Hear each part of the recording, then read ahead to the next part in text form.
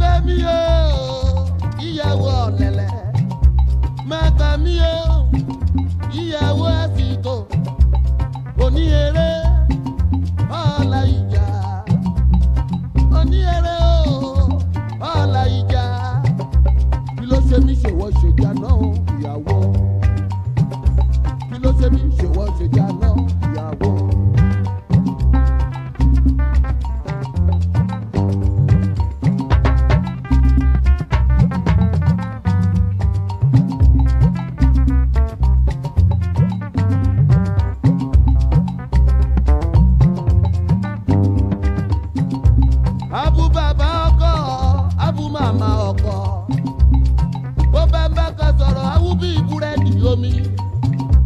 Amọ́kọ lójú táyì, bẹ́ẹ̀ni kọ́kọ́ ò jẹ́ nkọ́kọ́. Bọ́kọ bámbà sọ̀rọ̀ ẹ̀dùn lọ́wọ́ àníbọ̀dá ìpanumọ́. Bọ́kọ bámbà sọ̀rọ̀ ẹ̀dùn lọ́wọ́ àníbọ̀dá ìpanudé.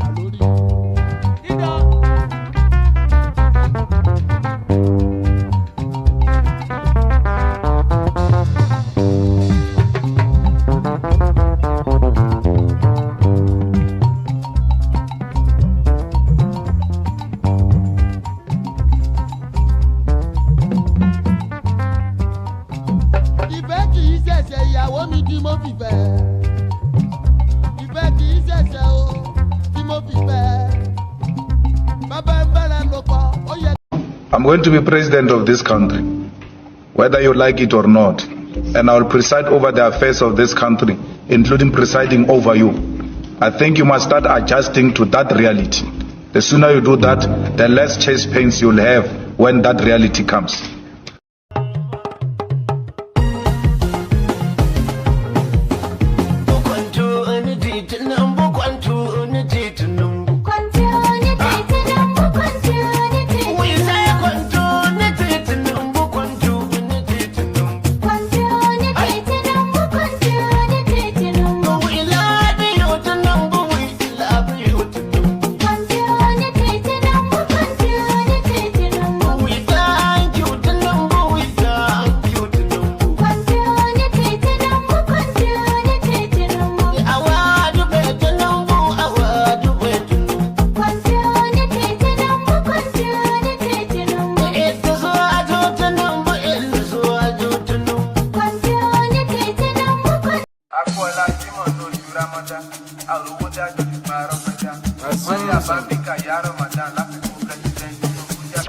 Aku Ramadan, àròwó dájọ́ ṣùgbọ́n arọ́pẹ́dá. Mọ́rí àbábíkà yá Ramadan, gbogbo ẹnu ló máa gbẹ bí àsìkò Hamatan. Olúwa dákun jọ gbẹ́bẹ̀ mi, benefit mo fẹ́ jẹ mi ò fẹ́ jẹ̀bi. Ẹni tó wà nǹkan àwẹ̀ kó má rí mi ní kọ́nà. Bíbẹ̀ kọ́ agba lámbà bí Olúwa bọ́nà.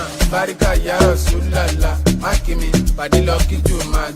Bẹ̀rù Ọlọ́run tákùlà, láìlà ìlàlà. Báríkà yá Rasulullah, máàkì mi, lọ kí Jùmát. Bẹ̀rù Ọlọ́run tákùlà, láìlà ìlàlà. Àwẹ̀ tán ojú tajọ̀sán, Ọlọ́run ló mọye ládá 30 bag. Nothing should tamper with my ego, èmi mo lẹ̀sìn mi sẹ́ mo lè fi brag. Ẹgbẹ́ Ọlọ́run tóbi, Allahu Akbar. Ẹyọ̀ ń bá nábì, sallallahu alayhi wa sallam. Olúwa ló ń ṣọ́ wa, àwa ò ní ìdí ajá. Tí Fọlárìn bá mú bí ìtàyà bí ti ajá. Torí ìdí gan lébè wọ́n fẹ́yìn bí ìjì àwa. Fùrọ̀ tí ò bá ti tóbi tó fùrọ̀ ìfánà kò lè fíríkì àwa, kò dẹ̀ lè fíìtì àwa. Tinúkẹ́ ń dópin tí ó ń gbé màlúmi tìwotìwo ló dèndé. Irú àyẹn níbo ló ti rí, ta ló tún fẹ́ fi jọ òbí tó bí ni. Wọ́n ló ń dó yásì, bó ń dó ṣéke, bó ṣe ń jó disco ló ń jó rékè. Fún anábà jẹ́ ká patronize ẹ̀, sọ̀rọ̀ owó ká mọ price. Jẹ́ ká ṣe lọ́wọ́ déédé, ìwọ náà mọ̀ mi ò kéré. Mo mọ̀ pé mi ò hólì ìbọn ọmọ wòlíì ni mi béèrè lọ́wọ́ délé. Tẹ́ bá ti rí Tinúkẹ́, ẹ sọ fún pé mo dúpẹ́. Gbogbo kìsìn gbogbo missionary gbogbo.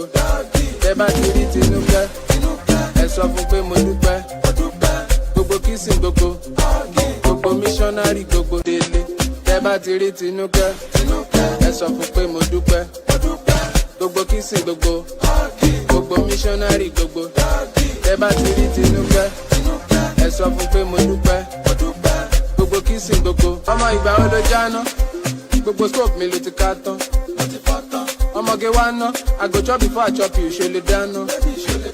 Ó mọ̀ pé mo kó ẹ̀jẹ̀ bíi ti sushi, gbọ́n ẹ̀ mú bíi ti squishy.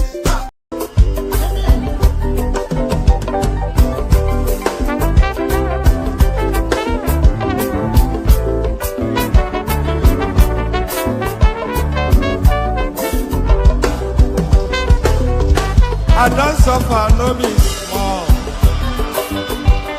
But say I get sense. Poverty no good at all.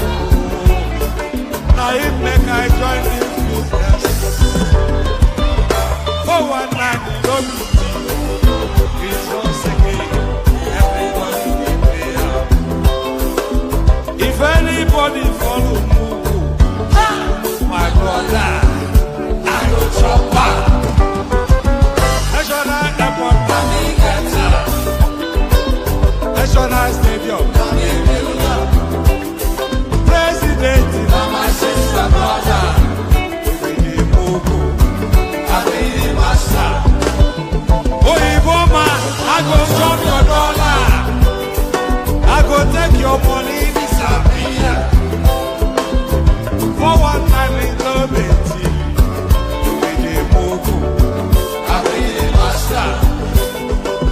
Refinery, navigator, the contract that you want, but you won't pay me some more money. Make I bring down with the Mumu, I be the master.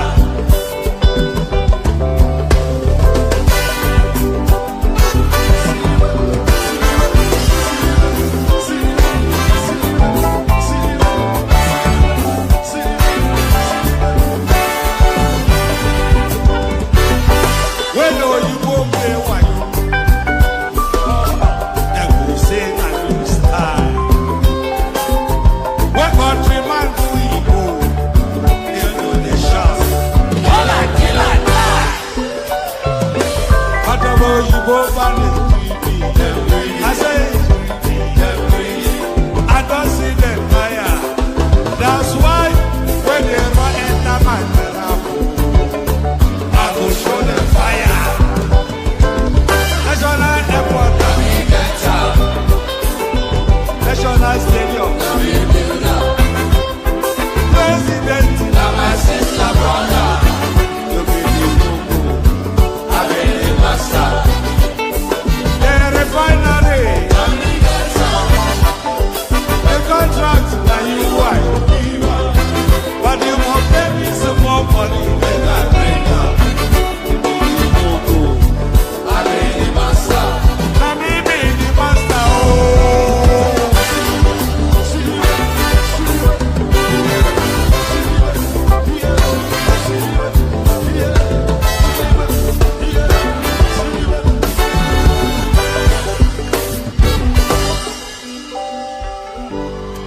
I hear you. You know, when I came here earlier for the sound check, I didn't check the sound because I didn't have any interest in checking any sound. I know the sound will come.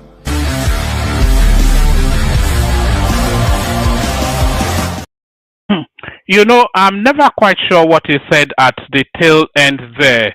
Was it the president na my sister brother or president na my sister Bonham? I'm never quite sure what he said at the tail end there. But there it is. Whatever it is the theme song to 419 in Italy and all that. So the theme song to 419 in. Pardon me.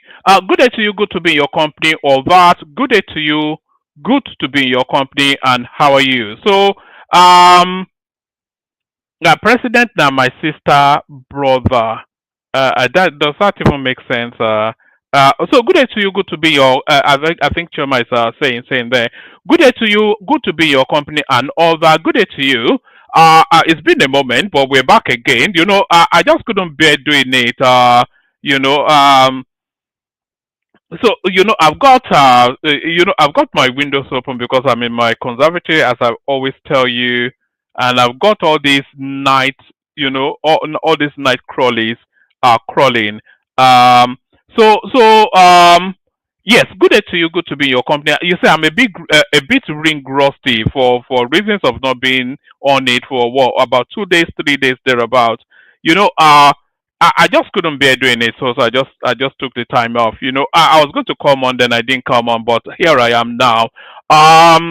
Good day to you. Good to be in your company. All that. Good day to you. A lot has happened since we last met, but the protocol remains the same. The protocol remains the same. Click on the like button just as soon as I invite you to do so. Do so. Click on the like button.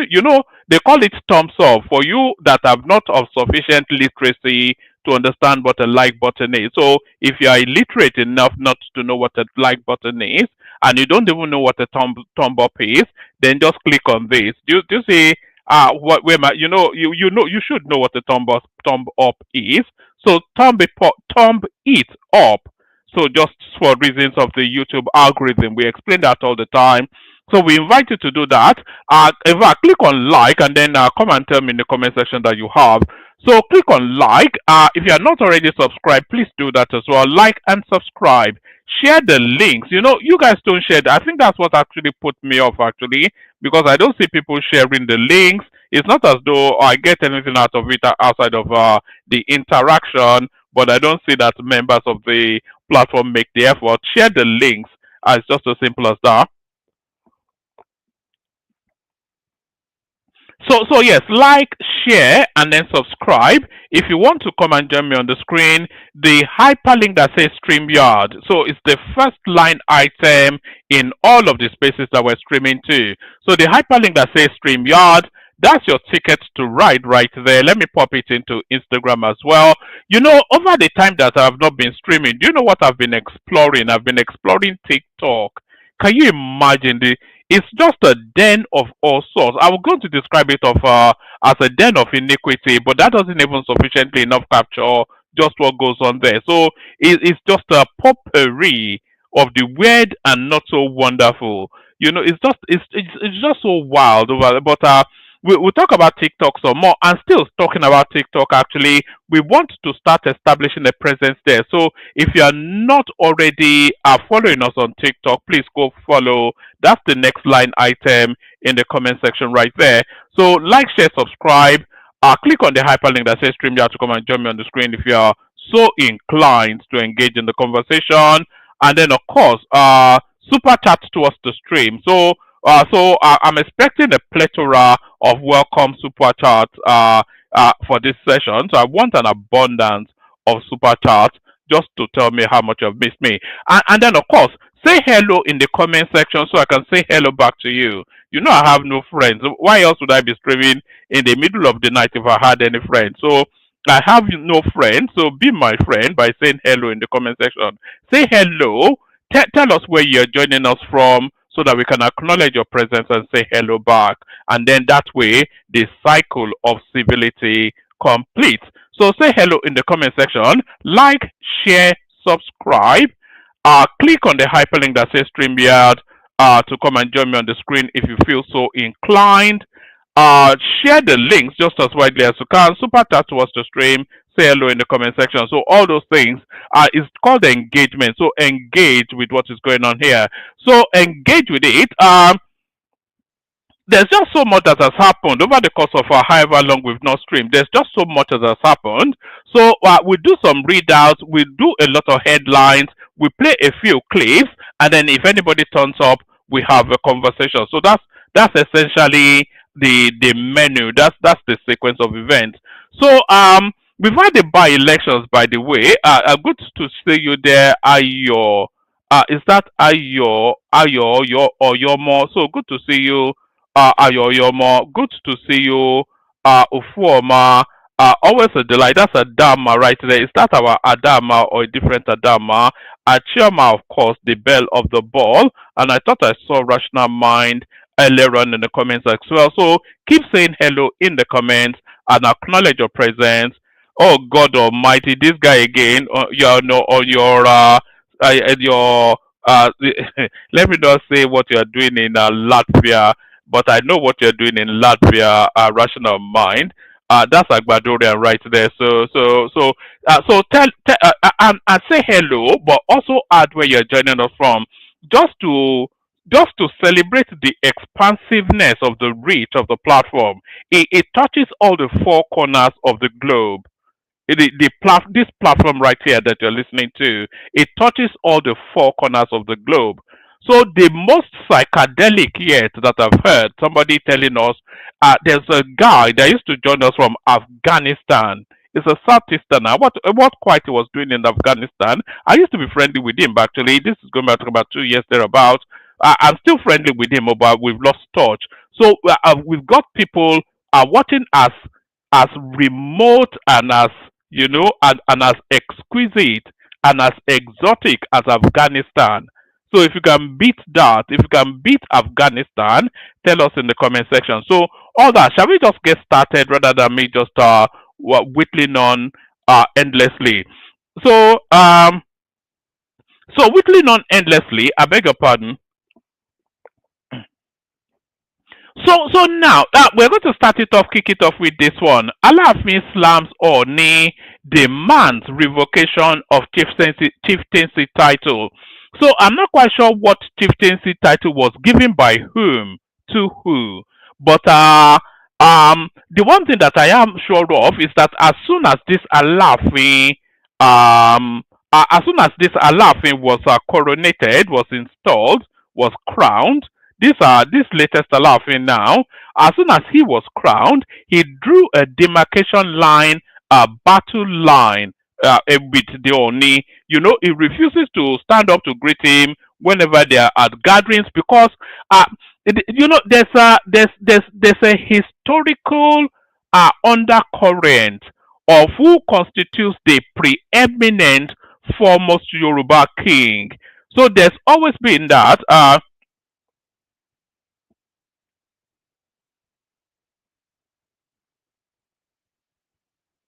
All right. So I see you links right there. I see you Adana. So that's not Adama, but that's Adana.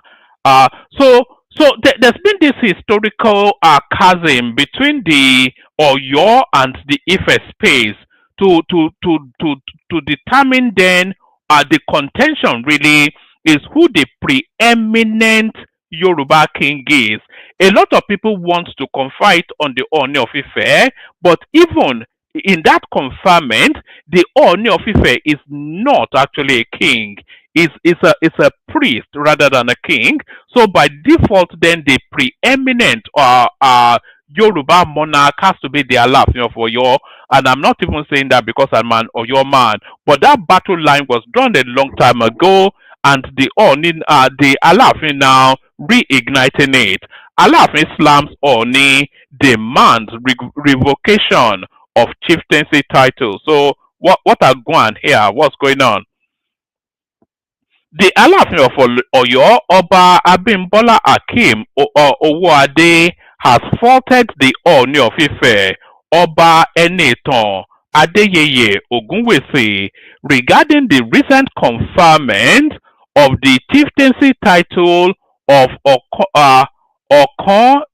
Okanlomo of Yoruba land on Ibadan-based businessman Chief Dotun Sanusi. Anyway, we'll find out just the details of it now. All right, we found out the details of it now. The Alaafin of Oyo, Oba Abimbola Akeem Owoade, has faulted the Ooni of Ife, Oba Enitan Adeyeye Ogunwusi, regarding the conferment of the chieftaincy title of Okanlomo of Yoruba land on Ibadan-based businessman Chief Dotun Sanusi. Alaafin, in a statement issued by his chief press secretary, Bode Durojaye, on Monday, described the action of Oni as a direct affront to his authority and the traditional institutions he represents. The Alaafin emphasized that only he has the exclusive right to confer chieftaincy titles that encompasses all of Yoruba land, a right affirmed by the Supreme Court of Nigeria. I'm not quite sure. Just as a loose understanding of it, I think the Alaafin might be right because one, the Ooni of Ife is not anything to do with Yoruba land. It's just the custodian of the deity, and he cannot really confer outside of that little enclave really of Ife. He has no authority to confer anything on Yoruba land. The preeminent Yoruba monarch is the Alaafin of Oyo, who has that exclusivity to pronounce over Yoruba land. So the Ooni of Ife has no pronouncement over Yoruba land. Is essentially where we are, and I'm glad that this battle has now been brought forward, because I think the wings of that of just the Ooni space, that wing needs to be clipped a little bit, and also the Ooni of Ife being representing the South uh, as the joint kings with the Sultan of Sokoto, that needs to be amended as well, because that should actually go to the Olaafin of Oyo, not the Ooni of Ife. But we get to that in a moment. We start from the top again and we go at speed this time. The Alaafin of Oyo, Oba Abimbola Akeem Owóadé, has faulted the Ooni of Ife, Oba Enitan Adeyeye Ogunwusi, regarding the recent conferment of the chieftaincy title of Okanlomo of Yoruba land on Ibadan-based businessman Chief Dotun Sanusi Alaafin. In a statement issued by his chief press secretary Bode Durojaye on Monday, described the action of Oni as a direct affront to his authority and the traditional institution he represents. So it's not even the title really; it's the expansion to cover the entirety of the Yoruba land that's where the quibble is. The Alaafin emphasized that only he has the exclusive right to confer chieftaincy titles that encompasses all of Yoruba land, a right affirmed by the Supreme Court of Nigeria. He accused the Oni of acting beyond his jurisdiction and warned of potential consequences if the title is not revoked within 48 hours. He reiterated that peace and unity are essential for progress, urging collaboration amongst traditional leaders. His words: "It is the joy of our forefathers for us to be in unity, and they did their part in ensuring peace and unity in Yoruba land. We must also strive to achieve this.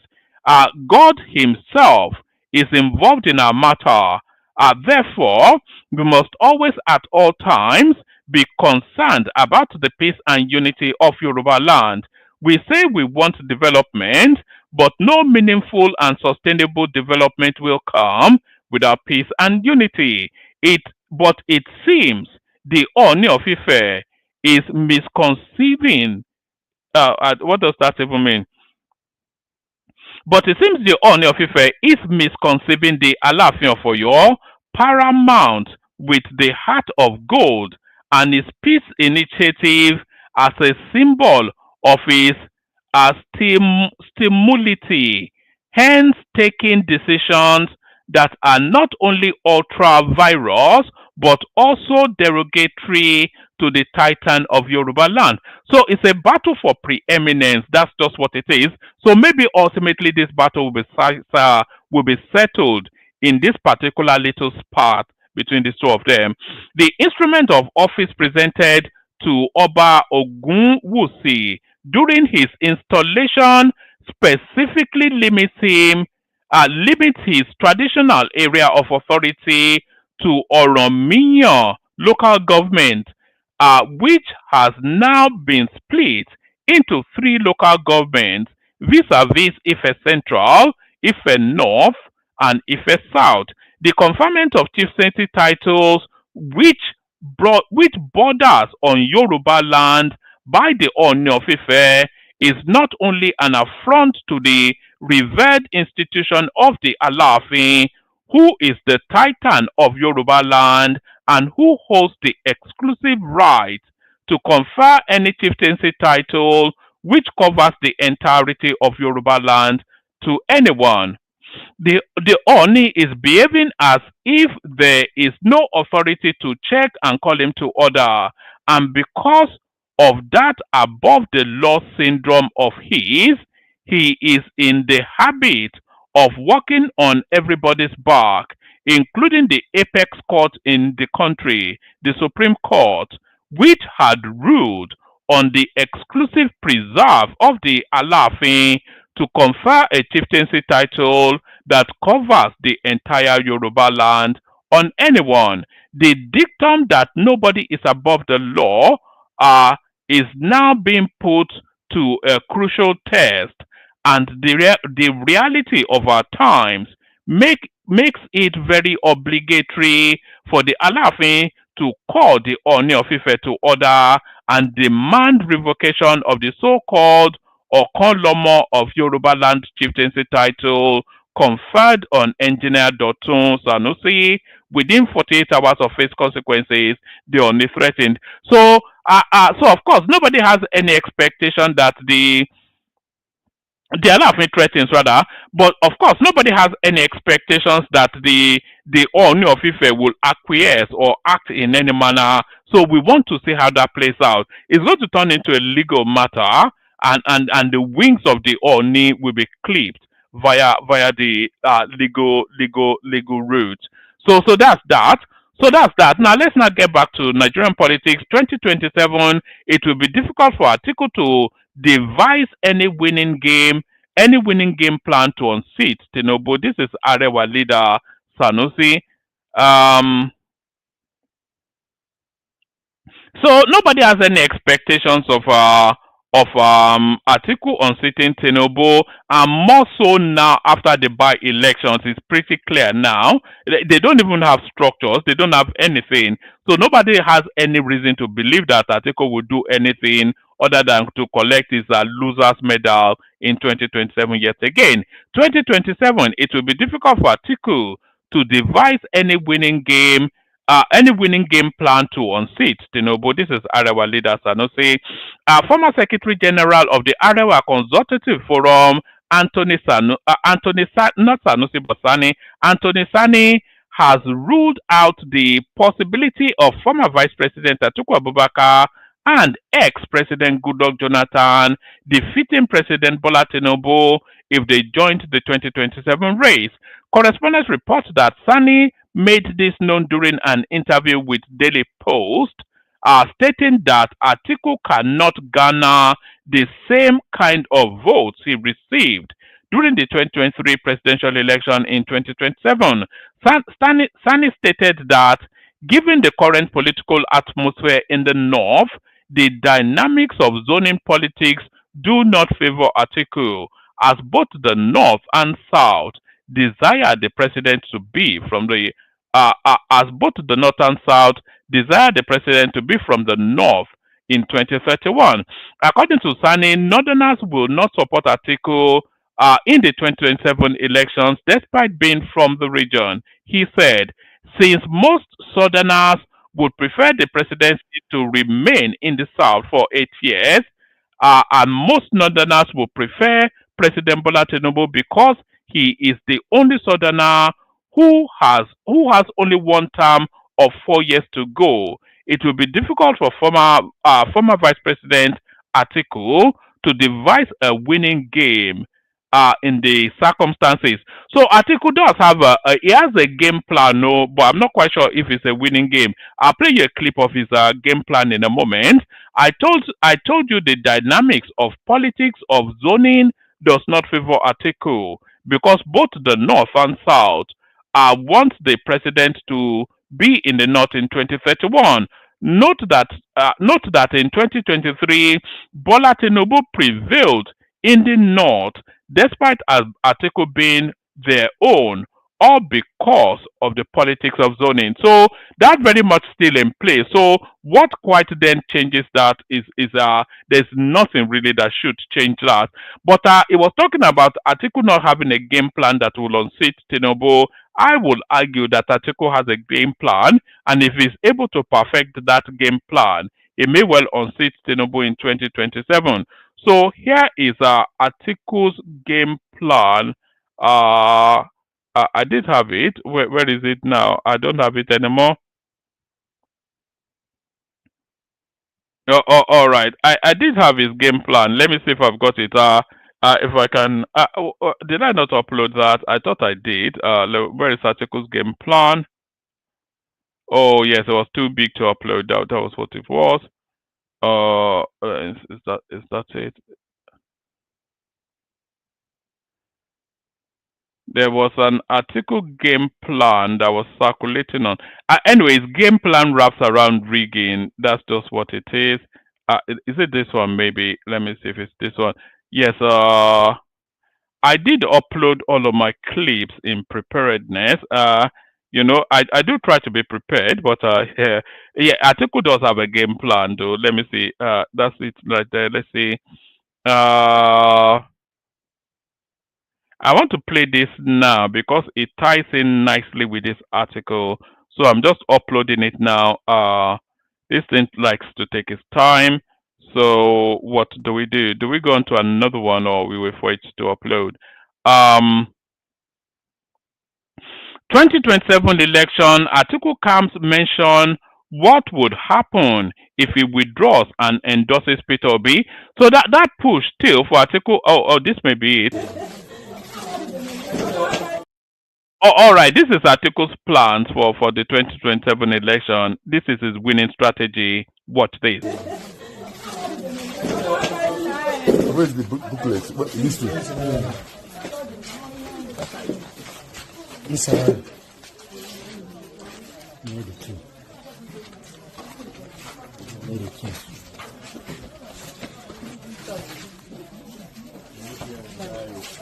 This is what we discovered at Agata High School, the club. Full tube plate was printed. Already, they are trying to smuggle it into the box before our party agent allowed us. On getting to that place, we saw these two booklets already printed, and they are trying to smuggle it into the ballot box for ADC. They have printed the two booklets for ADC, and see it. This is the evidence. Two booklets, and these are the electoral officers that are on duty. These are their faces. These are their faces. These are their faces. These are their faces. These are their faces. Two booklets. Two booklets, fully printed. At Agata High School, Ekwabia Ward 2. At Agata High School, Ekwabia Ward 2. They have already printed it for ADC. For ADC.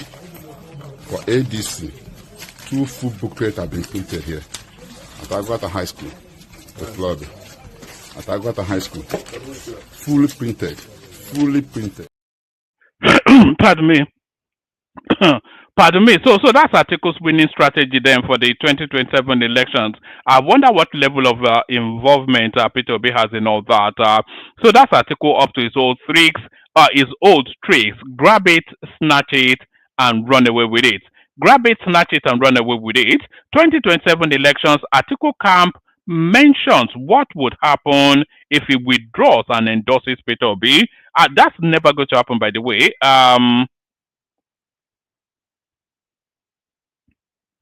Demola Olanrewaju, Special Assistant Digital Media Strategy to former Vice President Atiku Abubakar, has said should his principal withdraw from the 2027 presidential race and endorse Peter Obi, President Bola Tinubu will sweep the north.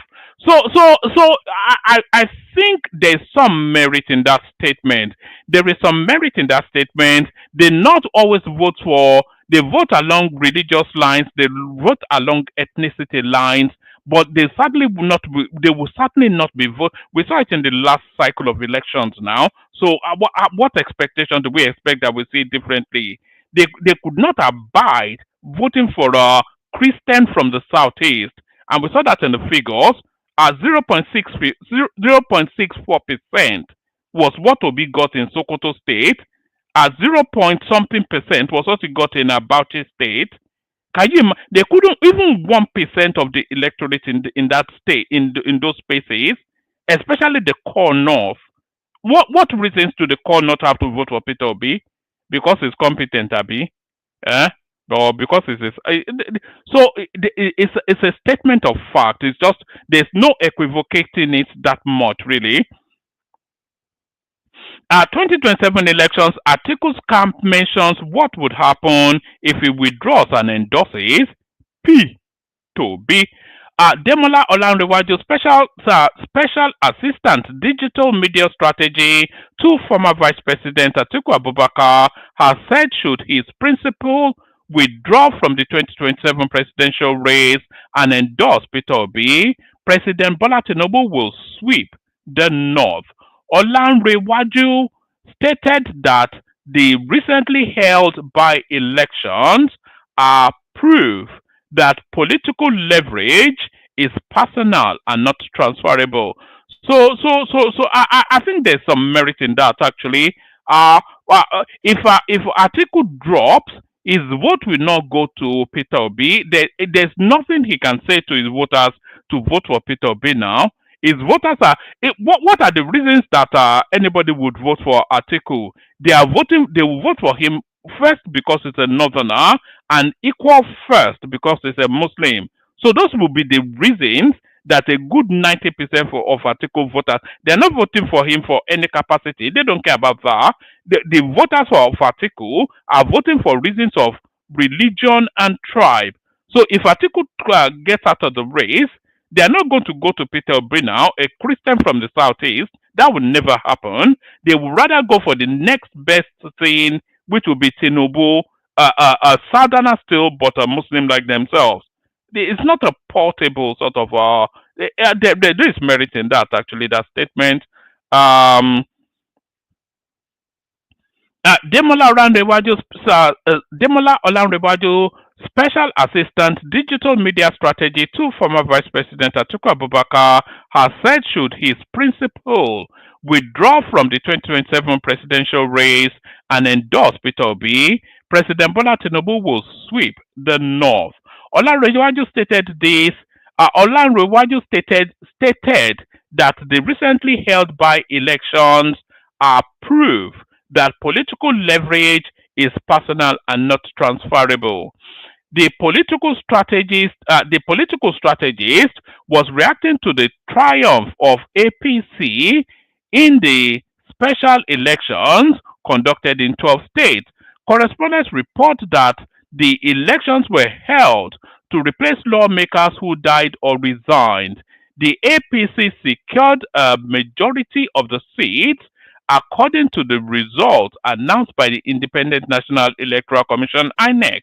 Reacting to the election's outcome and juxtaposing it with the opposition alliance, Olanrewaju explained that he disagreed with the notion that Obi does not need to be on the ballot in 2027 in the 2027 presidential race.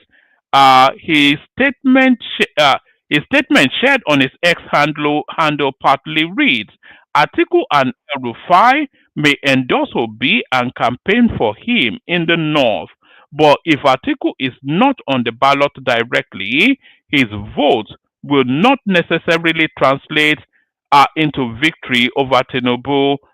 Therefore, perish this thought that Atiku should withdraw and endorse Obi. Tinubu will sweep the north. I think there's merit in that statement. Perish also the thought that Obi does not need to be on the ballot.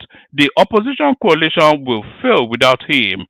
So what is it permutating then? I think it's permutating then an Obi and Atiku Obi ticket. I think that's what they are permutating. Perish also the thought that Obi does not need to be on the ballot.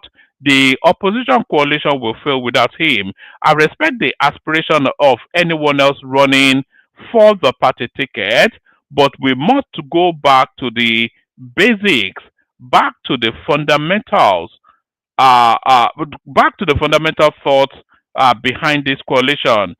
So that's I think I think you may have a point actually. Obi can never win in the north. There's absolutely no reason why he would. So there's that. So that's that. Let's just leave that there. Oh, all right, we've already gone over this. Alafin for your tackles on Neo Fife over conferment of chieftaincy title. We've done that. Um, let's go on to let's go to this one. Tinubu hails winners of by-election in 12 states, comments INEC. So there it is right there. That's the pointing and laughing right there. President Bola Tinubu has congratulated all the winners of Saturday, August the 16th by-elections in 16 constituencies across 12 states. A statement by the presidential spokesperson, Bayo Ononuga, stated that the president commended the independent National Electoral Commission INEC for the heat-free elections, mostly devoid of violence. Following the results declared by INEC, the All Progressive Congress APC won in 12 constituencies. The All Progressive Grand Alliance ABGA won in 2. The People's Democratic Party PDP won in 1, and the new Nigeria People's Party NMPP won in 1. So there it is right there. It's by all extension a clean sweep. But so Ludo has been glorying in Abga's achievement, by the way, because he thinks he shows his preeminence over Peter B in Anambra State. President Tinubu congratulated the new APC national chairman, Professor whatever his name is, for the emphatic first victory recorded under his leadership. He also congratulated the APC governors and other leaders on the success of the by-election. So it's a precursor of what is to come in the elections now in anticipation 2027. If this is the manner, and we've been seeing it consistently all the way through all the elections that's been held since the last cycle of elections, every single election has been won by the APC. Well, you can say they rigged, you can say they own INEC, but they're a better organized, more coherent unit. Even if the opposition was at their best, they will still find the APC near insurmountable to surmount.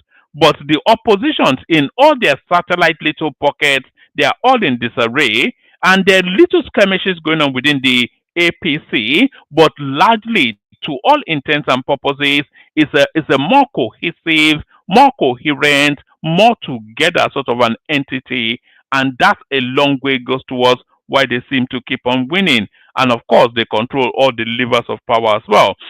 He also congratulated the APC governors and other leaders on the success of the by-elections. Our chairman, Yewada, has shown leadership capacity and demonstrated what is achievable when popular candidates are fielded and with unity of purpose amongst party leaders, the president remarks.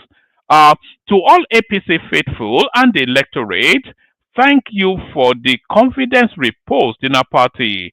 Be assured that our renewed hope slogan is not a mere slogan. Our destination is better, more secure, and prosperous. We shall take you there by God's grace, he said. President Tinubu commended all the political parties and candidates who participated in the elections and enjoined them to continue to be guided by the spirit of sportsmanship, fair contest, and magnanimity, which are enablers of enduring democracy. So that's Tinubu essentially glorying in his victory. The session that I abandoned previously was actually of our Madam Ngozi Okonjo-Iweala when she came out to tell us that the direction of travel of the Tinubu administration is exactly where the country should be. If anybody has that clip, actually send it to my Instagram so we can add it to this mix. Because we've not come out in quite a few days now. I think we may well have lost that in the cycle. If you have a short little clip of Madam Ngozi coming out of Aso Rock and saying those words, please send it to me on Instagram so that we can play it in the course of this session. Where are we? All right. So that's that one. So that's that one. We start to go at speed now. Nigerians must provide 5 years social media history for visa application. This is the U.S. Embassy. I'm not quite sure what their business is with your social media. Uh, the United States mission in Nigeria. I'm not seeing any super chats come through. By the way, can we see the color of some super chats, please? What's going on here? What's going on here? What's the meaning of all this? Let's see. Where's my reminder? Yeah, you can hear my voice going, can't you? I'm sounding a bit husky. I'm not trying to, I'm not trying to baritone for the ladies. I think I don't even know where it came when it came on. It just came on now in the course of this. So let's see some super chats rolling in, if you would. Um, so to this one then, Nigerians must provide 5 years social media history for visa application. This is the United States Embassy. Somebody just send that in now. Did somebody just send it in? Let's see. Oh, all right. I think we may have that. Let me just grab. Let me just grab this quickly. There's so many moving parts. Uh, uh, um, so many moving parts that I'm contending with. Sorry, I just need to download this. Aha. All right. All right. Wait. And then let me pop it in the studio so we can get to it. Right. Yes. All right. Brilliant. Thank you for that. So where were we? Yes. Okay, let's go through this one at speed. Nigerians must provide 5 years social media history for visa application. This is United States Embassy. The United States Mission in Nigeria has asked visa applicants to provide full disclosure of their social media history when completing the DS as dash 160 form. The mission, in a tweet on its official X handle, emphasized that applicants must include all usernames and handles used on any platform within the last 5 years. What if somebody is not on social media? Are they not entitled then to apply for an American visa? The social media usernames and handles are to be listed in the DS-160 visa application form.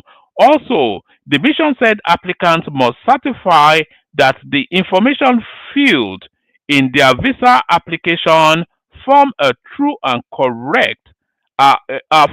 is true and correct before submission. In the tweet dated Monday the 18th August 2025, the mission warned that omission of such information could put future travel plans to the U.S. at risk. It further warned that incomplete or misleading entries would not be overlooked.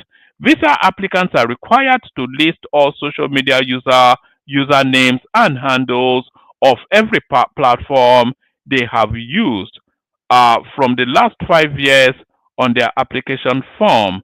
Applicants certify that the information in their visa application is true and correct before they sign and submit.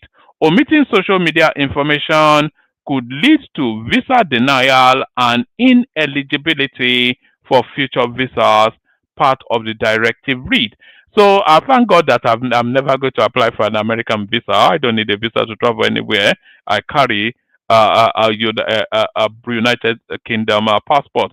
2027, Obasanjo Buhari achieving nothing. This is Obasanjo Buhari achieved nothing. Farotimi questions Obi on one-term proposal. So I think Obi should just drop that one-term nonsense that he's doing. It's so ludicrous that even his own people are turning against him. A lawyer and human rights activist, Dele Farotimi, has shared his thoughts on the proposed one-term presidency by the 2023 presidential candidate of the Labour Party, Peter Obi.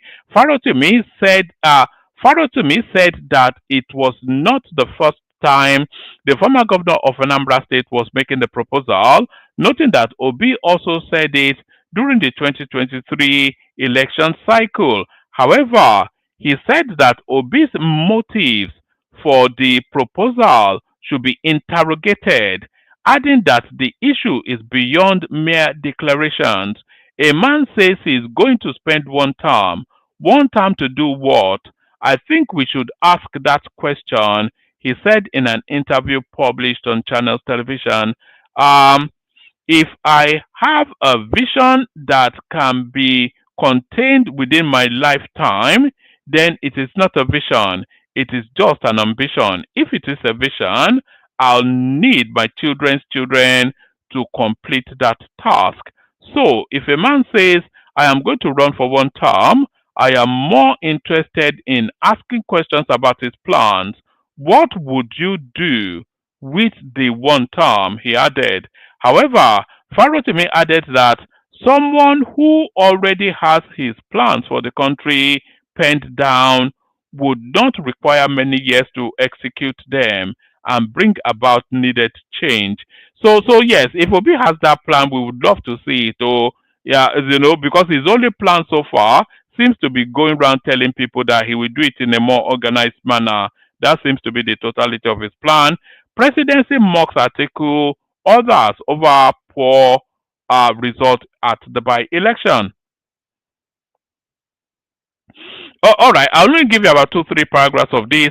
Uh, Nigerian presidency on Monday mocked the opposition parties over the results of the last Saturday by-election conducted by the Independent National Electoral Commission (INEC) across 12 states and in 16 constituencies. Bayo Ononuga, special advisor to the president on information and strategy, had on his X handle mocked Atiku Abubakar and his coalition group, where he mockingly asked with a Nigerian colloquialism, how market, making reference to the outcome of the results of the elections. So how market? So there's that. So there's that. How market? How far now? Why Jonathan should not contest in 2027? Jonathan has already started his campaigning. He's already done the Babangida thing. He went to Babangida to go and do that Babangida photo opportunity and all that. I wonder what relevance Babangida still has to contemporary Nigerian politics. That guy, one foot in the grave, Babangida. This is not even worth the reading, so I'm not going to read that. So I think we already know what he will have to say. By elections, ADC LP dead in Anambra. Like I said, Charles Soludo very much glorying in his victory. By elections, ADP LP dead in Anambra. This is Charles Soludo. Governor Chukwuma Soludo, I wonder why he's now going with a more indigenized. I think that's for the purposes of elections, because we know him as Charles, but he's now emphasizing now is Chukwuma more than anything else. Governor Chukwuma Soludo of Anambra State has mocked former Labour Party presidential candidate Peter Obi following the outcome of the by-election in the state. Soludo said the results of Saturday's by-elections in the state showed that the Labour Party and the African Democratic Congress (ADC) are dead and non-existent in Anambra State.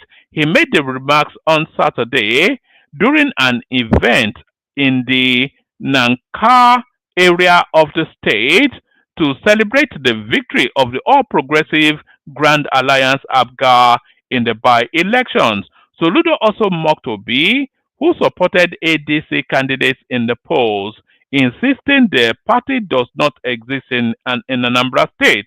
ADC does not exist in Anambra. We showed it yesterday, Saturday. Labour Party is dead, Soludo said.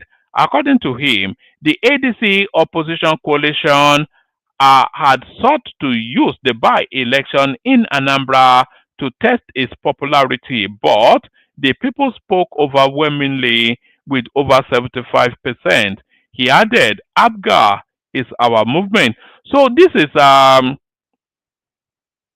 This is Charles Soludo sharpening his tools for both his own election coming up in November, and then the wider elections coming up in 2027. So that's him then flashing his credentials then as the champion of Anambra State.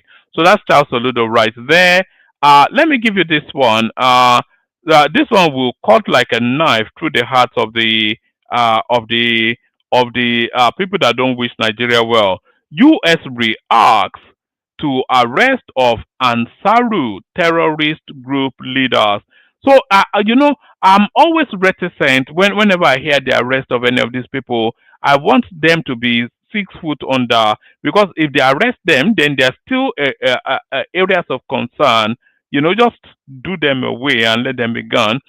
The United States of America on Monday reacted to the arrest of two key leaders of the Jamaat 2 as Rual, some whatever it is, as as as Asarul Muslamina fi Biladis, Sudan, commonly known as Ansaru terrorist group. The U.S. commended the Nigerian government and its security forces over the unprecedented feat. The group are known to operate around the Kanji National Park alongside their criminal members. In a statement issued by the U.S. mission on its X page, the arrest of Mohammada Usman, whatever his ridiculous name is, aka known as Malam Mahmuda, is evidence of the efforts put in by the federal government to end terrorism in Nigeria. It said, "We commend the Nigerian government and security forces on the successful arrest of wanted Ansaru leaders Mohammed Usman, aka Abu Bara, and Malam Mahmuda. This is a significant forward in Nigeria's fight against terrorism and extremism," the United States mission stated. Recall that the federal government had on Sunday announced the arrest of Usman and El Nigiri by the operatives of the Nigerian security forces. The National Security Advisor Nuhu Ribadu, whilst making the announcement, said the wanted terrorists were captured in a high-risk intelligence-led counter-terrorism operation conducted between May and July. He said Mohammed Usman, identified as the self-styled emir of Ansaru, was the coordinator of various terrorist sleeper cells across the country. Ribadu also noted that the captured suspects are the mastermind of numerous high-profile kidnappings and armed robberies used to finance the group's operation. So another success recorded in that space. That still won't satiate, of course, the naysayers. That would not in any way satiate the naysayers. The naysayers, nay. So the naysayers will always say nay.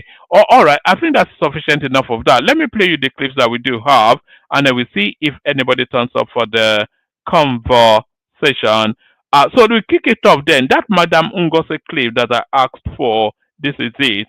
The president embarked on some reforms at the initial stage of his administration, and now he's told Nigerians that the economy is turning the corner. What's the WTO's perception of Nigeria's economy? So we think that the president and his team, and we just exchanged with him, have worked hard to stabilize the economy. And you cannot really improve an economy unless it's stable. So he has to be given the credit for the stability of the economy. So the reforms have been in the right direction. What is needed next is growth.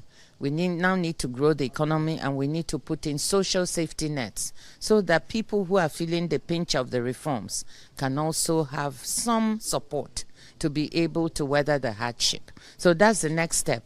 How do we build social safety net to help Nigerians cushion the hardship they are feeling? And then how do we grow the economy so we can create more jobs and put more money in people's pockets? These are issues that we discussed with Mr. President. You see that endorsement right there will cut like a dagger through the heart of the obedient space and the articulate space. You know. So where do they go now? Is Atiku Abubakar or even to a more ludicrous extent Peter Obi, are they going to tell us that they know the workings of an economy better than Madam Ngozi Okonjo-Iweala?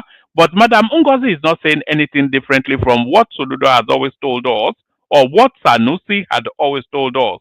So all of the globally recognized economic experts that we have in Nigeria are all telling us that this is the journey we must take.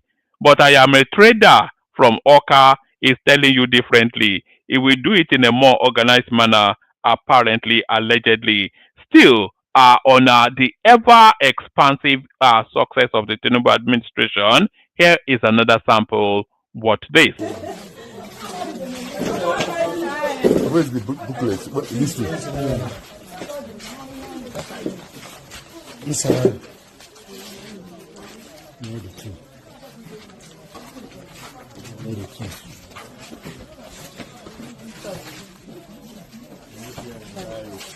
This is what we discovered at Agata High School, the club. Full two plate was printed already. So sorry, that wasn't it. So this is it. 30 years payment plan. Renew all projects by President Bola Ahmed Tinubu. When I said the government wants each and everyone to have a home, affordable home. Some people say na lie. Shebi, don't turn that true now. For everyone that subscribed, this is the beautiful update, and I want to say congratulations. When we started the renewal project, we sold at 35 million and 45 million naira with 30 years payment plan. This is it. This is the level of work that we have done. Yes, phase 2 is coming up. In fact, I am so happy. I just came here to follow up on allocation and the progress on sites. So this is it. We are. This is beautiful. If you are not following, when I said the government wants every Nigerian to have a home, this is what I'm talking about. If you are not following this page, how will you be getting all these updates? How will you be getting all this affordable housing? This is Lagos State. This is Lagos State. You can check around there, other projects around you. If Lagos is too expensive for you, there are other projects that you can check. Just Google Renew All Projects, and you will get to see amazing deals. So if you want to buy now, it's on 24 months now. We don't have 30 years on this one again. It's 24 months. All right. So that's the Tinubu housing plan. Is what 30 years payment. So is what having a look at 40 million for an apartment in Lagos or Abuja. Maybe even I will go and have a look at it, see if I can pick something up in Abuja. And you have a payment plan even if you don't want to fork it out in one swoop. I cannot see how that's a bad idea. They will tell you that it's not doing anything. That's another example right there. But there it is. Nigeria is transforming whether you like it or not. Nigeria is transforming whether you like it or not. And that is not because of, but in spite of people like this. What this? So you blame Tinubu for that? Who will I blame? Was it not Tinubu that appointed Sanusi?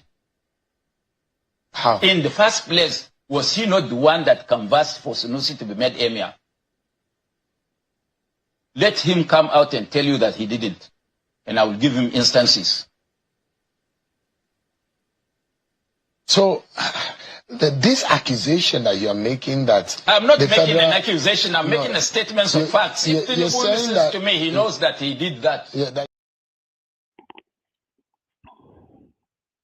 So that's Boubacar Labdima right there, getting ever increasingly ludicrous in his public pronouncements. Is Tinubu now that is responsible for the installation of of Sanusi as the Emir of Kano in 2014. No, not even now, but in 2014. So there it is. Maybe Tinubu was the one that betrayed Jesus Christ. We're still waiting to hear that. Maybe it's Tinubu. Imagine, let me play you this next clip. Imagine if this happened in Nigeria. Imagine what the raw meat eaters with a fanged tooth, what they would say. The raw meat eaters, the headless mobs, as as um as Zita has now defined them. If this what I'm about to show you now, if this happened in Nigeria, imagine what the brain averse space of headless mobs, what they will make of it. Watch this.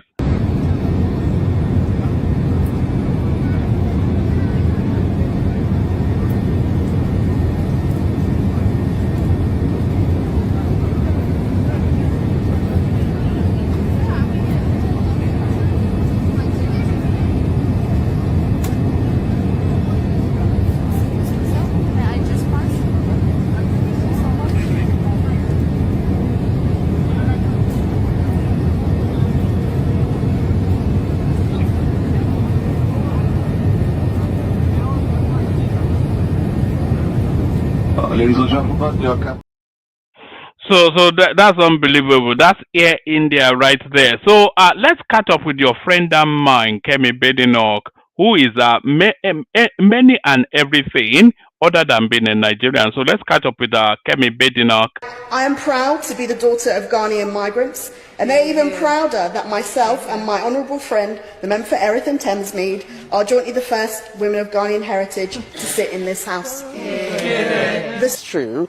My main identity is as British. That is what I see myself as. Nigeria is a nationality. It's not an ethnicity. There's no such language as Nigerian. There are lots of different ethnic groups there.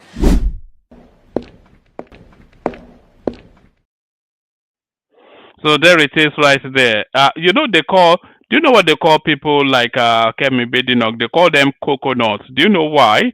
It's black on the outside, it's brown on the outside, white on the inside. So that's the coconut that is Kemi Badenoch right there. So now this idea of especially the obedient space and people of their ilk running around the world demarketing Nigeria and Nigerians, but demarketing Nigeria, I think the backlash is now even coming from the audience that they're demarketing Nigeria to. What am I talking about? Watch this. I'm just going to take one more call and I will have to go. What? One more call. Good afternoon, sir. Good afternoon, madam. How are you? Fine, thank you. How are you, sir? I'm fine, thank you. Where are you calling me from? And can you show your face? I'm right now in Croatia. I would love to turn on my camera, but I am feeding my children, and I don't like to show my family on top of social media. I keep my family apart from that. That is perfectly understandable. What would you like to talk about? Okay, I just wanted to come up here and just say, first off, some people might feel like I shouldn't have an opinion because I'm white, but I've been with my husband for going on 10 years since I was 18. I'm now 28 years old. He's a Nigerian. He's a Akwa Ibom and Igbo man. We have two small children together. I care about Nigeria so much. I didn't have a purpose in life. I felt like I didn't know my purpose in life. Sorry, I had a purpose in life, but I didn't know what it was. I was confused about what I wanted to do, and I was confused about where my life is going to go. Until I went to Nigeria, I stayed more than 6 months in Nigeria, and that is the first place that I found peace in my life, happiness in my life, understanding my life, and I found what I wanted to do with my life. I found my purpose in Nigeria. Nigeria has so much potential, and it can be better than EU. It can be better than Dubai. It can be better than America. It can be the place where white people are wanting to come to live instead of Nigerians and Africans coming abroad thinking that it's better here. It's nothing better here. I loved my stay in Nigeria, and I love Nigeria so much. I believe that changes need to be made. Me, for example, I'm relocating to Nigeria in less than 2 years. My children are going to grow up there, and I already have a place where they will bury me once I die. I'm dying for that in that country. You understand? So I pray that I just came in and I seen some people saying some negative things like Nigeria doesn't have this, Nigeria doesn't do that. Please don't come on this platform and say bad things about Nigeria. Do you know how much white people put on TV what is bad about Africa, and how white people think that they're better than Africa when it is not true, when it is a lie? They are not. So please stop spreading all the bad things. There's bad things in every country, in every continent. You don't need to just come on here and start saying all the bad thing about Nigeria, because there's still good in Nigeria. When I entered Lekki, when I went to Lekki, my head bust. I was like, is this the same Africa that they're showing to us on TV? It was beautiful. So there it is right there. That's a Croatian white woman telling the obedient Meshonu, shut up your mouth. Meshonu, shut up your mouth. So is Akpabio still of this world, or is he about to pass on to go and meet Buhari wherever he is? You watch this and then give me your answer in the comment section. And today we were able to work together harmoniously with members of the executive to put together major tax reform bills, 4 of them, that would revolutionize Nigeria and enable us to diversify our economy from being a mono economy into an economy that can also depend on taxation. Before the evolution of oil, crude oil, governments, communities were run through taxes and through contributions. So Nigeria is looking at that era. So we are looking at a post-oil economy, post-gas economy. What can we do? We must exist. And so that's what the tax reform has done. And we also looked at the most vulnerable in the society, particularly people who earn below 1 million naira. Should they be paying taxes? And then we also mentioned to them the fact that if you are on a minimum wage, you don't need to pay tax. And this is part of the innovation that this administration has brought to bear. And the world was quite impressed. We also told them legislations that are in the making, such as the gender equality issue. We may not achieve gender equality, but we said gender inclusion. We want to make sure that we have more women in the parliament. And so we are trying to look at ways and means of achieving that, to ensure that next time we come to the Senate, for instance, we will not have only 3 or 4 women in the Senate. We should have more women in the Senate. And then, of course, we made sure we did not touch the seat of senators.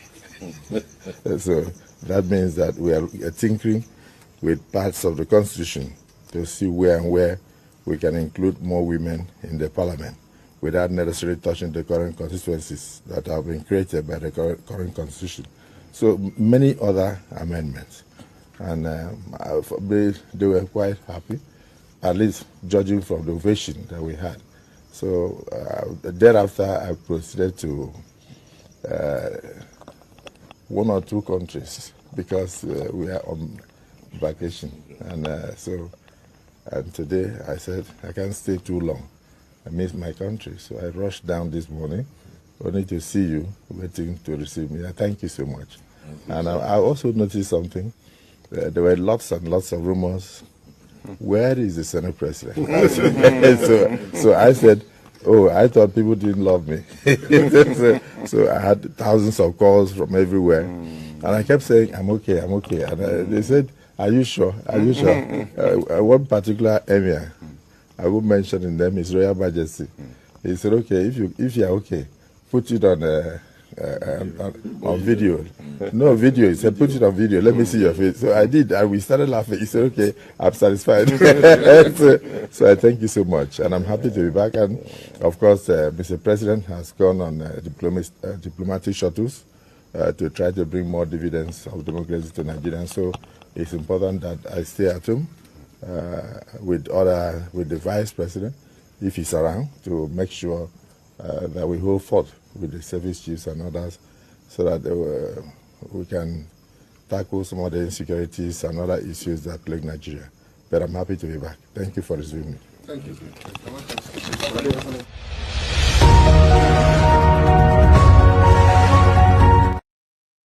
With the vice president, if he's around, he doesn't even know the movement of the vice president, but there it is. I've still got a few more clips, but I'll play you probably only one more just to because it's going about an hour and a half now. So let me play you one more, and then we'll see if anybody turns up for the conversation. Even though Tinubu is on record as the most Igbo-friendly governor of non-Igbo state, Igbos will never vote for Tinubu. It doesn't matter what Tinubu would want to do for the Igbos. Igbos will never vote for Tinubu. In 1966, the Fulanis conquered the Igbos through blackmail. And since then, Igbos have remained political slave of the Fulanis. Now, let me explain. In January 1966, there was a military coup, which was tagged an Igbo coup. 22 people were killed. Majority of them Northerners. 6 months later, some Northern officers staged a counter coup. And while the coup was going on, there was riot going on simultaneously across northern Nigeria. And by the end of the counter coup, more than 50,000 Igbo civilians were killed in northern Nigeria. And about 300 military personnel of Igbo extractions were killed. And this was supposed to be a revenge for what happened in January 1966, where 22 people were killed. And since then, without considering the fact that they killed 50-something thousand people to revenge the death of about 22 people, the North have insisted that they will never support an Igbo presidency in Nigeria. And yet, Igbos continue to vote for them. If Igbos are not Fulani slaves, why would Igbos allow the Fulanis to continue to blackmail them with the death of 22 people, whereas these people killed about 2 million Igbos during the Civil War as a result of the death of those 22 people? If Igbos are not political slaves to the Fulanis, why would you abandon a man who is on record as the most Igbo-friendly governor in Nigerian history to be voting for someone who tells you every day that he will never allow an Igbo man to be the president of this country? What an act of cowardice. I don't understand. There is something definitely wrong with Igbo. I am not saying this for you to support Tinubu. Vote for anybody you want. But it is time for Igbos to think. Think. Check this open now.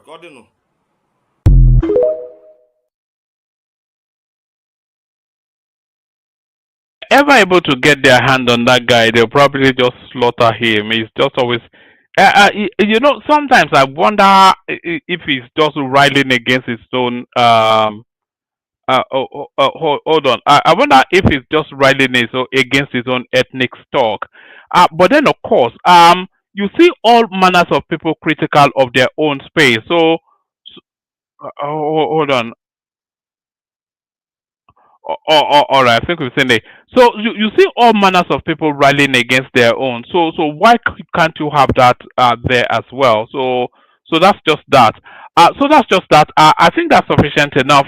Let me play you the Kegite music, and then we'll see if anybody turns up. Maybe they've forgotten that we exist because we've not been out for a good while. Let's play the Kegite music, and then we'll see what happens after that. Only water, where they see ma. Water, only water, where they see ma.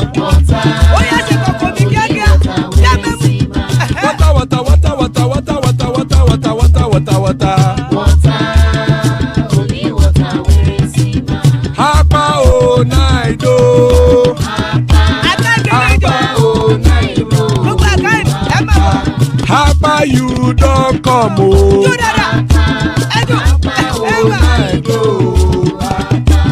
Hapa o naido.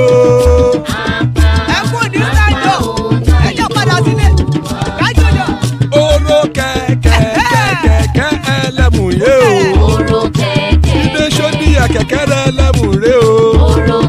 Bobby master kẹ̀kẹ́ ẹlẹ́mù re o.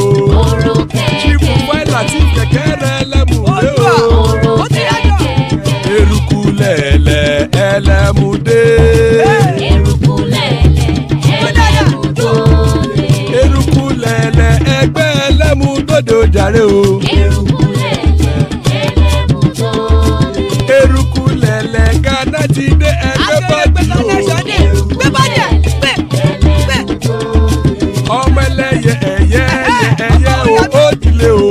ìrẹsílẹ̀ yàjọ. olùyẹ̀lá ẹ̀yẹ o ó dilé o. ọmọ ẹlẹ́yẹ. petrosonama ẹ̀yẹ o ó dilé o. ọmọ ẹlẹ́yẹ. petrosodùnkẹ́ ẹ̀yẹ rẹ̀ ó dilé o. ọmọ ẹlẹ́yẹ. ẹlẹ́kọ̀ ọ̀run mú ìní o. ìgbàlà tí ó lè jò. àkùkọ ọ̀run mẹ́kọ̀.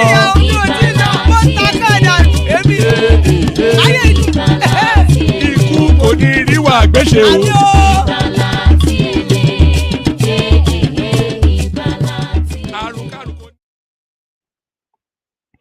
And there it is right there. Ikukoneru Agbeshe, may death have nothing to do with us. So, amen to that on behalf of myself and you, my friend. So, amen to that on behalf of myself and you, my friend. Just give me 1 second. Amen to that. Let me just grab that. So joining us, we have Talk Now, who joins us intermittently. Joins us today. Good to see you, Talk Now. The queen of the platform, that's Zita right there, the cleverest woman on the planet. For balance, there's rational mind right there. And to take it to some sort of psychedelia, here we have Tony Africa. So still plenty of spaces. Anybody that wants to hop on. So anybody that wants to jump on. Yes, I'm hearing that it's quite late, even in America. So that's the nature of it at the moment. So thank you for joining us. We kick it off with Talk Now. Who joins us? Talk Now. Good to see you. One man. Good to see you. Can you hear me? Perfectly. It was nice and crisp. Just how we like it to hear it. Good to have you here. So yes. The politics continues to give, but what is it giving you this time around? We had the by-elections. We had Madam Ngozi come out. The terrorists are being captured and all manners of things. So what are you looking at in the politics? Give us about 5-7 minutes just to open it up. Yeah. Thank you, everyone. I think I will want to start with the Ansaru terrorist group that were captured. Honestly, the military, they've done a good job. They've been looking for this group for a while. It's been on one of the most wanted lists. I think it's a combination of the synergy between the different armed forces. I think it was the combination of the DSS, the Army, and the Office of the NSA. They did quite a good job on that, and it's not easy to capture people like that because they are within the community. You can't just go there and then launch an attack on that space because there will be civilians. So that's one of the challenges they've had, and I mean, we have to give them kudos. It's not easy. While people are asleep, they are the ones awake, holding the guns, being on ground and getting things done.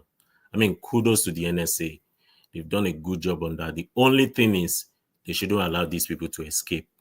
We don't want to hear the story of Kuje prison being broken and all those. They are long stories.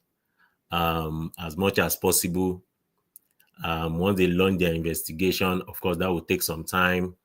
They'll push them to court. Let the judiciary take that process. We don't know how long that would be. Hopefully they will do it in earnest and on time.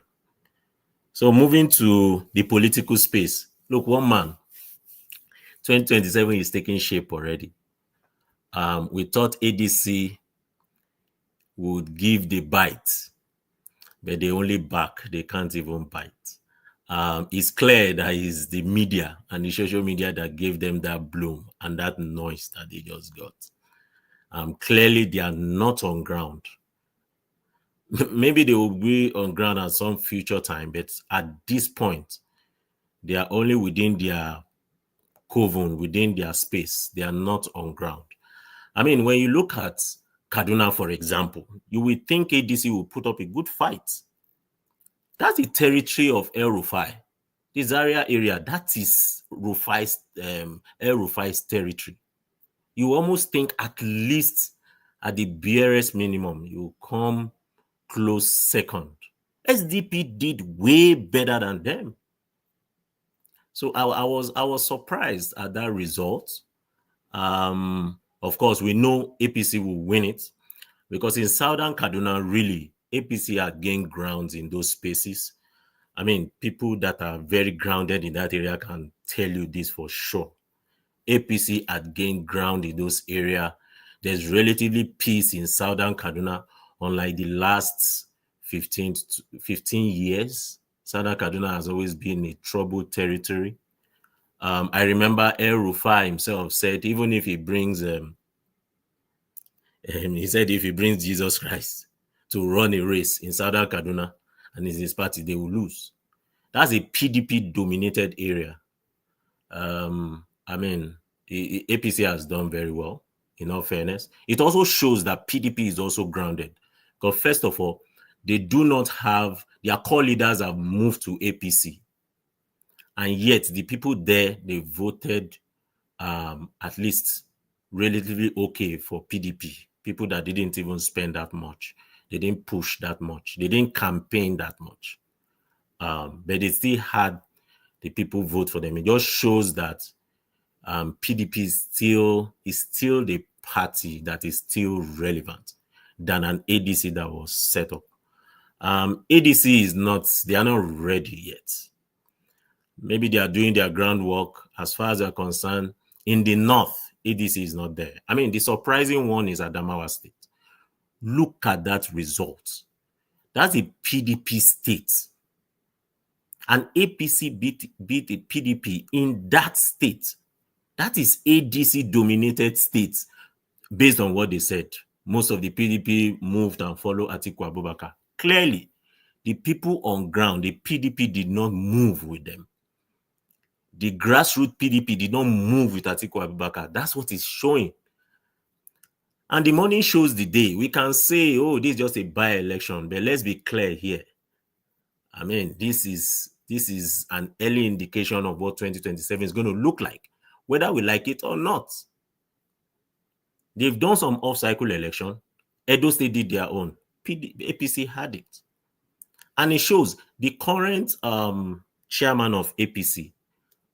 I got one information that they had, I think aside from agents, they had, for each of the polling units, they had mobilizers. I don't know what they call them now.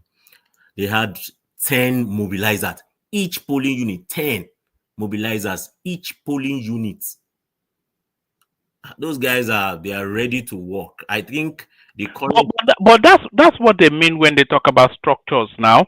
And when Tinubu is capturing all of this, all these governors to defect to APC, you know, all of these things will come into play in 2027 now. When they have the budget of their state, their popularity that brought them into power, and all of those accoutrements at the disposal, contrast that with ADC or Labour Party, it's going to be a slaughter in 2027. But you know what, man? What I thought was, I was looking out for Adamawa. I thought it would be keenly contested. It would be clear. You know, all I saw was just PDP and APC. It was keenly contested between PDP and APC. ADC was nowhere. And guess what? They all shared the money. Whether you like it or not, vote buying was there in that election. We can't run away from that fact. That happened in that election. But every one of them did. PDP did. In fact, they said ADC in some area did. APC did. But what I... Is it not in theory that is in charge of Adamawa? Yeah, he's a PDP. Yeah, he's a PDP. He's a PDP guy. You know, I noticed. I just noticed that. I think APC Fintiri might most likely move. He can't move yet because it's strategic. Atiku has his stronghold in, whether we like it or not, he's an old fox in Adamawa State. So he has to be strategic with his movement. He has to be clear with what he's doing. So, and he's also close to Wike. He's a very strong Wike ally. So, I think the governor tried his best. He put his weight, But APC, people have moved to APC in that state. So the ground guys, the mobilizers, I've forgotten what they call those mobilizers. They call them certain names. They have, in fact, they had 2 agents. So what that means is they will have an agent, approved agent. They will have an agent just being mobile. So in case one agent needs to take some time off, the other one is there. I mean, they had that leverage and they were ready for it. And the other surprising one is Zamfara. As at the time they canceled the election, one of the election was inconclusive, which is Zamfara. APC was leading as at that time. I don't know about now if they've given the final declaration, but APC was leading in Zamfara. And that's another PDP state. So it's surprising how they and the one that was sorry, Zamfara is not a PDP state. Zamfara is a solid APC state. No. Right now the governor is PDP. Yeah, it just incident that occurred due to infighting that led both the governor, Matawale, all of them were all APC, including, go and look at Zamfara. Apart from the governor, every other elected position in that state is APC. All the senators, House of Assembly members. What are you talking about? What are you saying? Zamfara has always been a PDP state. What are you talking about? Which Zamfara are you talking about? What are you talking now, National Mind now? Matawale, was it I think it's always been an APC state. Do you know how much? Do you know how much? Hold on, Rational Mind, hold on. Rational Mind. How did Matawale become governor in Zamfara state? How did he become governor? Yeah, I think Yari. No. How did he become governor? You don't know. You just saying no. It's a PDP state. How did he become governor? How did Matawale become governor, and why? Matawale became governor because Supreme Court annulled all the elected oppositions that APC won during the 2019 elections. APC cleared every single seat in Zamfara state, but they had an infight between Yari. When Obasanjo was there, it has always been a PDP state. You're not going to listen, so if you don't know, you don't know. I'm telling you what happened. It only became when this Matawale issue came up. That was when it became APC. It's never been APC state. Oh my God! During the Abdulaziz Yari time, it was PDP. Are you sleeping? Are you sleeping? Zamfara is one of the strongest APC states in the north.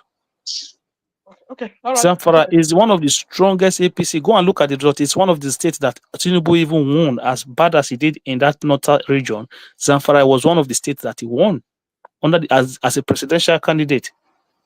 Go and check it. It was the Supreme Court that annulled all the position that APC won because of their primaries. That was how PDP gained all the seats. That was how Matawale became governor. Why did Matawale defect to APC? Because he thought he was not going to get re-election. But when he went to APC, the Yaris of this world, they did not accept him. This man that contested for Senate President with Ababi, what's it called? They all rejected him. That was why he lost his re-election. Go and look at the senatorial election, the House of Representatives. Okay, you Google it. The numbers of senators and House of Rep members that are APC or PDP in Zamfara state. You use your phone and check. It's a solid APC state. All right. Thanks, Hakeem. Back to you. Talk now. 4 more minutes. Bring it up. 4 more minutes.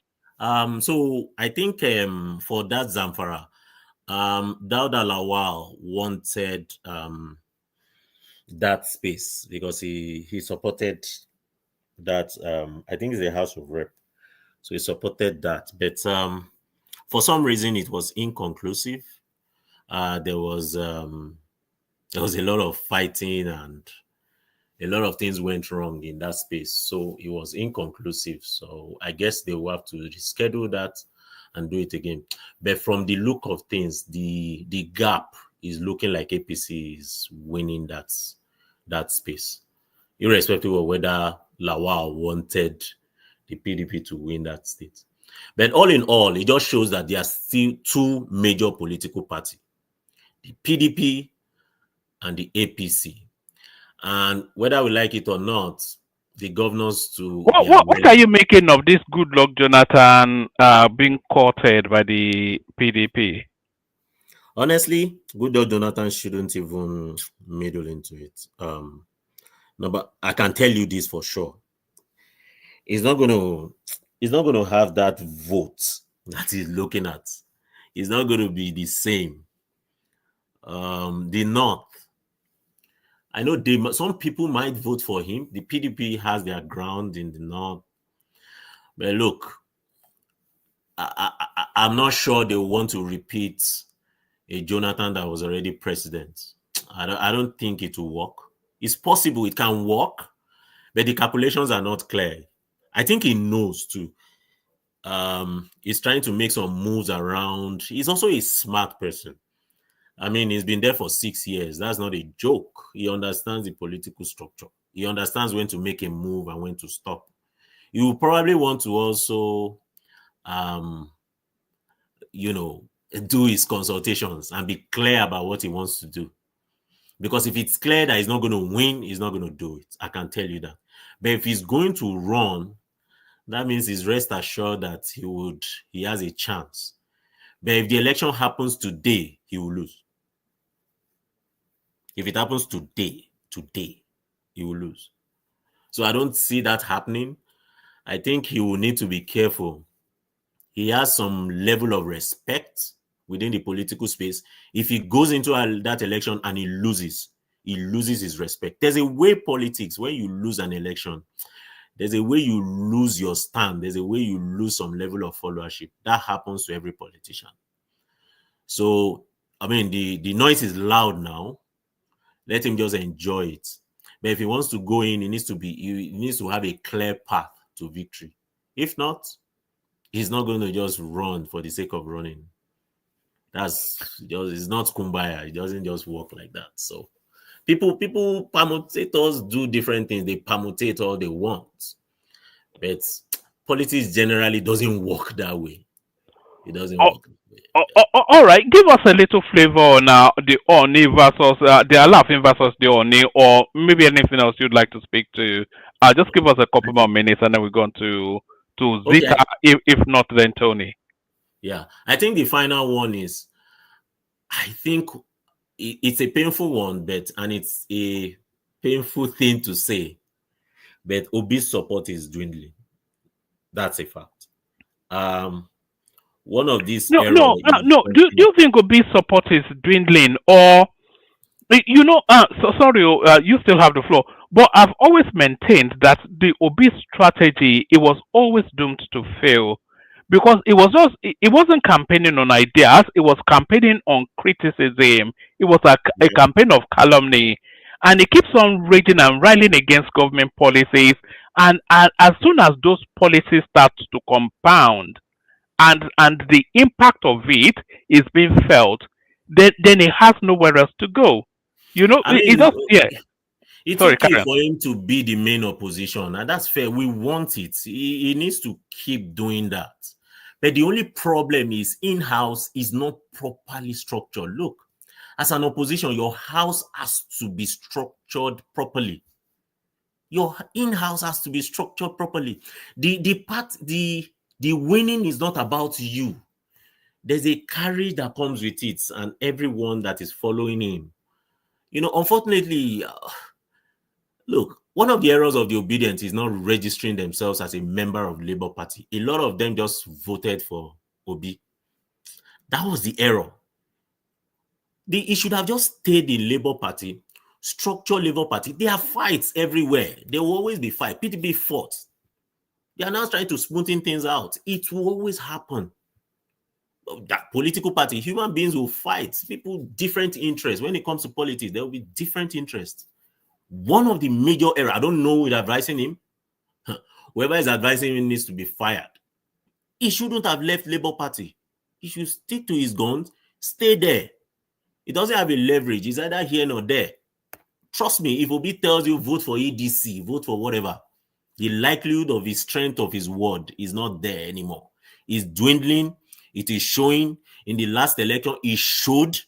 The performance of EDC was terrible. It wasn't a good one. They put it up on social media that someone won somewhere. It was very clear. It was an early victory. That's Abga won early. It wasn't into late night. It won very early. and it was well done. So it's not, and they even, they expose them in some areas. So they are not the so-called angel that you talk about. So they caught some people with ballots already printed ADC. Well, it could be the game of party play games, but you never know which is which. And some people were arrested. So what I'm Who is saying is, getting the attribution for that? A lot of people have to. They are attributing it to Peter Obi because it's its own base. That that people caught Tom printing. They are attributing it to Obi. Guess what? They did that in 2023. So people will say they don't agree, but it did happen across party lines. Yeah, we played the clips here, by the way. Them Tom printing, buying votes in 2023 and all that. So all I'm saying is, I think Obi made a mistake. I think he should stay with his Labour Party, restructure itself, get the game right. This ADC thing is just, in my play, they said the mouth is easy, sweet to make a vegetable. You can prepare food with your mouth. The real cooking is in the dishing it and the cooking itself, and then when they taste it. So the truth is, he needs to. We want an opposition. We want to put the ruling power on his toes. We need that, but he needs to be strategic. It's not it's the people against the APC. All those things are just crap. We are hungry. Those things don't work. They've always been hungry since Shagari time. So what has changed? So that's not a strategy. So they need to wake up. All right, I'll yield the floor. All right, brilliant. Excellently started off by talk now. So well done. Stay with us. Talk now. We go on from you. We go to Zita if she's ready for us. Zita is a lottery ticket often with Zita. Zita, you're up next. Yes, I imagine that. Tony. Yes, sir. Okay, kwata. Yeah. Good morning. Dadani, Kusiwala, I just wake up, Yes. How are you? Now, I do. All right, sir. So what are you looking at in the politics? We're talking about the by-elections. We're talking about Madam Ngozi endorsing the Tinubu administration. We're talking about the fight that is breaking out between the Ooni of Ife and the Alaafin of Oyo. And as introduced by Talk Now, the momentum being lost by the obedient narrative. So those or anything else that interests you, 7 minutes, Tony. Yeah. Yes, sir. I want to say kabiyesi to both of them. First of all, it's good to start from there, so make them no quarrel, because the politics is what is responsible. This wicked kind of politics that we are playing, and then the earlier we stop all this wahala, the better for us. Because now the last thing we get now be that traditional institution right now. We don't get any other thing they get to hold us together. So I hope that Tinubu is not going to be playing with that aspect of our life. I beg, make them not just quarrel. You see, like the other day, they were appointed this and that as to be supervising over our Oba of Benin, which is not correct, because our Oba of Benin, among the Oduduwa children, I think she will be occupying the first place. So if you want to even negotiate with anybody in the wider Yoruba space, then I know that some Edo brothers will come after me, but we are part of that Yoruba race. You know what I say? Yoruba is not a tribe, so we should try to maintain peace among them. Let us keep our family intact. That's for that, sir. So make Tinubu not just go play with fire. So yes. Now then to that the Croatia woman, because that was where I rejoined. I joined earlier on and then I slept off. So yes. So that Croatia woman's video was was an old video, and then or probably is part of the propaganda that the rulers, all this. Look, I don't want to call them bloodsuckers right now that are trying to play that kind of game they like to play. You know what I'm saying? Nobody will want to go to Nigeria right now. If you see what happened today, I'm very happy that some of these people were captured today in Ogwashiku, very close to our place there in Edo State. And then they show those two people that they said they got, they shouldn't bring them to media. Let them just spy them and then finish. Let them just eliminate them. Catch and eliminate. That's the only way. So I want to say kudos to the Tinubu's administration for that, because today First time I saw the soldiers, Nigeria Army, buying those people today, and then they display them, and then just drop them out to the market, to the market square, Gwashiku, and then people were jubilating.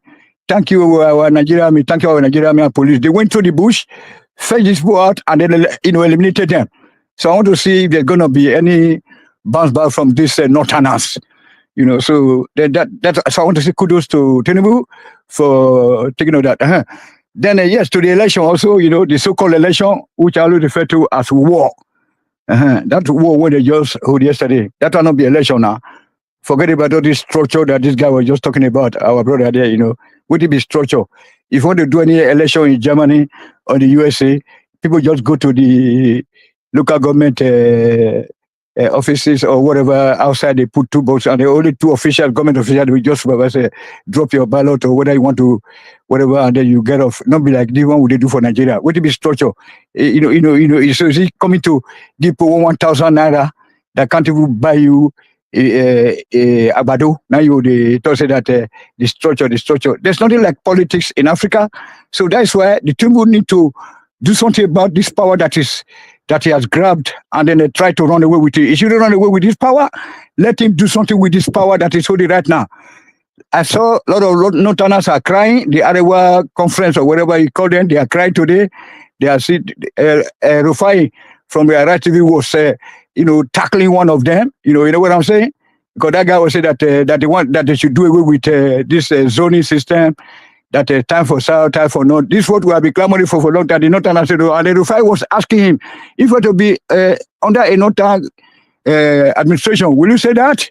The guy was, so this guy, I hope that you have that video. Then he really dealt with that guy, So, but what I'm trying to say is like, Tinubu should do the needful right now, because let's make it while the sun shines.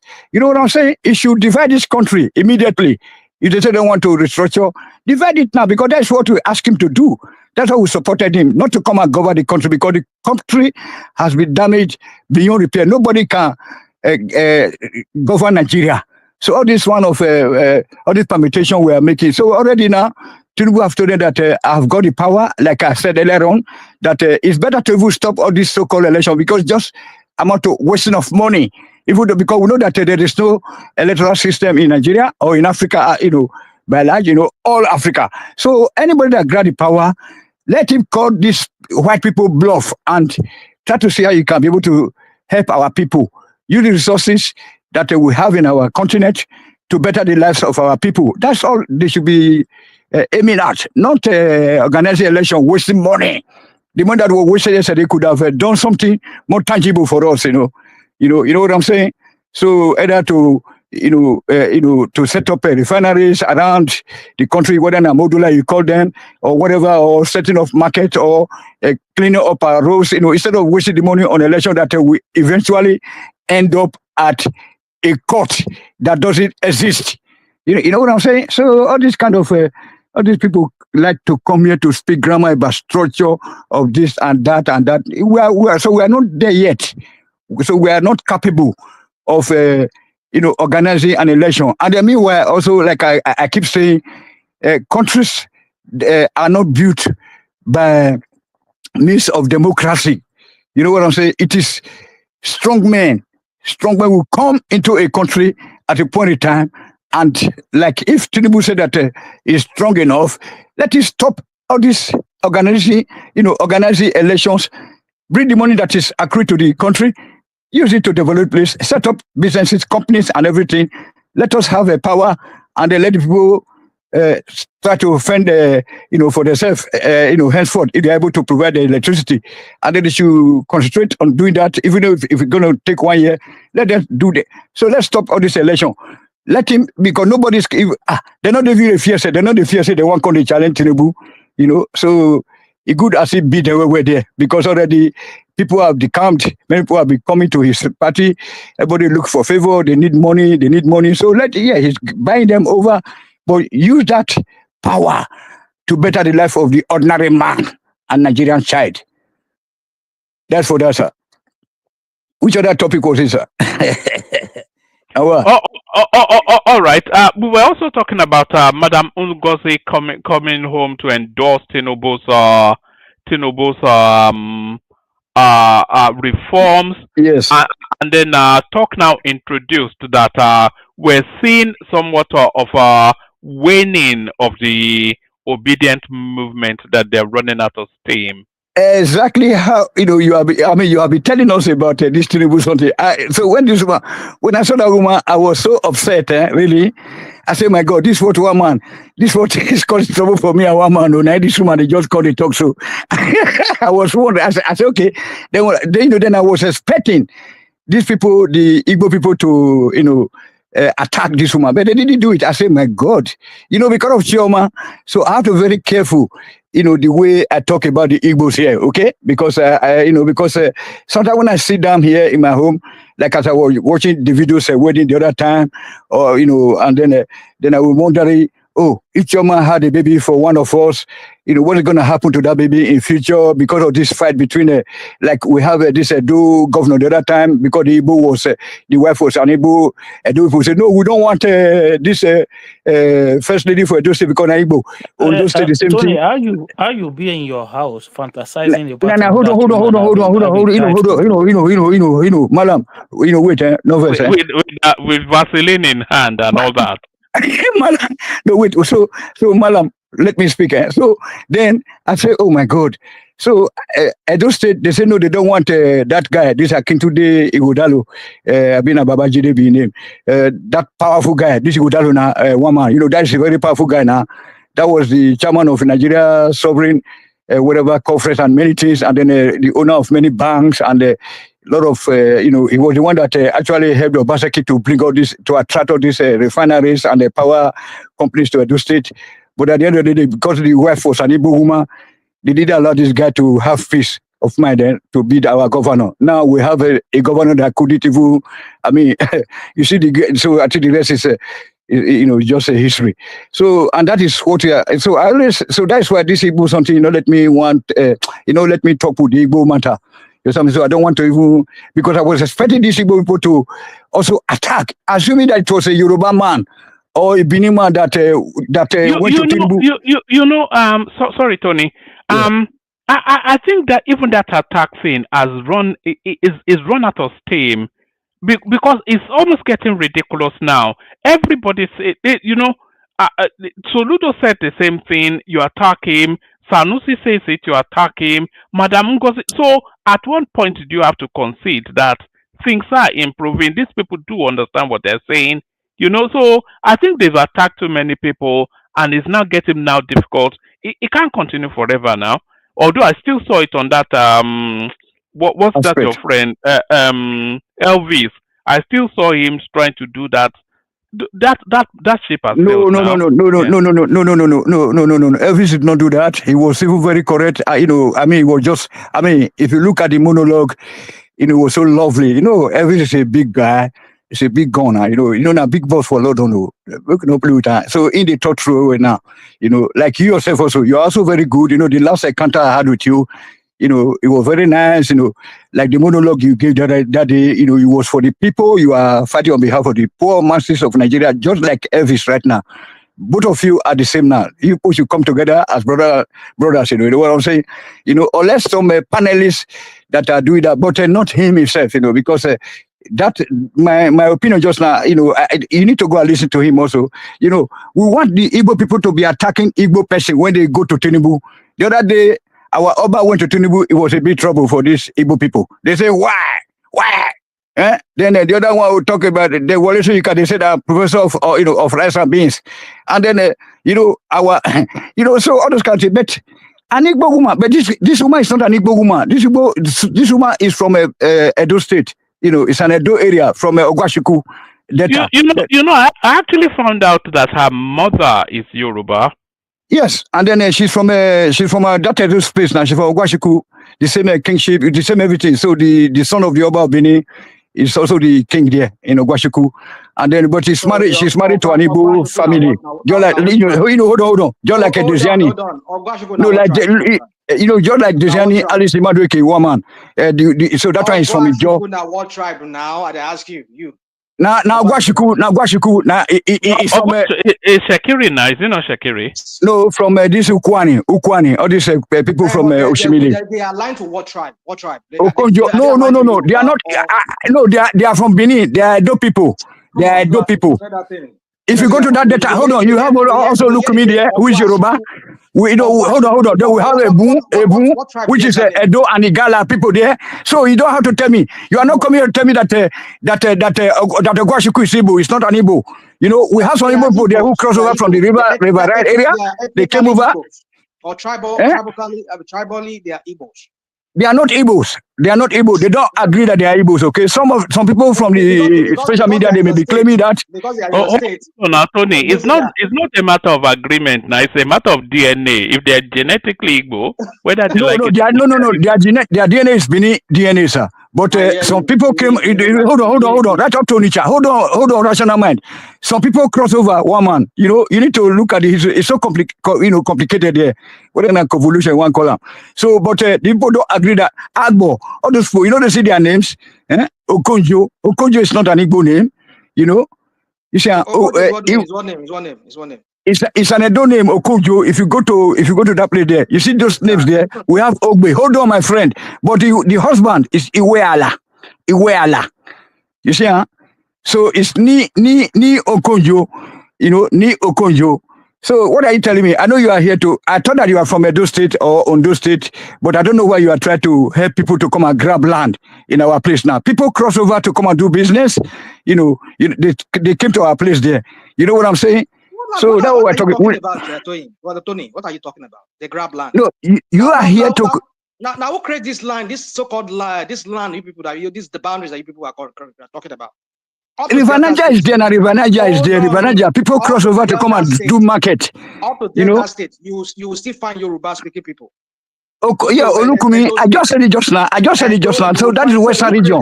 That is Western region. When they now make them part of Edo State or Delta State, does that not make them Yoruba anymore? No, it don't matter. No, but these are Edo people. Edo is not Benin City. Edo is not Edo State. Edo compressed. No, hold on. Edo people, we have them in Odo. Hold on, my friend. They have them in Odo, in Bayelsa, in Rivers, in all this right up to Onitsha. That's why you see the Onitsha people. They know they marry their daughter with money. You know.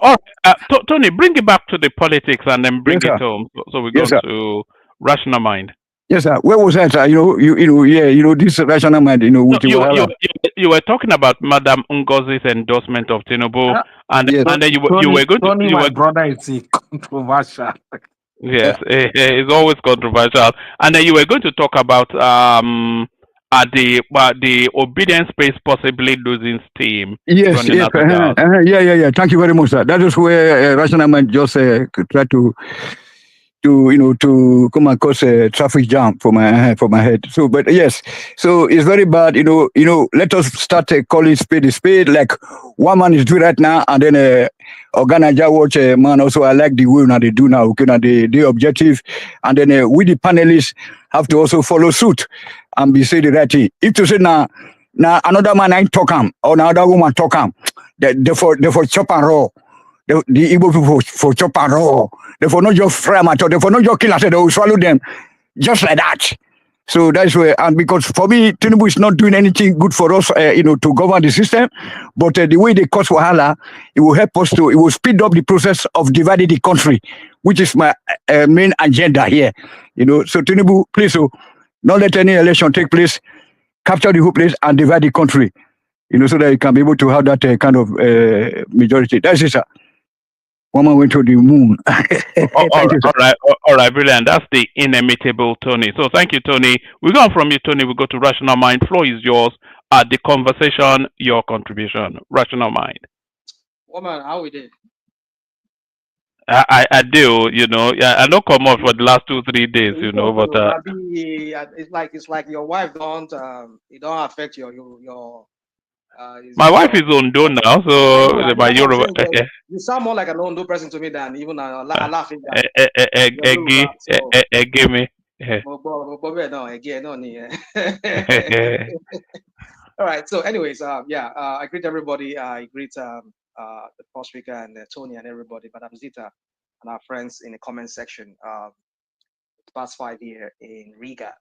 So yeah, so I So what are you doing in Latvia? What are you doing in Latvia? no, it's not something I can talk about here. So Okay, okay, don't worry. I know the code, Abby. How many black faces have you seen there? well, they're not much. They're not much. They're not much. It's And very, what's very. their response to? How are they responding to you? Well, they are kind of warm kind of people. Yeah, they're warm, nice people. Very beautiful women here, I would say. Yeah, it's great. It's great. I would say it's a beautiful place. Very kind of You modern, know, I would say, one of the compared to some routes that parts people of travel Nigeria. to, I've never heard of anybody going to Latvia yet as a holiday Well, destination, but there are Nigerians here. I've seen some Nigerians here. there are Nigerians everywhere now. Yeah, so yeah, especially Igbo guys. Igbo And guys are there are Nigerians in Afghanistan. What are you talking about? Talking about so now I just an remember. So you EU remind me country. what our friend here just talked now. Our friend from Ireland. You see, I looked at it. ANPP had control of Zamfara State from the beginning. The only time it turned to APC was in 2015 when Yari became, because he felt he was going to lose that election. When was the PC formed? Hold on, may I Rational talk? mind. Now, may I talk? Hold on. May I talk? I beg. Go and do your research. That's what I do research. I don't find out. But I knew that APC just it's a new thing. APC has never held that state until maybe, like you said, this guy converted from PDP when after he won the election. I mean, well, maybe he didn't win the election. Maybe they gave it to him because of the court ruling. But the point is Okay, that tell us the history of APC. the Hold Zamfara on, state. 2015. Yari, his first time was from the beginning. The first governor was what was that guy name? Was ANPP, and he did his 2 term as ANPP governor. Then Yari also got there as an ANPP governor his first time. Second term was in 2015 when he contested, and he had to go along with the APC because he felt maybe he was going to lose, according to the story, as the story goes, what I read online. And then he joined APC, won under APC. And then the next one was Matawale. Matawale was a PDP guy. I think that's how the story goes. And then the Supreme Court ruled against APC governorship candidate. They lost all the oath. And then, like you said, Matawale, because it was a PDP, and then he had to jump ship and become APC. So I don't know what you're talking about. That APC has always held that seat. So I'm wrong saying that. I'm wrong. I think that I'm wrong that PDP was in control of it, because that's what I thought. But I think I'm wrong. Yeah, you're right. But I knew that APC was just a new thing. Okay, rational mind. Which parties form APC? Exactly. Come on, dude. Don't give me this push party. APC is a new thing. The Oloribuku party just Okay, came in. I'm not gonna. It's okay. So don't worry. You go ahead. You carry. I'm not agreeing with you, my friend. I'm not agreeing with you. Go and read. Yeah, continue. It's AMPP. Yes, we know the metamorphose. They joined the Oloribuku party called APC. We know. But don't give me that thing about APC. Yeah, but when I said APC, I'm just telling you that they have a stronghold. I've never said they have they are the strongest party in Zamfara They state. never had any stronghold there. They only had it when Yari became converted to APC in second time. Yeah, but that was when they formed APC. That was when they formed APC. Okay. Only one time that somebody ran under that. Listen, rational man. The structure that controls Zamfara state is not PDP. That's all I'm saying. And then PDP won this last time, right? Oh my God! Do you even know how that PDP victory came? Do you look at okay, rational mind, hold on 1 second.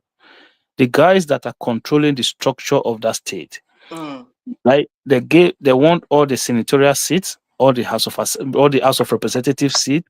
They want one of the only states that President Tinubu won in the northern region, especially northwestern region, is Zamfara state. So they won everything, but they did not agree with Matawale returning to APC to become the candidate of the party. They sold him out. Do you know who is the current governor? The current governor, Dauda Lawan, was his deputy, was Matawale deputy when Matawale was in PDP. Well, it's okay. I know. Yes, like some of the story you are giving, there's truth to it. But you want to do this, you are truth. That's what you people do here. It's okay. Take it as you take it. Whatever you take it how you want to take it. It's fine. this useless party called the APC. It's okay. It's okay. But let me move on to my topic. I just want us to clarify that aspect that I'm wrong by saying APDP was the one in charge of it. No, it was AMPP. They had charge of it. Only one time that somebody ran under that platform, ran as an APC governor and he won was Yari. And that was his second term in 2015. Ever since then, nobody. This guy was a convert. He ran and he won. Matawale ran and became a governor under PDP. And then later, the PDP, and then he converted into APC. So there's never been any time AP. Yes, you can say yes. You can argue the point that APA and PP, they're part of the merger that brought up that party called APC. I agree with you on that. Let's leave that. I go to Madam Okonjo Iweala. Woman, you see, all instances that we're seeing coming out from that country. You know, the MBS has been churning out some folk. I mean, come on, I just want to use some vulgar language here. Some fake numbers. They've been cooking the books. They've been spinning narratives.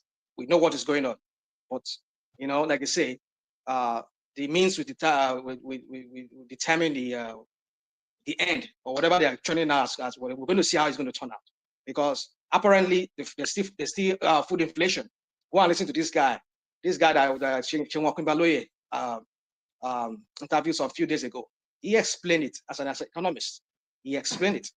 So I don't know what Chinua Kimbaloye is an economist. Oh, here we go. I said somebody that Chinua Kimbaloye interviewed is an economist. What's that guy's name? Alaje. What's his name? His name is Alaje. Go and listen to that interview that Chinua Kimbaloye interviewed that guy. The guy is one of those guys that comes online on many of those major TV stations. That gives analysis. He's a well-respected guy. So I'm saying that I'm giving you what he said. So we know that the MBS they're just messing up with the books. Like the one idiot that we have here too is trying to do with their own MBS here too. But we see how that plays out. So you see, propaganda these days it's you know, all of us who eat propaganda will belly full. That is what the new world order now I'm looking at, what is going around, especially in America here. And I think that's what maybe I don't know who is learning from who. When Trump they learn from Tinubu, Tinubu, and they learn from Trump. I've said it here. They are all the same. Those Tinubu them, the Magamaniacs here, the Ironukus of Tinubu's, they are all the same. They think alike, they act alike.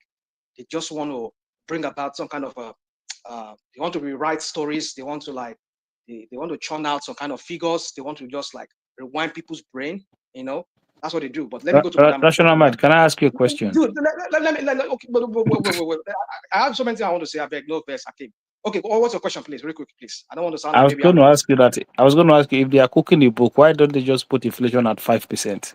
Okay, we shall find out. Don't worry. We know what they are doing. We know. They don't go on. They don't say that would be ridiculous now. When they say that 5%, they know, but they know what they are trying to do. They're trying to make Nigerians believe they are working. You know, they are doing something, right? That's what they want to do. That's the answer to your question. I know, so they know they're stupid like that now. They think say they was maybe we think say they think say we think say they are stupid. We know what they're doing, but we see what is going on. I mean, I know how many calls I don't receive. I mean, WhatsApp call I don't receive today. What people tell me about what did they go on in Nigeria? Say they need help, And I was asking the question, what did they go? What did Can I come in, Motionary, just for a second? Okay, go on. I want to go to Okojo Iweala. Let me just chip in something. You can continue. I'm just trying to say something. Rational mind. There's one thing about Nigerian politicians. They have never pretended before. And they don't need to pretend that they're doing something. Neither have they pretended to us that they're doing something. The most important thing is that we don't do anything to them. So for you to come here and say they're pretending to do something, they don't pretend. They do what they can do and rub it on your face and nothing happens. So they're not pretending. Whatever you see, you get. That's what it is. So stop using that word, they're pretending. They don't care. They don't give a hook what you think or what I think. They don't pretend. Period. If you want to put it that way, I think I understand your point of view. But when I say they are pretending, we know some of us will understand what I mean by that. I know what you're just talking about in a general sense, like, they just rub it on our face. What are you going to do? What are you going to do? That's what they're telling us. Even though they give us their fake numbers, they're still asking us, what are you going to do about it? So, but we know that they pretend. They pretend. they cook the books, they pretend that they are doing something. If you don't want to understand that way, I don't want to argue that with you. Now, Madam Kojo Iweala, this lady, I think is a term will be running up very soon. It needs support from Tinubu. I know probably I think he has a dual nationality and dual citizenship. I think he's a US citizen, and that was how he was able to get that job. I thought her tenure was just renewed last year. Was last year? I think. Yeah, our tenure was just renewed.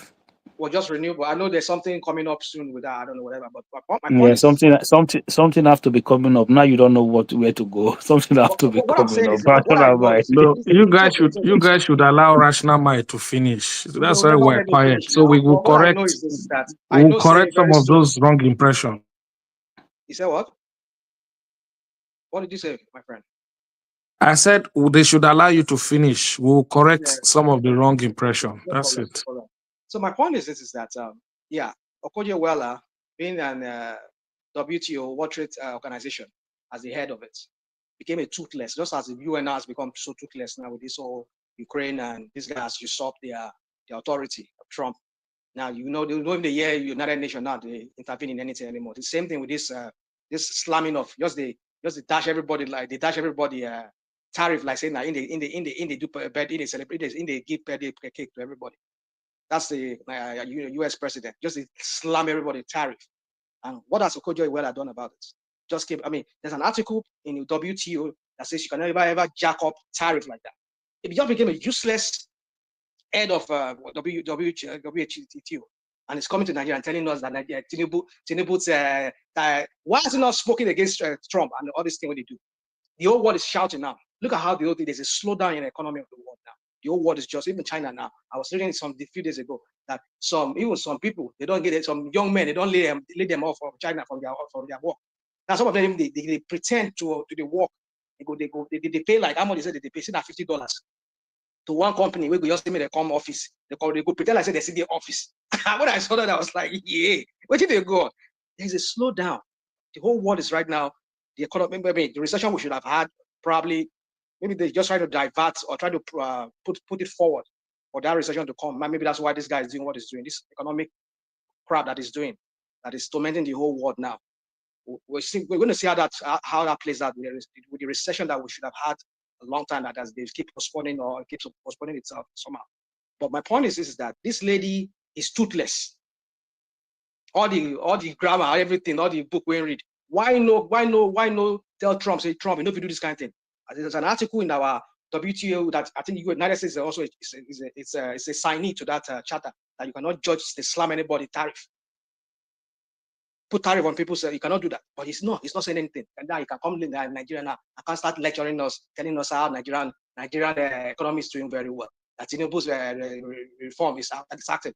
When just few hours ago, I was reading in the newspaper that our Manufacturer Association of Nigerians, they say they should be looking inward for the resourcing inwardly for their raw materials. 3 more minutes, Rational Man. 3 more minutes. So my point is this woman is I know they don't like me to talk here. No. I'm just conscious of other people. Yeah. I get you. So my point is this: is that when you look at all these indices and all the people shouting in Nigeria, crying that they can't afford to pay their. I was even talking to a friend who was telling me, just to rent one room for there now you pay like 1.2 million naira for just one room. 1.2 million naira just to rent one room for Surulere. I mean, it's a monthly salary, not reach 90 grand. 90,000 naira, not even 90,000 naira. I want to pay one room for 1 year for 1.2 million naira for Surulere. Tell me. And you people are coming here telling us that Nigeria is doing better. Nigerians are crying. The so-called food inflation is not coming down. Go and listen to that, like Paul Alaje. Go and listen to what he said. I don't know where all this MBS is cooking all this their book. They're just cooking the open. You see, it's okay. We know it's all the same thing. I think it's a new style now. I'm sure it's a new trend now. I'm seeing America and Nigeria now, where they just churn out this propaganda to spin narratives to make it look like. Look at this one. I removed the head of your statistics, the Department of Labor Statistics here. He removed the lady, all because the lady churned out a figure that he wasn't okay with because he make her look bad. But now he wants to put somebody that will bring in out figures that make him look good. But when people need those real figures to be able to make business decisions, to make corporate decisions, whether they want to hire or they want to fire or they want to like expand, but when you see, these are the things. You see, Tinubu doesn't realize all these things. They don't understand that all these things they are doing. When I say these people come here, I come here, I say these people do self-sabotage. People say maybe I'm just using Dogo Torenchi. You don't want to do the right thing. You want to like to use propaganda. It's just so much how long you can use propaganda. Sooner or later, the thing no go hold itself anymore. You go break. Why don't you do the right thing, do it the right way? Well, no. Same thing with this election. Some people are telling us the idiot from Anambra State, Soludo, they tell us, we know what he did now. He was accusing the APC governor. Was it this deputy? There was a video I saw recently where the deputy governor was challenging the governor of governorship candidate of APC. He just went 2 days ago. a day or two before the election. This election that they are this is a by-election. What they did, he went to see Tinubu. We know what. We that can analyze things. We can see what he's doing. Suddenly he went there. Look at it now. They gave him just the Nigerian militaries and the police to allow them to be able to rig. He rig his backing. He rig his own people, Abga person. The same way he was accusing the APC guy of tampering and doing all that crap. The same thing they did. How can you say that in the last election? How many figures did Soludo had? Now we are hearing that they had about 50,000. How many people that voted for a senator and his House of Rep member that got it? How many people came out in the whole of election that brought in Soludo? What are we talking about here?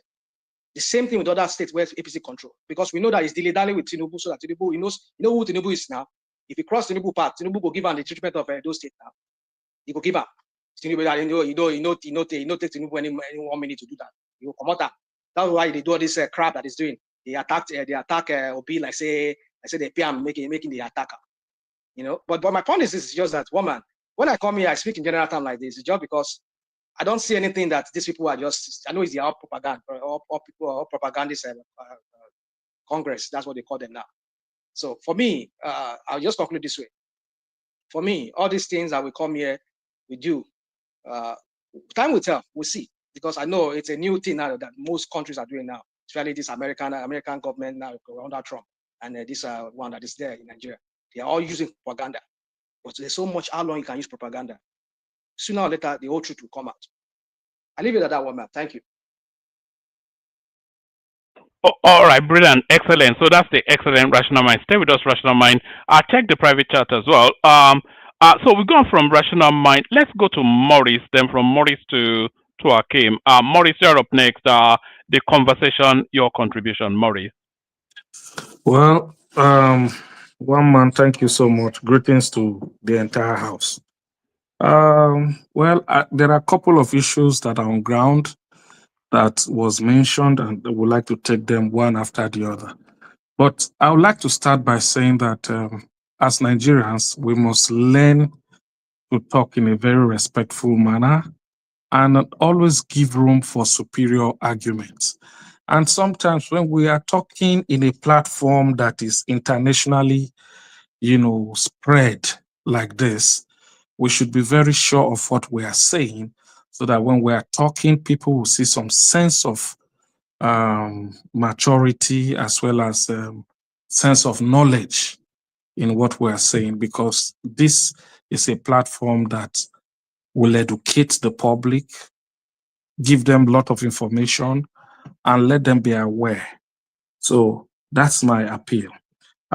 First, I'd like to talk about the traditional difference between the Oni and the Alafin. Like Tony said, the traditional institution is a very respected institution in Africa vis-a-vis Nigeria. And my advice is that they should please maintain peace and maintain decorum. The two KBCs should continue to protect and promote the cultural heritage of Nigeria, because as Nigerians, we respect our traditional institution.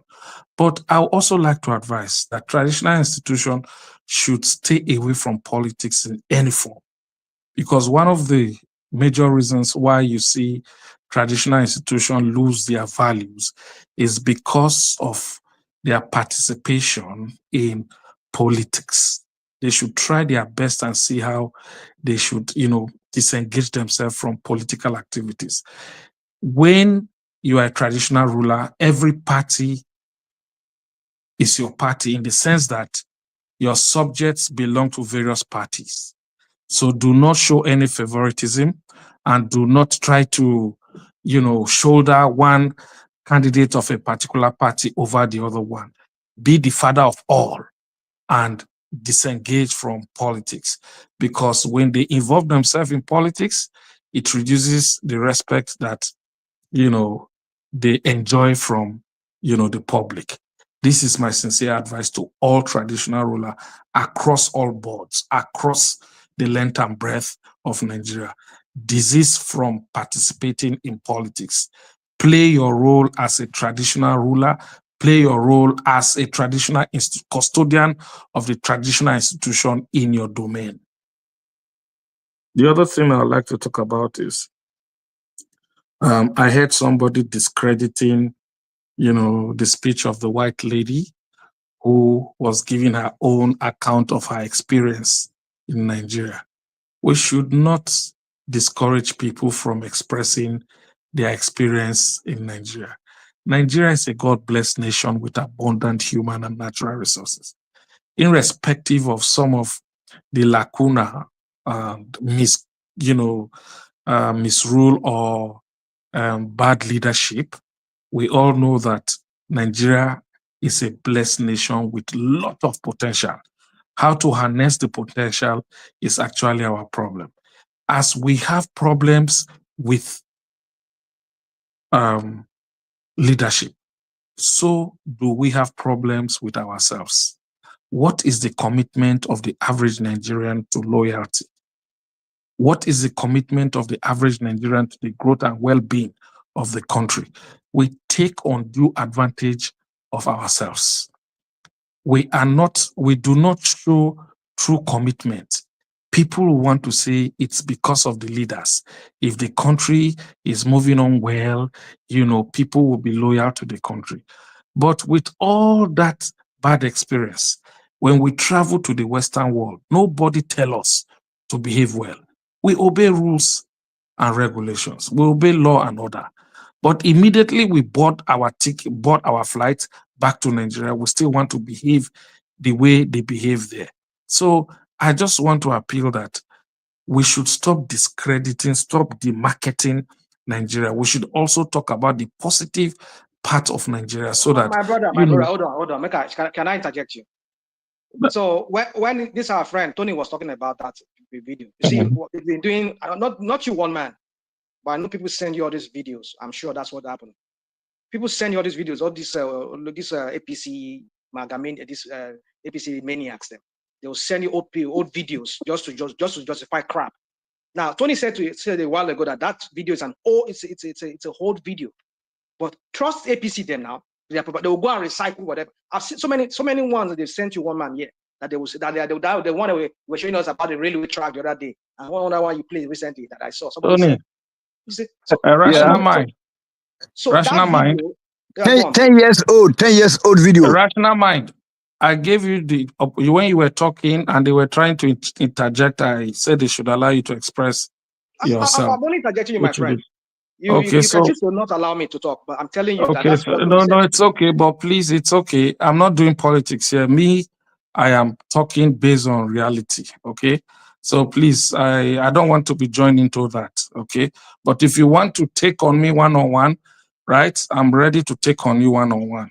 As staunch member of the APC stalwart, yes, I'm ready. No, listen, I have fought for this country. I've sacrificed for the country. Even when people were scared to take the risks, we took the risks to fight the military junta. You understand what I'm saying? Go and check records. So it's not about people sitting down and talking. And are you kill Nigeria then? Are you kill Nigeria then? Because the military was better. Excuse me. Why are you talking like this? When you talk, one man, well, anyway, this is a place where people express their opinion. But when you talk about military rule, I begin to wonder where you are from. Because we Edo people who don't talk this way. military administration is an aberration. Stop saying that, please. I beg you. Let's talk like civilized people. The country where you are, is it military that is ruling? Why are you talking like this? If you don't like military beauty, military if beauty. you are talking, if you don't like a party, the military beauty? express. If you don't like a party, express your No, nobody, mixed don't give us this if you don't like parties with no ideology. When people are talking, you talk about crap. You call people's party crap. Why? Okay, must all of us toe your line? Must all of us cable ourselves behind you? Stop all this, man. Stop it. Stop it. Sorry, brother. We don't like when you do propaganda. That's what we don't What do. is propaganda? Are you the owner of my mouth? Are you the owner of my mouth, or did you pay for my school fees? Did you train me? Where are you from? Where's this man from? Did you pay my school fees? No. Did you ever pay me? I'm from Algeria. Are you responsible for my well-being? Come on, dude. What are you doing? No, why are you talking like this? What crap of a being you're talking about? What are you talking about? No, come on, listen. I don't understand. Maybe crap is a new language. Maybe crap is a new language to you. Yeah. I think you need to go into the box. You need to go into the box. Allow me to talk, please. Please. I'm allowing you to talk, but I'm. Yeah, but you see, I thought you were a civilized person. You quite said excuse and allow you. Man, please. We know now. Please, which people? Which people? Which people? Which people? Come on. Which people are you talking about? I know you very well. Don't give me that crap. You don't know me. You don't know me. So if you know me, you don't talk to me this way. What if it's APC? If I don't look. If I'm APC, is it your business? So just say it. No, they can't pretend. Yeah, they get no. Then what you say you don't know me. Why is it a problem with you? You should know where I belong to. Come on, be civilized, okay, please. My brother, come here, come to talk. We're not going to interject you. No, listen. You know, when people talk, you see, when I see people with objective points where I can learn and listen to them, I listen. You don't come because all the while you've said all you've said. I didn't say anything tangible that you have said. You've just been going around, beating around the bush and using crap. I don't use uncivilized, uncultured language. So crap is an uncivilized word. Yes. Excuse me, please. You use civilized word, right? Please hop it, please. Hop it and let me say what I'm saying, please. Okay, go on. They listen to you. They hear you. Yeah. Don't say anything we go trigger us here. Not gonna trigger us here. No. My brother, if you trigger. And I'm equal to the tax in all ramification. Well, they hear you. Go on. I'm moderating. So, like I said, I think it's important. I think it's important. I think it's important. I think it's important for us to be civilized in everything we do. You understand me? Because the truth of the matter is, people who cannot even win election in their streets, not to even talk of councillor, will be talking. You understand what I'm saying? You understand? So I begin to wonder, what's their perspective? How do they see life and how do they see leadership? Everybody keeps talking about what Nigeria can do for them. You cannot talk about what you can do to make Nigeria better. Yeah, so talking about the white lady, I think the white lady is only expressing her own opinion, and she's entitled to her opinion as embedded in the Constitution of the Federal Republic. Freedom of speech, freedom of expression, freedom of association. So if she travels to Nigeria and she got the best of the best and she became focused and more defined in life, I think it's a kudos to Nigeria and Nigerians. You understand me? That is to say, she utilized the opportunities that, were before her, and it gave her, a starting point in life. So my own point on that is that we must learn not to demarcate Nigeria in all, its ramification. We live in the Western world. We know some of the things we experience here, but they don't come out to just say that. You understand me? So I just feel that we should also talk about the positives of Nigeria, not all about the negatives. The issue of the by-election. You see, I've said on this platform before now that the coalition we talk about is a coalition of people who have been former ministers, former governors, former senators, former House of Reps, former VPs, former what have you, former that. They've had the opportunity to hold sway in their various sector that they have actually been head of whatever. And they had the opportunity to contribute their immense contribution to the growth and well-being of that particular area that they were in charge of, whether as a senator, whether as a House of Reps member, whether as a minister or as a governor. What is their antecedents? What is their historical record in terms of developments that they contribute to wherever they were before? The truth of the matter is they failed, right? And I'm sure that their record is not sterling.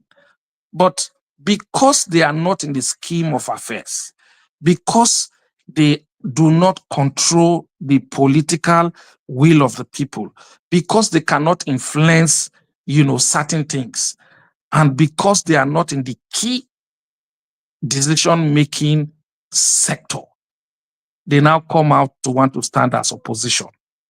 And that is the crop of persons you have seen. Today, you have clearly seen that the by-election is a clear indication that they were only ranting. They were unable to make any inroad. They were unable to make any impact in the by-election. That's the truth. Because if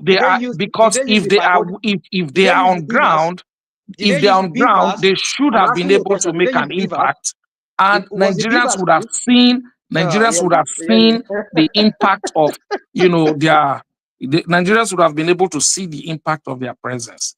But the truth is, they are not on ground. They only want political relevance. They only want political relevance, and that is it. Because the truth of the matter is, when people just talk and talk, for instance, I will soon be going back home and I will partake. I'll soon be going back home and I will partake. I'll soon be going back home and I will partake in the process. I cannot sit in the Western world. I cannot sit in the Western world and I think that I'll be able to influence anything. No, that's the truth. You can't just sit in this program and you say what you want to say. At the end of the day, you cannot even go and make a direct impact on your people, in the lives of your people. What impact have you made? What impact have you made? My brother, go and check records. You understand me? I'm not supposed even to answer you. I don't think there's any record to check. Yes, So you understand me? My brother, listen, if you want make we go rough for we go. Because I don't respect you since you no one know yourself. I will insult you if that is what you want. Rational mind, I will insult that man if he doesn't keep quiet. I will go straight and insult you right away. I will go straight and insult you if you don't want to keep your fucking mouth shut. What's your problem? Are you the only person here? Are you the only person here? No, you think I'm your mate? You think I'm your mate? Don't you have respect? Are you not in Nigeria? Don't you have respect? You think I'm your mate? Are you talking about? What silly respect are you talking about? You. What silly respect? Are you the only person on the platform? Why don't you allow me talk? What silly respect are you talking about? No, hold on, Zita. I just want to hear from this guy. Will you keep quiet and let me talk? Will you keep quiet? No, I'm not going to keep quiet because we're not here doing monologue. Now you can talk. What is all this? No, we don't do that one. We don't do that one. You've been talking and everybody kept quiet. I mean, now your papa get the platform. Yeah. If it's your father, so let me walk out. What? It's up to you if you want to go. That's up to you. What nonsense is that? It's up to you. If you want to Bushman go just come, they behave like a bushman because you are opportune to stay in the Western world. Mumu person. What? Come on, I don't want to go down too low like you. I say, listen, you have already gone low. You have already gone low because you don't have respect. So that will teach you respect. Yes. You. I not be your mate. I not be your mate. Now who be your own mate? Now me be your own mate when they talk to you. One man, please. People, if this guy behaves like this, we can leave the platform. That's the truth. Now who be your home mate when you talk? Rational mind. What nonsense is this? Because you say be not be my mate. Rational mind, you are supposed to be an ambassador of this platform. You know that you are supposed to be an ambassador of this platform. Hold on. No, it's true. You're supposed to be an ambassador of this platform. Why What are you you're making doing now, submission so you round, shouldn't be doing rational this, mind? man. Allow him to speak now. Give No, him I will time allow to him speak. speak. Even if he's speaking gibberish, Hold allow on him to now. speak. Then you can interject. Come on, man. Do you know I don't that do my own even the way digestion the you way you do speak this will now. encourage me to toe your line? Superior argument takes the order of the day. If you're But able to convince me people don't do superior that, argument with you you people like understand me? yourself. Then No, you listen, don't do you that. speak well, speak positively. And when I No, don't see give me your that crap of argument is speaking online, I'll say positively. Don't yes, give me what you that are bullshit. saying. Don't give Allow me me that bull say crap what I of want to say. Okay, Okay, all right. allow me say what I want allow to you say. to speak. Okay, hold on. Can you calm Are you down? the Can you only calm down? person there? Can you calm down? Can you calm down? So if I want to moderate now, I have to No, moderate no, maybe. sorry, please. I don't want to hear anything from you because you are not the moderator. I can I listen am. to the moderator, not you. I am because one man is not here. That's why I'm moderating. Okay, so if you are the If you want moderator, me to then ask, keep it. if you I'm want not me, interested. can We'll you take please it another day. be quiet and listen to me, please? No, I Please. cannot keep quiet. I cannot.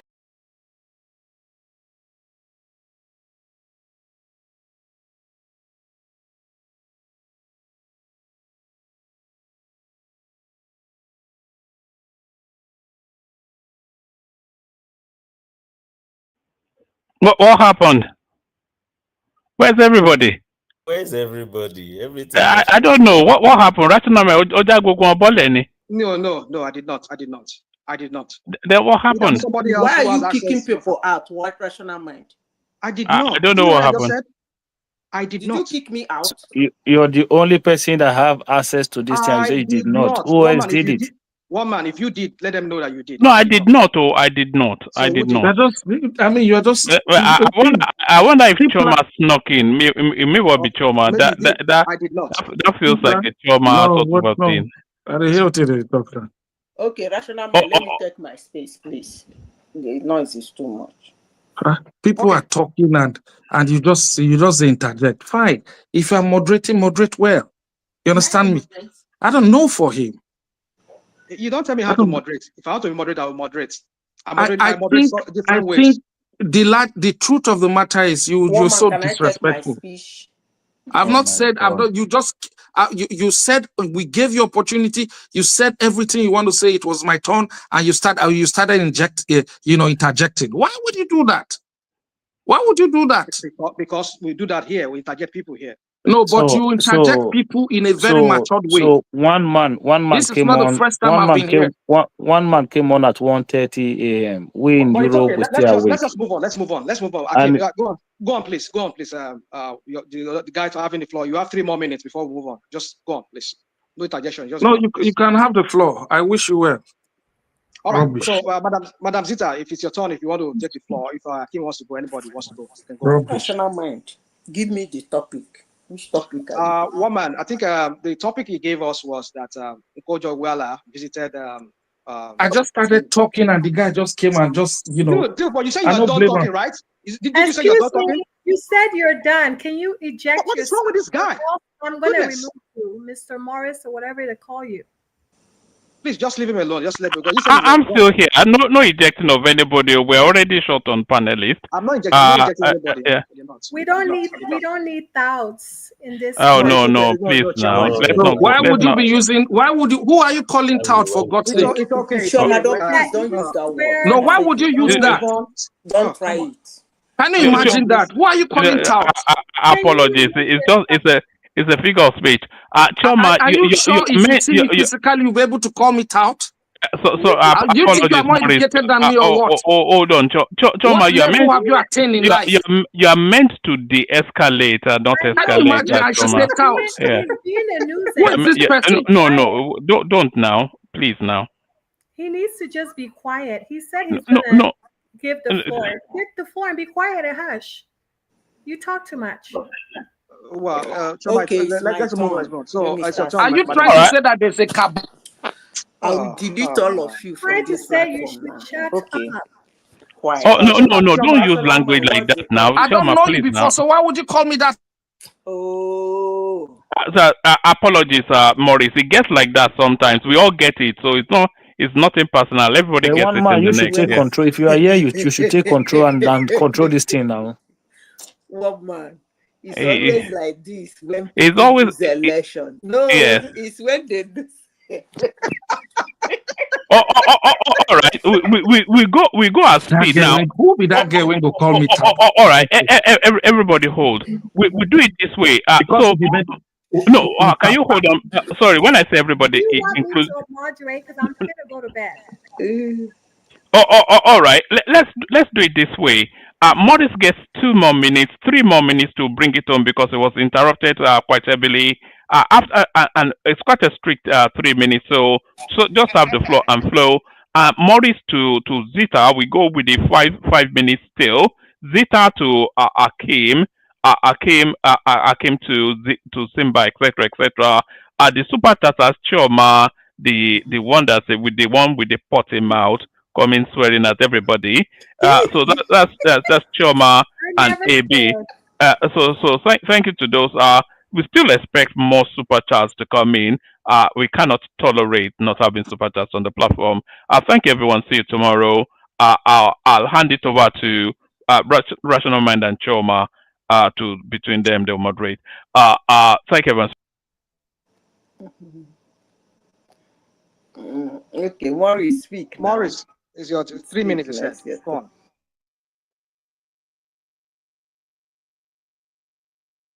Maurice.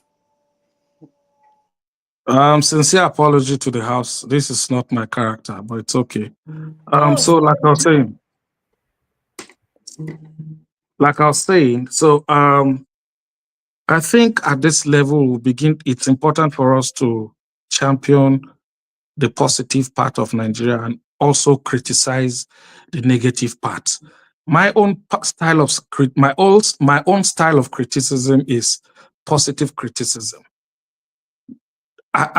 When we see something that is not right, we should be very, factual. We should be very, very objective with our criticism. Let us not criticize based on sentiment or interest. We should criticize based on reality on ground. The truth is, yes, the economy is bad. We know that. And we know that, when you look at the suffering nature of the average Nigerian man on the street, it tells because of the bad economy situation. And I think that when we are looking at the economy, we should also look at the variables and indices that comes with it. Just recently, the president of the World Trade came for a visit, and she endorsed the reforms and that everything is getting stabilized. Yes, it could be from the paperwork, it could be from their own data analysis, right? But does this translate to the average Nigerian on the street? If you ask, the question is no. Because even if the economy is stabilizing, right, gradually it will tell on the people. As long as it's not telling on the average Nigerians, we cannot really say, yes, the economy is stabilizing. But from, the paperwork, they could say, yes, everything is, stabilizing. These are the kind of ways that we should criticize. We should not criticize out of hatred. Because if we continue to support an administration that is not doing well and we're saying is doing well, we are not helpful to the growth and well-being of the Nigerian people. But when we see something that is wrong and we say it's wrong, and when we see something that is right, we say it's right, I think we're balancing the situation and things will actually get better rather than us, being one-sided. That's that. Then finally, what I would like to talk on is that not until Nigerian leaders, we start seeing them in prisons from whatever stratas they have served. When there is consequence of bad leadership, I'm telling you, the Nigerian system will automatically arrange itself. It will take wonderful shape. But you see, even we as Nigerians, who work in various sectors, we are not true to ourselves. We aid some of these people to go scot-free. But in the Western world, once you are found wanting, you face the consequence. So not until when leaders begin to face consequence of whatever action they take, even the followers begin to face consequence of whatever law they break, then we are not ready to move that country forward. For instance, if you have a relation that is at the helms of affairs, and you have a friend who commit an offense, because you are close to power that be, you decide to go and speak on behalf of your friend so that your friend can go scot-free with what he has done. You are not doing the country well. Let everybody face the consequence of whatever role they play. Sorry, sir. Can you name one example of that one now? Tony, they said don't interject. Let us finish and so that we can. It's already 4 o'clock. No. That's why we extend your this thing because I want you to. No. National Mike cannot extend the time.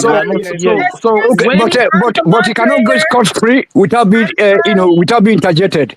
Yeah, Tony, you can interject. Yes, Tony. Yes. Let me interject. Let me interject, please, sir. It's allowed. Thank you, sir. Thank you very much. Oga, we do respect, sir. I agree to you. Okay, don't want, sir. Yeah.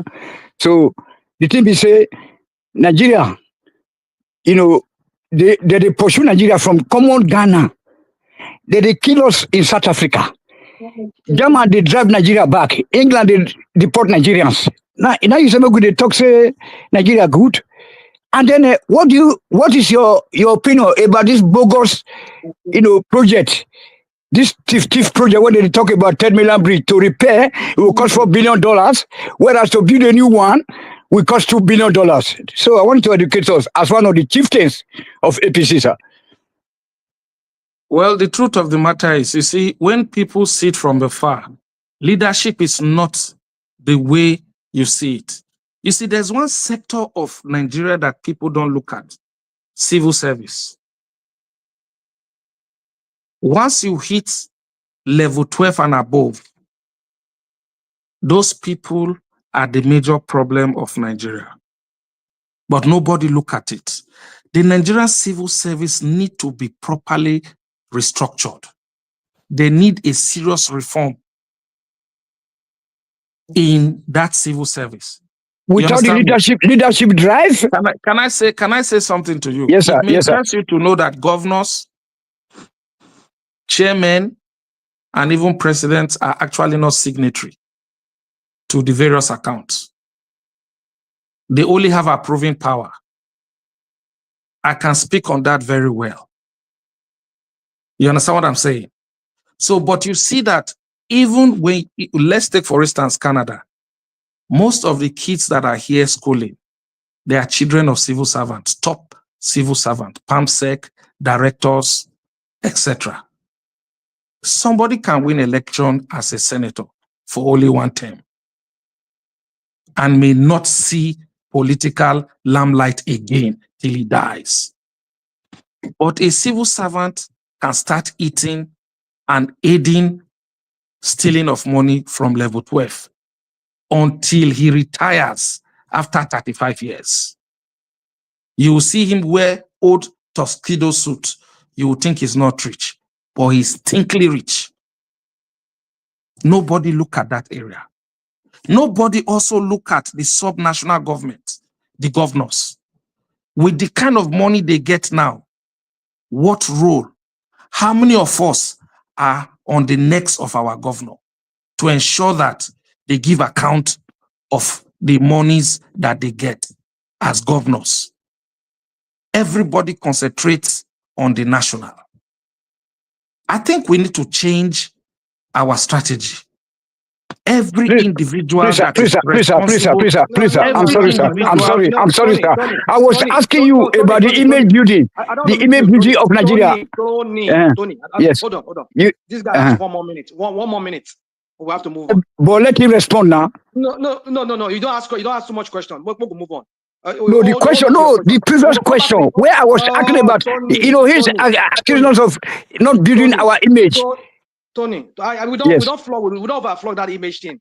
Me and You don't don't, you never overflow them, and then for Tinubu to be pardoning Kwam one, why, Kwam, why not talk about that one when you talk about favoritism? Morris, you have 1 more minute, Yeah. and I'm going to time because your 3 minutes has ended about 7 minutes ago.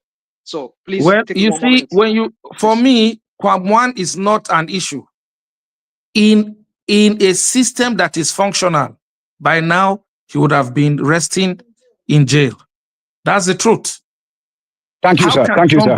Thank you. How can somebody want to stop a moving train? How can somebody want to delay over 60 to 70 passengers in a flight because he's close to Mr. President? Like I told somebody, I said, if I was Mr. President, I'll make sure that that guy, I will use him to set an example. That's the truth. So that's the issue of the consequence I'm talking about. People just take laws. 30 more seconds. People just misbehave. And that is the truth. So I think when there are consequences of whatever attitude that we put in place, everybody will stand very, very straight in doing whatever we're doing. And Nigeria will be well shaped. Thank you. All right, thank you so much for that. Yeah, we'll go to Ms. Madam Zita. So, Madam Zita, you have the floor. Thank you, Chioma. Thank you very much. Zita, are you there? You don't go already. You don't go ready the fridge again, like one man will say. All right, let's move on to some other person. If I'm here. Okay, so you have the floor. Give me the topic now. Okay. Chioma, please, Chioma, you there? If you're there, can you just run Madam Zita through those topics we have? I can't remember all of them. If you don't mind, Chioma. Yes. We were talking about Ngozi Okonjo. What did she do? She was supporting Tinubu and the administration. And then we were talking about Atiku stepping down for P2B. And he said so? Yes. Okay. And what else were we talking about? Oh yeah, we were talking about the new the Alafin of Oyo challenging the Oni of Ife. Chuma, sorry, I hope you are not promoting fake news. Where did you hear that Atiku is stepping down for Obi? That's what I heard on one man did not even play that one as well. Yes, I was wondering. No, this is the one manufacturing it now. Diego.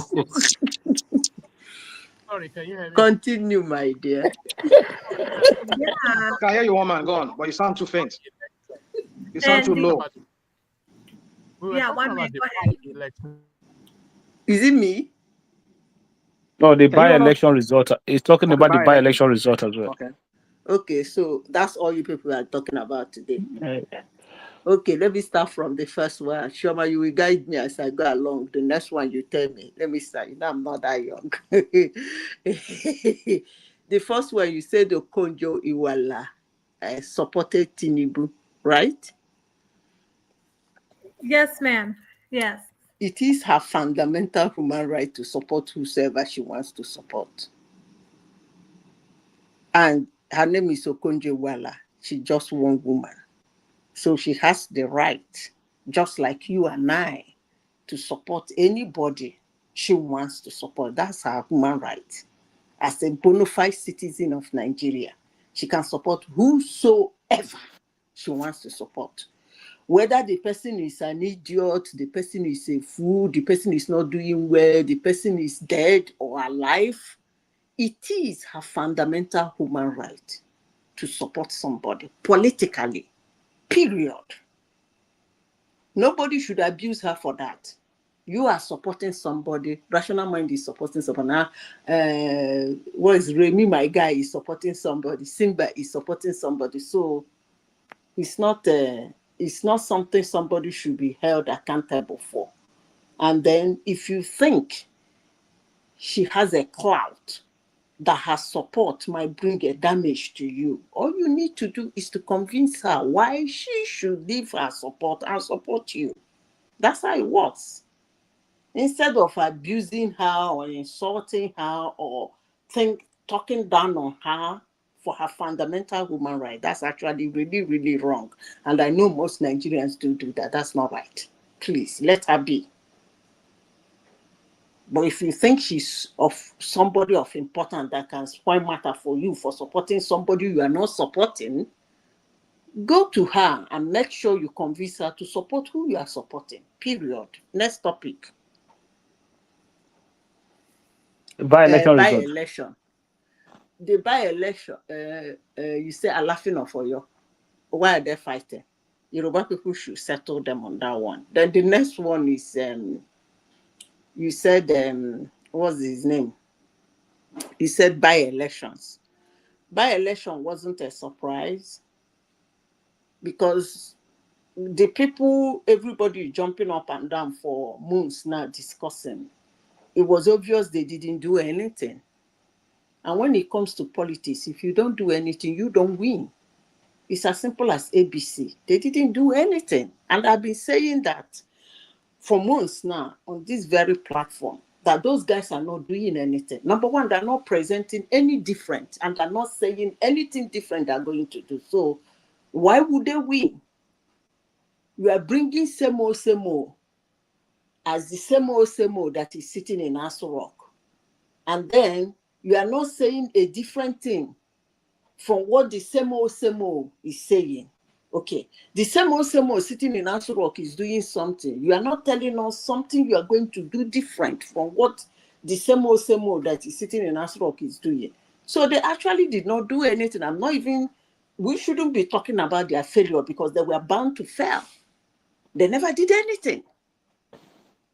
Election is not all about when they say the election is on Saturday. You go around from Monday to Friday, running around like a headless chicken, campaigning. When you finish campaign, you think you can win. That's not how elections are being won.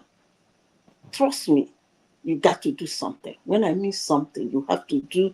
I keep saying it. If they want to unseat Tinubu, they have not even done what he did in 2014 and 2015. They should do it and see whether it will work. Otherwise, they're not going to win. I've said this severally here. He's going to run them over. Trust me. Go ahead. Can I put something to you? One time. I know your body, they pay you. National mind is 5 minutes. It's 5 minutes. One man gave you 5 minutes. What did happen now? And it's up already. It's 4 a.m. Now what did happen at 4 a.m.? Now they up 4 a.m. Yeah, I know say you understand that we don't enter morning here already. But I've not spoken for 5 minutes now. So why are you shouting? They say they don't speak. So quickly, I want to put this to you, and maybe to you, Akim, too. Maybe when you have your time. This election, they don't use bimodal. They don't have credit. People use the thumbprints. 80% of the election that they did, even the so-called local government election that they did in Lagos, they don't use bimodal. But one man, if I may say something, so how do you because we're trying to stop this ballot stuff. You asked me a question now. No, I'm not done with the question. I'm not done with the question. I just want to conclude this way. We're trying to stop the reason for this technology that we're paid for, so as to cut down on this ballot stuffing and people that are not supposed to be voting, that are voting, and people that are not even they don't vote, they don't vote multiple times. But they don't use all these things, and then you're declaring all these results, and you're telling us that Tinubu it's an endorsement of Tinubu. What the crap are we talking about here? What the hell are we talking about here? Yeah, that's what I want to say. All right. Okay. We've been speaking crap from the inception of Nigeria, so I don't know why speaking crap is something that is new to you. But let me say this. I don't even want INEC to use that technology any longer. Because if people like you, rational minds, should come to this platform on several occasions and fought the 2023 election, fought it in a global platform, you have said unspeakable things about INEC for using Beaver and using accreditation, show card, you agent, write your own. You agent, write your own. Take picture. They did all that in 2023, and you came in global platform. Every day you come in here, you hit on our institution. Boom, boom, boom, boom, boom. For that reason, I will support INEC because you said that is the worst election Nigeria has ever had. So what you're saying in essence is that those ones in 1999 and the 2003, where people just queue up and complete, they were better than 2023. So why are you complaining now, if I may ask you? Why are you complaining? Is that a rhetorical question or a question? Because It's not a rhetorical question. So, Madam Zita, poster for you. They use beavers. They use everything in 2023. You came here, you run down the institution, you abuse the hell out of them, you abuse the hell out of the election, you said all manner of things. And today again, they gave you another action by completing. You are coming back again to hit on the same institution. What the heck is going on? What do you want? You see, we've been consistent here. I don't know. No, what do you want? Forget about we. Can you allow me talk? Can you allow me to ask a question? No. Don't use the word we. I'm asking you, what do you want? Except if it's a rhetorical question. Let me answer the question. It's not a rhetorical question. I asked you, what do you want? Okay. Now let me answer the question because people want to move on. Now, I've been consistent on this platform, and my consistency is that the institutions that we are supposed to look up to do the right thing, even when they say they're going to do the right thing, they said, I know force Mahmoud Yakubu to say we're going to use the IREF, we're going to use the bimodal, whatever crap, bull crap as they call it. We're going to use the device. Maybe I've been using the word crap a lot. Some people just don't have respect for that word anymore. Anyway, the device. Now, you use one part of it, you don't use the other part of it, because the other part of it will show in real time our results were coming in. You use it for the Senate and the House of Rep members, but you turn it off for the presidential. So what are you telling me? And the Senate and the House of Rep, all those numbers tallied with what was uploaded. Even though there were some anomalies, but at least we could see that was more transparent. So we're talking about transparency here. No, I'm not done. Let me learn because you said I said so many things here. So during 2023, that was what I criticized. Now today, I mean, what they did a few days ago, was it 2 days ago? Not just you, because I heard that they were asking whether it's we. Yeah, many people here, we that believe in justice. We believe that there's no institution like they do election. Hold on, rational man. They do election, governorship election last year. What they did was that they let they let them work. Hold on. They let you work. Hold on. No, hold on. People are waiting. It's already 9 here. What crap are you talking? Don't repeat everything. We have heard everything before. Keep quiet, my brother. Keep quiet. Let me explain. So they do election. They do election. Up to 97% was running. We're tired of all this repetition. What is new about I was interjecting, not you. Just get off. Let me speak here. Let me speak. It's okay. Move on. No. Let this Simba have been let me land the please. Just for 10 seconds. So, I mean, answer question now. Hold on. And I mean, they interject you now. Hold on, sir. Sorry, sir. You cannot be interjecting somebody who's interjecting another person. Wait, excuse me. I am the moderator on the platform. God damn it. All right. Let me answer Zita. So Zita. Once you answer, then Tony can reject. Okay. All right. So just to conclude, Zita. Who get that crayfish voice when they talk like that? You know, see people when be tout. Now me, they call tout. Oh gosh. Now, what in the happen here now, Oh Morris? my God. Okay, you say you're a dignified man now. You call yourself a dignified man. Now you're going low now. He's not dignified. He's a tout. Okay, let me answer your question. Shoma, it's okay. Let me answer Zita. So Zita, this one way they accuse me here. Well, it's an accusation. I take it, no problem. But I don't want you people coming here and trying to call up people black. Call me bad. Okay. Let me use the word. Let me ask you a question. Hold on Since now. it's still my turn. Hold on. I want to clarify something here so that we don't have to repeat that again. Because this time, that's what some people do here. Because they don't like my voice or the way I stand on these matters. they have this way of wanting to like spin things that I never said. Mona, no worries. Some of us will just be here listening to you guys. No, You you go guys, talk, you go talk. you should I carry know say you are on waiting. and just talk. Okay, we'll be You go listeners. talk. Let me as you interject, you go make me talk. Let me round up real quick. So my point is this: previous elections, I've never said here that they were the best. Maybe they look at some other people. There are things I said here. I can tell you, I vouch for. I said that.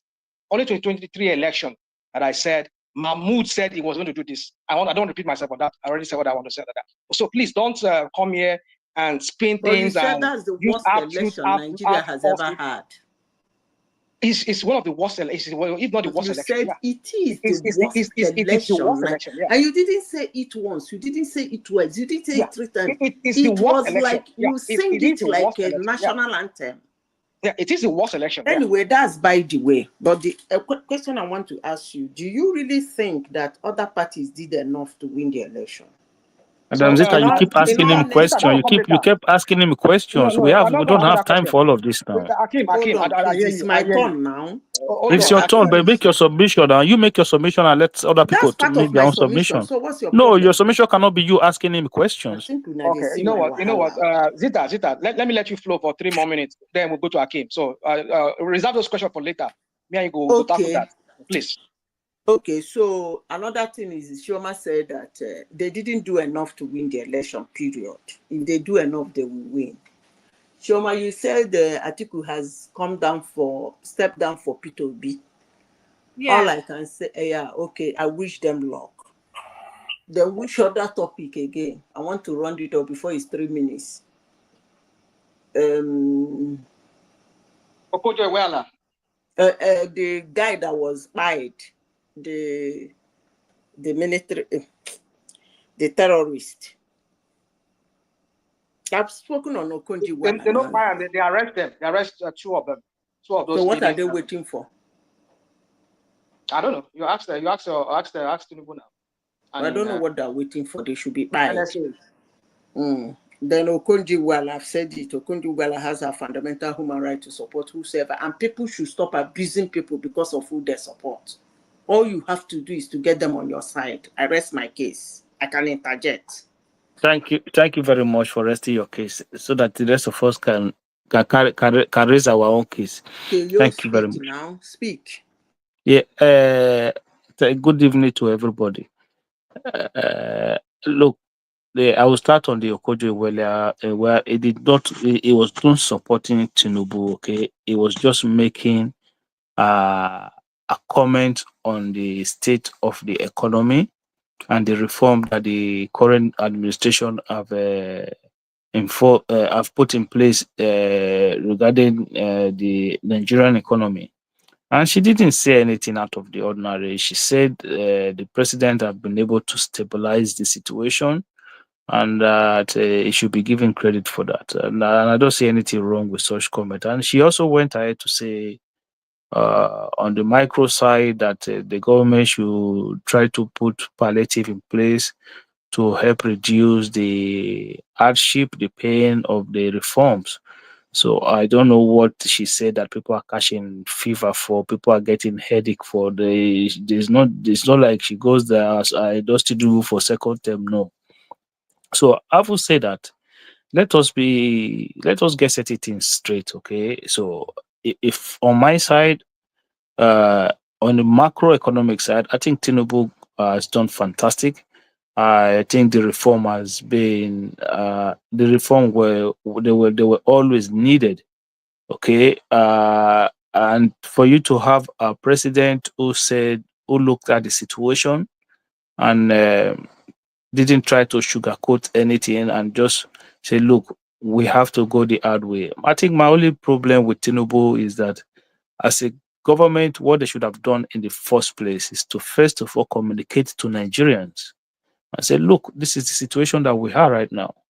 And for us to get ourselves out of this situation, there have to be a lot of pain. We have to take drastic action to address the foundations, the fundamentals of this economy. And when you talk about the macro side of the economy, the people quickly point at the micro side. They are 2 different things. Okay, you have to, first of all, as a child, crawl before you're able to walk. if you don't fix the macro side of the economy, the micro side is never going to work. And this is the problem we've had all for many years with all these subsidies, that subsidies, these subsidies, this subsidy. Even when we could not afford that subsidy, we saw a government went and printed 30 trillion naira ways and means to just to be able to offset subsidies. Like we're digging our own graves. It didn't make sense at all. But where are we today? We've seen that the exchange rate have stabilized. The government have come in, they've cleared the airline debt of about $5 billion that the previous administration could not clear. That led to airlines started boycotting the country. They've been able to clear the IMF loan. They've been able to increase the country net reserve. They've been able to increase the GDP, and they've stabilized inflation. That is on the micro side. On the macro side, they've more than doubled the minimum wage, and we've seen inflation start to relax a little bit. And when people come here and tell you that people are dying in Nigeria, you guys need to stop this nonsensical talk. But you go to Nigeria and you see big shopping malls springing up every day. You see big eateries springing up every day. You see a lot of activities going on, and you ask yourself, who are the people that are patronizing this shopping, these big malls, this big investment that they are putting on ground? People go there and they put millions of dollars of investment down, and people still patronize them. So those people who patronize them, they are Nigerians. And 80-90% of them are based in Nigeria. So where do they earn their living from? So I don't see all of these things that people complain about. I was in Nigeria in November, just November here, and I moved around a lot. I saw things for myself. People complain. Those people who call you on phone to tell you that, oh, they are struggling, they are this, they are that. Look, I don't want to kind of criticize anybody, but people have their own Can I ways. say something to you? Can I say something? Can I say something to you? Can I ask you a question? Can I ask you a question? Yeah, ask the question. So now you're talking about macro, micro, whatever you people are. You're always using these brandishing words, but it's okay. But my point is that if truly, like all this phony numbers that these people are just churning out, if you're going to go by that, why is the MPC Central Bank has not dropped the rate? Why have they not dropped the rate, interest rate? Punch was reporting a few hours ago, early yesterday morning, that what's it called? We're telling people, the Nigerian manufacturers, that, well, you guys go and do whatever you have to do to continue remaining floating, because they don't have access to FX like they would have, they should have it, access to it, to be able to go and buy their products or whatever thing they need abroad, their machineries, their equipment, and whatever. Now you are telling us macro, you're brandishing all this word because people are opening eateries everywhere in Nigeria. Because so what does that? How does that translate? What is the unemployment rate of Nigerians that are gainfully employed? We're not talking about this ashawo thing that they say people, because people are doing ashawo, they sell for road. It means that they are employed. So what are you talking about? So Russia, let me, like, are you asking question, or you are making, are you asking question, or you're making comment? No, I'm pushing a position to you, especially MPC. So you're not asking questions. Okay, go on, please. Yeah. So basically, the issue of interest rate, that is to do with the central bank, and they know they monitor the situation, that they know when to reduce interest rate or when to hold it steady. So they felt like the inflation at the moment is where it is still a bit too high. So they needed that. I think that this is one of the things that you people informed are loudly like there's some big improvement that has been made. So therefore, they should drop it now. Is that not what Trump is doing here? He's telling our Jerome to do. Oh, everything is good. Drop. But so why didn't they drop it? If they know that really they sure say yes, that number where they churn out, that real figure. Why did they not tell this guy, what's his name? This central bank guy, make it reduce interest rates. Yeah, but why would they tell him this? Yeah. Please, can I say something quick to Rational Mind? Rational Mind, how are Yep. you doing? It's been a while. You, I believe you have idea of how this economy works. You're giving him too much credit, man. Don't say that. Just tell him what No, you want to he's tell my him. old friend. He knows we're always fighting, but at least we can always talk first. When government wants to put in capital projects, it brings a lot of money into the economy. Interest rate is one of the ways government tends to mop that money up so that an economy can recover. However, when the inflation, as Akim was saying earlier, when the inflation is still a bit too high, they will have to keep the interest rate relatively steady for that period. I believe you know this. So let Akim continue on his summation. Thank you very much for. I know this is what you people do. You like to talk this your smooth talk like what are you talking about? I don't even know why you are wasting your time trying to educate Rational Mind. I'm not the Akim, one. just continue what you are saying. I'm not the one wasting my time. It's Rational Mind that is wasting my time. Because we're not doing monotony. Me and Akim here on this platform, we've come a long way for us to understand that yes, we can interject ourselves. I won't be rude to you. I mean, I'm not trying to be rude to anybody, but my point is this: when you make a submission here, you cannot just say it like you're saying like, oh, it's true, it's a fact. When other facts are looking at saying you in the eyes, like, no, you're not really saying fact, because if you're saying that these numbers that they're throwing out now that the economy is improving, why has interest rate not dropped? Somebody's telling us, Adewale is telling me that because there's more contracts outside and this and that. What are you talking about, my friend? What are you talking about? It's okay. Thank you. Continue, Akim. Okay, so thank you very much. Let me just continue so that other people can speak because it's nearly 5 a.m. Thank you very much. So, in that regard, I think for me, on the economy side, I think Tinubu, for me, he has basically rescued that nonsense Buhari left as a, I can't even call that as an economy, what that Buhari, or whatever it is that Buhari did. I think that man, only God knows. Look at the Nigerian stock, man. People are becoming millionaire overnight in that country, just making money from Nigerian stock growth alone.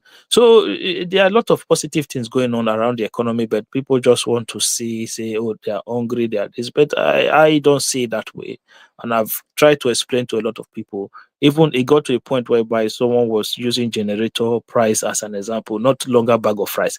Oh, before Tinubu came, that generator was 70,000, and today the generator is 125,000. And somebody put the figure to him that at the time it was 70,000, the minimum wage then you will be using 200 and something% of your pay to buy that generator. Why now it will only cost you 170 something% of your salary? So, and this was fast check.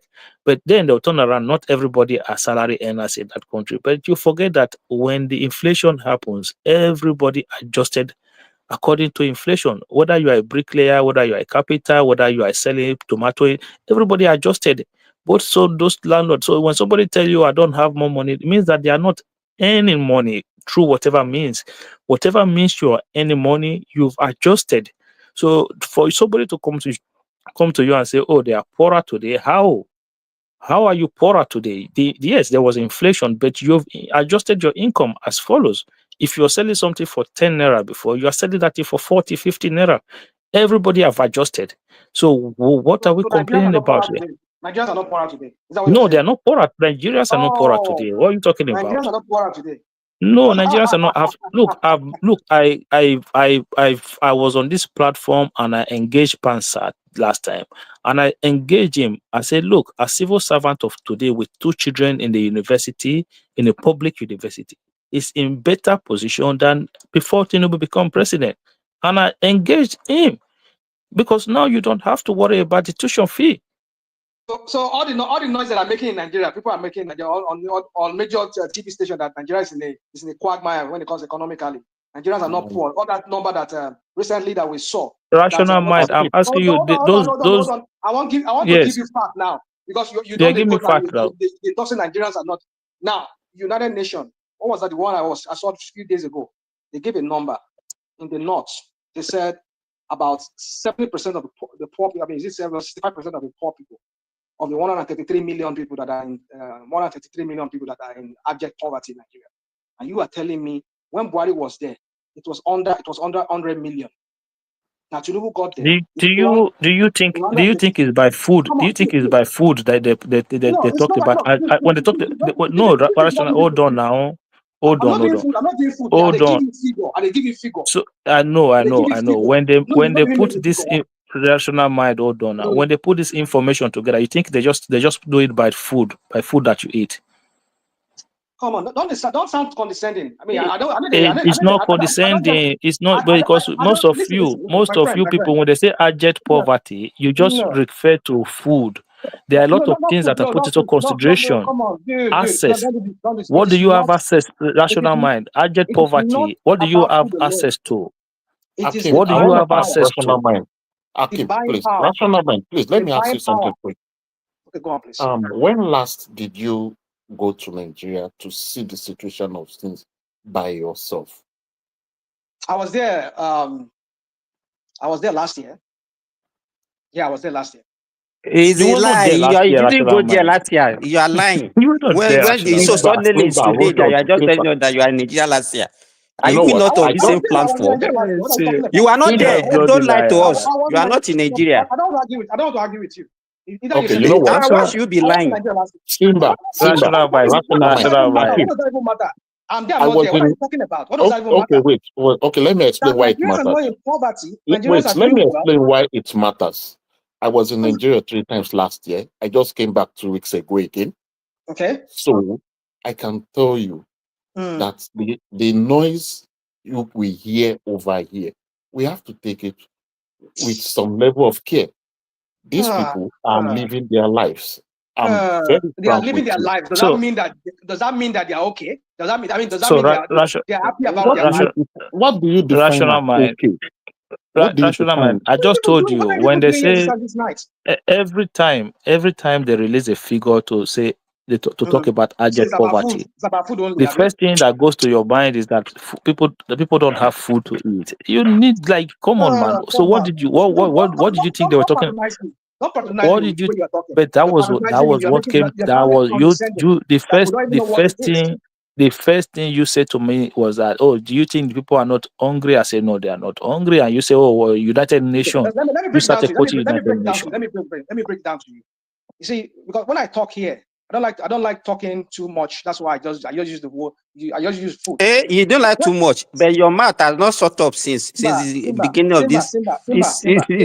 Simba, if you want to talk, I'm not saying you know interject. If you want to talk, and I'm not going to stop you from not talking. So if I want to talk, let me talk, and don't do this. You're always talking. I'm not holding anybody from not talking. If other people want to talk, I give them a chance. Let them talk.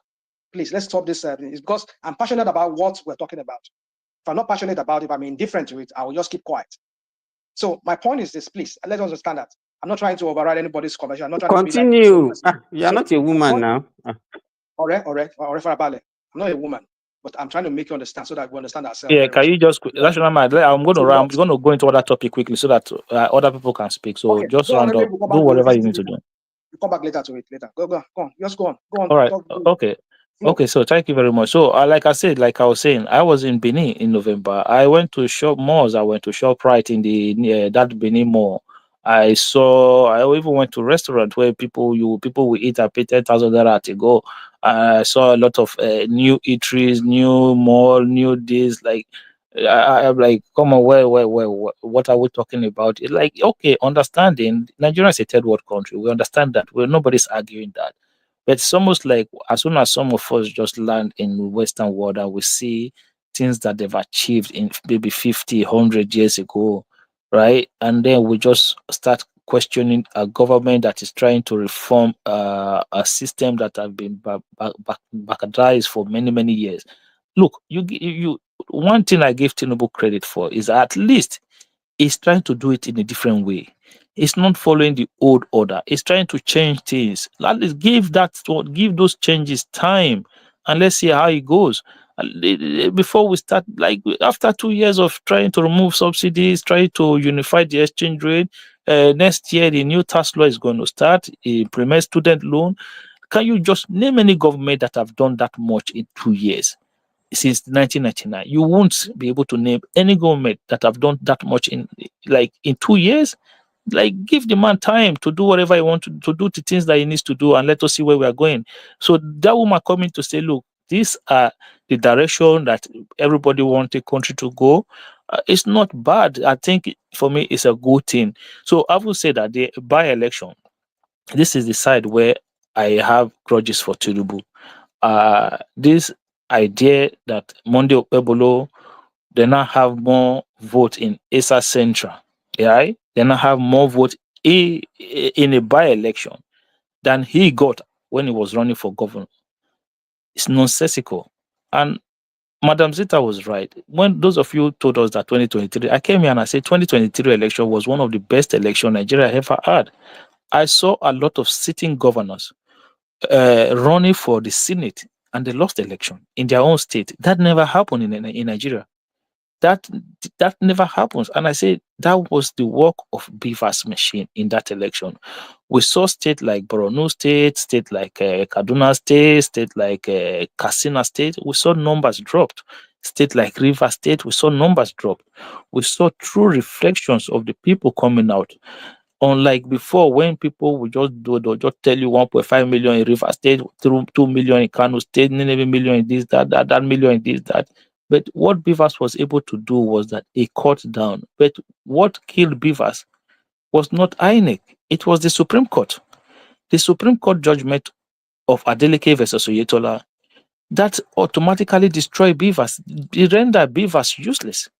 That is why you see that the last governorship election in Edo State, they were able to just do the result the way they did and just say go to court, because court has come to a point whereby they've put a barrier to the point where by challenging an electoral result in the court of law today, it's almost a waste of time. There's no need, because you'll not be able to prove that you got the right result. Because the idea that you're going to defend every polling unit that you are challenging, you're going to bring a witness if you lost a presidential election where you have over 170 something thousand polling unit, you try to challenge 30,000 polling units and see where you go. Tell me where you're going to get witnesses from. 30,000 people to come to court to come and fight for every polling unit for you, and then they have to bring every Beavers machine to court and turn it on and check for the result. That you will use 2 years to litigate that case, but you don't have even more than 3 months for that. So I think that ruling from that Oshun election was a bad ruling. Even if they wanted to say, look, Adeleke won the election, but the Oshun judgment does not say that Beavers was not to be used. I think that was what they used in the time. No, do you understand what I'm trying to say? It rendered the effect of Beavers was rendered useless, because the idea of Beavers is, if we turn on the machine, it tells us the amount of people that cast their vote, and we can print, which is the backend server, you can print that result out. And if INEC should print a result out of the Beavers machine and sign it, certified true copy, that should have been enough for me to present to a judge in court of law to say, look at the certified true copy of the Beavers machine. Do you understand? That should be enough. Okay. And so, but what judgment rendered it useless? What judgment? Was it 2023? Yes, the 2023 judgment before the presidential, during the president. You remember when Tinubu and Obi went to court? The same time, that case was in the Supreme Court, and the Supreme Court made that judgment in favor of Adeleke, but it was a bad judgment. Not that the judgment that Adeleke won the election. No, the submission of the court to now say that the back-end server that was presented was not sufficient. And in my opinion, that was wrong. If I wanted to know the result of that Beavers machine, print it, let INEC sign it, and if I present that to court, it should be enough to prove that those results were tampered or they were overvoting. That was the whole point of Beavers. That was why INEC came up with Beavers machine, to say if people write result, we'll be able to get the back-end server of this machine, and that will show us the true result. What in a presidential election, all you need is just request for the back-end server result from the Beavers machine and present it to court, and then they tally the result and they tell you who win. But the Supreme Court, maybe those people, they are too old, man. They come up with stupid judgments sometimes. I look, I'm not one of those people who tell you they are corrupt, but I just feel like age is a factor in those court in those judges. Some of these decisions they make, like I think they are out of touch with modern day advancement in terms of technology, and I think this is one of the problems we had. I'm not going to go into all that submission. Thank you very much, guys. Okay, thank you, Akim. So I think we go to the next person here. I don't know. Who was that person here? I don't know. Let me see the names we have here. Simba. I think Simba. Okay. I think Simba came before Adewale. So Simba, you're next. There's no Adewale here now. Is there Adewale on this platform? Yeah, yeah. The prime dot. The prime dot is here. He's the prime now, not Adewale. Who told you Adewale is not? Adewale is here. Yeah, Adewale is here. Who told you But you Adewale are is not the not? one talking now. It was the prime that he was calling Adewale earlier on. No, don't worry, my name will always come up. But don't worry about my name. Yes, that man will always call my name. Him and Sioma. But it's okay. Go ahead. You are so charged. Rational man, you are so charged today that you have been It's talking power. and you never get One man tired. has given him and Sioma little power tonight. That's why they are doing it the way they like. Don't worry. One of these days I will have power. Hello, And I will run this platform one day. A rational mind. I think it's the prime dot. The prime dot is next. Oh, the prime dot came before. No. I'm the next person. Let's No. I'm the moderator. The prime dot. So if you are the moderator, must you not be reshuffling people any way you like? Choma, I beg you. Choma, I beg you. Choma, listen. I beg you. Let's Simba talk. Let's Simba talk. But I want you to understand who came first. The prime dot came, then Simba. But however you want to do it, go ahead. Okay, let the prime talk. I will talk after the prime. Prime dot say okay. Actually, I just came to say hello to old friends. It's been a while I've been on show. Rational Mind, my normal opponent in Banter since 2022. So it's nice hearing from you again. And just to say, you can see our candidate is doing well. The economy is still on track, and things are getting better. It's still on track. You want to pepper Rational Mind body, eh? I just came to provoke Rational Mind. We are still on track, meaning we are economy without power supply, without electricity. Looking at the joke. You know what? Okay, wait, my brother. Let me just say something really quick. I was in Nigeria in July. Guess what? When I go to Nigeria, the first thing is go and buy 100 liters of fuel. I bought 50 liters of fuel. Throughout my stay, 3 weeks holiday, I poured 15 liters in my gen. I did not exhaust 15 liters. 3 weeks. 3 weeks. Just 3 weeks ago. I did not exhaust it because if they seize the light between 2 minutes, I was worried like, what's happening here? So for those people that will always say the country has gone to the dustbin, sometimes I ask them, have you been there recently? Can you see the progress? The second thing I noticed is price of food stuff. When I go to Nigeria, I make it a point to go to the marketplace. I said it last year or so. Every time I go there, I buy food stuff. These things are still within normal person's range. You know what I mean by a normal person's range? Someone that has a job, a normal artisan, a normal electrician can still afford food. Life is not over there. And guess what? When it's time to go to places to enjoy, the bars are still full on Sunday evening. So sometimes I wonder, like, why we are so seriously worried about these people. Maybe the format our friends and family give to us when the normal challenges of life comes to them. Why did you come back? Why did you come back to the white man's country? Tell us. Are you all right, my brother? What's the meaning of that? It's okay. Yeah, why did you come back? If that country is, is that functioning? Tony, Are you trying to tell me you would, Tony? Are you trying to tell me you would just wake up, you will leave your family from in California and You just don't need to answer him You take now. them back. You take The them prime, back. continue what you are saying. You don't need to answer him. No, I've known Tony also for a while, so this is who he is. His second half is Pansat. I've not heard from him in a while, so we know the other people. The country is not going to hell. The country is afloat. We're doing fine, and we'll get to our destination. Every country has its own challenges. There's a new path that the country is being channeled at, and I think Nigeria will get there. Tinubu is really impressing me. He's doing something great. And for Nkosi Nwala also, you see, when people that doesn't have data to local governments. Sorry, just give me 1 minute to interject you, please. Okay, Sorry. my brother, talk to me. Yeah, I'm in Nigeria right now. AO, I 1 went out. minute. AO 1 minute to interject. One second, just let me talk, please. I'm in Nigeria right now. I went out. I bought a beans of 1,000 naira, bread 400 naira. I couldn't finish it. Just to buttress your point, sir. I couldn't finish Why are one. you eating at this time of the day, for God's sake? Not this. I'm telling you in the morning.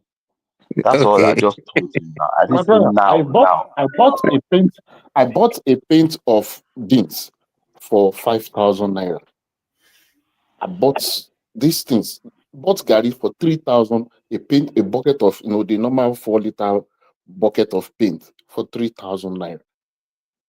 So life is not ending in Nigeria. Hold on. The prime, hold on. You said talk to me. you bought a pint of Gary for Yes, how much? for 3,000 naira. 3,000 naira. When was Yes. this? When was this? Do you want? I said 3 weeks ago. I just came back. You want me to 3 send weeks my ago. flight ticket? You want me to send my? No. It is even 2.5.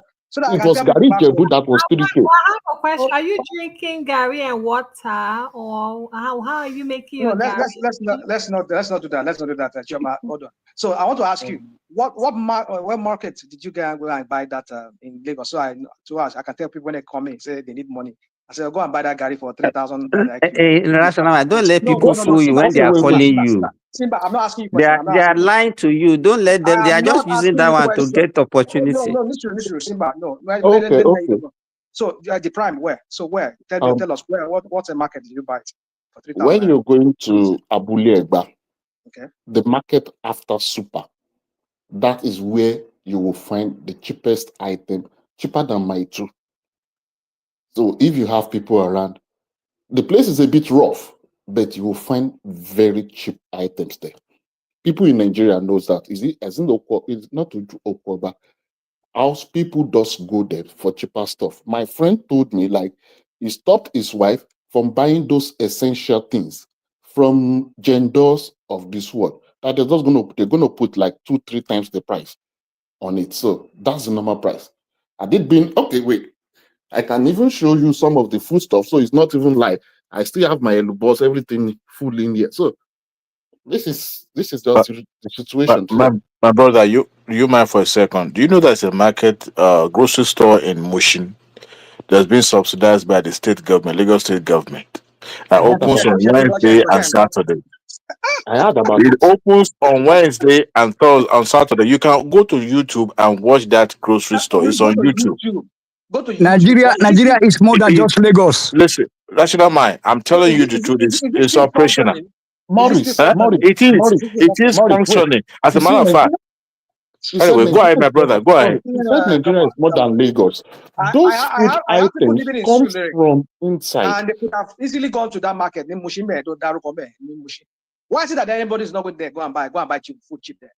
Sanwo-Olu just inaugurated that place not quite long ago. It's functioning. It's functioning. Rational mind. Don't be too pessimistic. It's functioning. You haven't been to Nigeria too long. Maybe the kind of Nigeria picture they are painting to you is what makes you to be talking like this. I'm telling you. 1,000.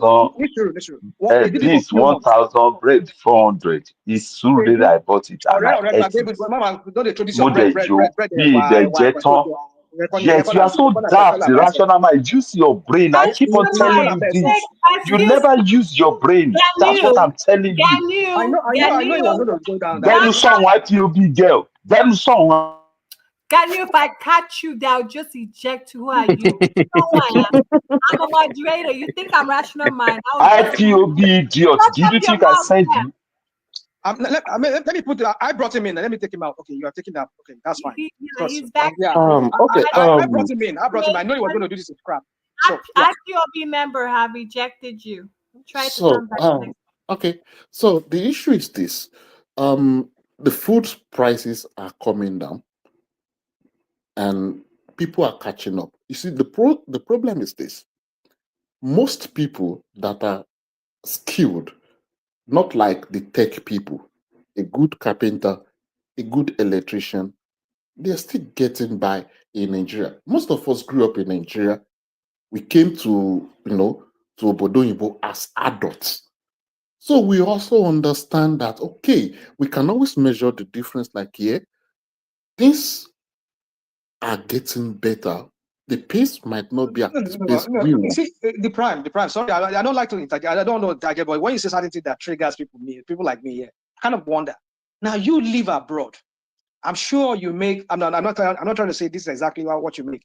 Anybody here in America, at least the minimum you make every month, like $3,000. Let's just say that's the minimum you make every month. You know how much that is? You're a liar, man. You're a liar. You're a liar, man. Which $3,000 minimum? What are you talking about now? No, you cannot talk. You cannot lie and say you cannot. Can you talk? Oh, what do you mean $3,000? Come on, man. Stop it. Can you allow me talk? What's your minimum wage? Can you allow me talk? Can you allow me talk? Please, I beg you. Let me talk. Okay. I said I'm with you. For some people, the minimum they make probably is $3,000. Yeah. Right? Am I speaking out of Yeah, context? I'm with you. I'm with you. We're making. So I don't know what is our friend that from Ireland that lives in Europe and telling us that he lives here in America. You are lying. Now you readjust it. Some people. Now you say some people. Like before you didn't say some people. You just readjust it. What is wrong with Akim now? Either I said some people. I said here the minimum people make here. I said $3,000. So what don't you? Yeah, you cannot say the minimum people make. You say the minimum some people make. Yeah, it's okay. People go on this your tangent. You all like to do this minute things. You have to like pinpoint on everything. Akim, let me listen to what Rational Mind is saying tonight. Yeah. Okay. Now my point is this. Now you make this money. You go to Nigeria. You're able to afford stuff. Now you buy Gary for $3,000. $3,000. Now you buy protein like meats and other kind of a thing. Or except you people like your APC, you say you must chop meat. Say maybe you don't say maybe people should not chop meat. You should not eat anything protein. You should be eating gari and go and buy But my point is this: somebody earning 50,000 naira or let's just say even 70,000 naira every month. Inside that same money, you will pay light bill, at least nothing less than 20,000 naira light bill from that. Let's just assume. Now, you remain 50,000. Rational man, let me interject you. Nobody, it cannot pay somebody. Wait, now you said when somebody is saying certain things, you protect. Let me say this because it's not even you are also interjecting. You can't keep me shut up now. Let me land. I have. You cannot land because if you are giving us figures that are not correct, somebody that is any 70,000 cannot pay like you or 20,000. You want to land or lie? Simba, hold on. Let me hear Rational Mind out. Let's You just want to chop off all the money to make everything to look unrealistic. That's what you mean. Rational Man land or lie now. Land or lie. No, Akim, I don't do lies.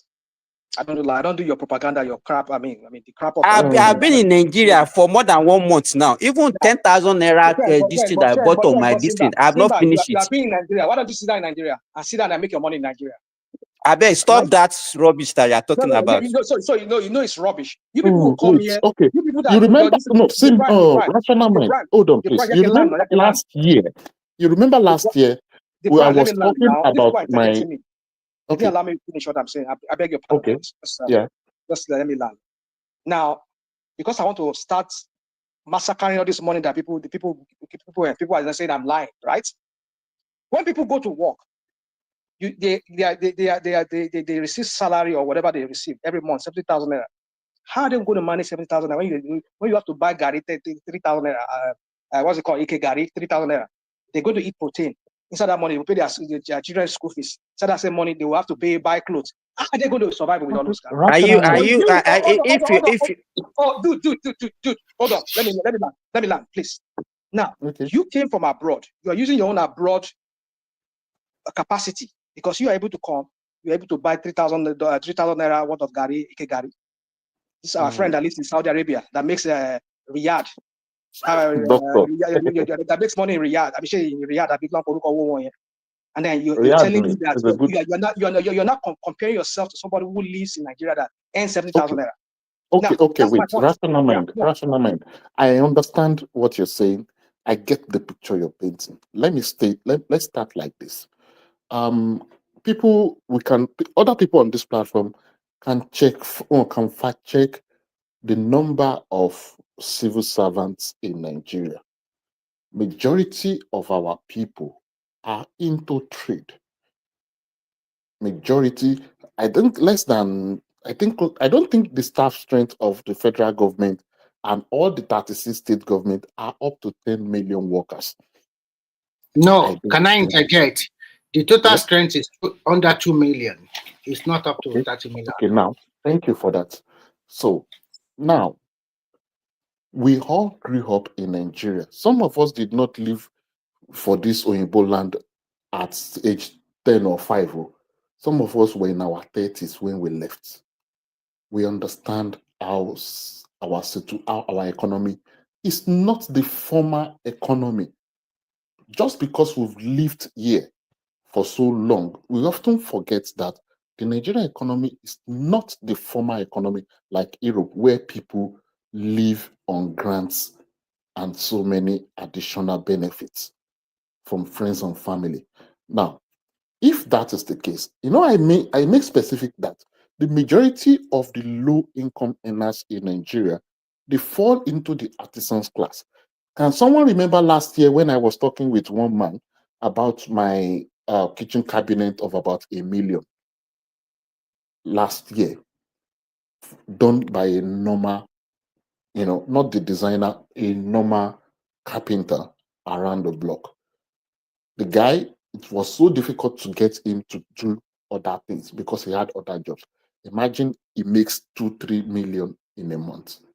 Bro, sorry. The one that did mine, it took him nearly 3 months and he did rubbish there. Nearly 3 months to do a kitchen cabinet.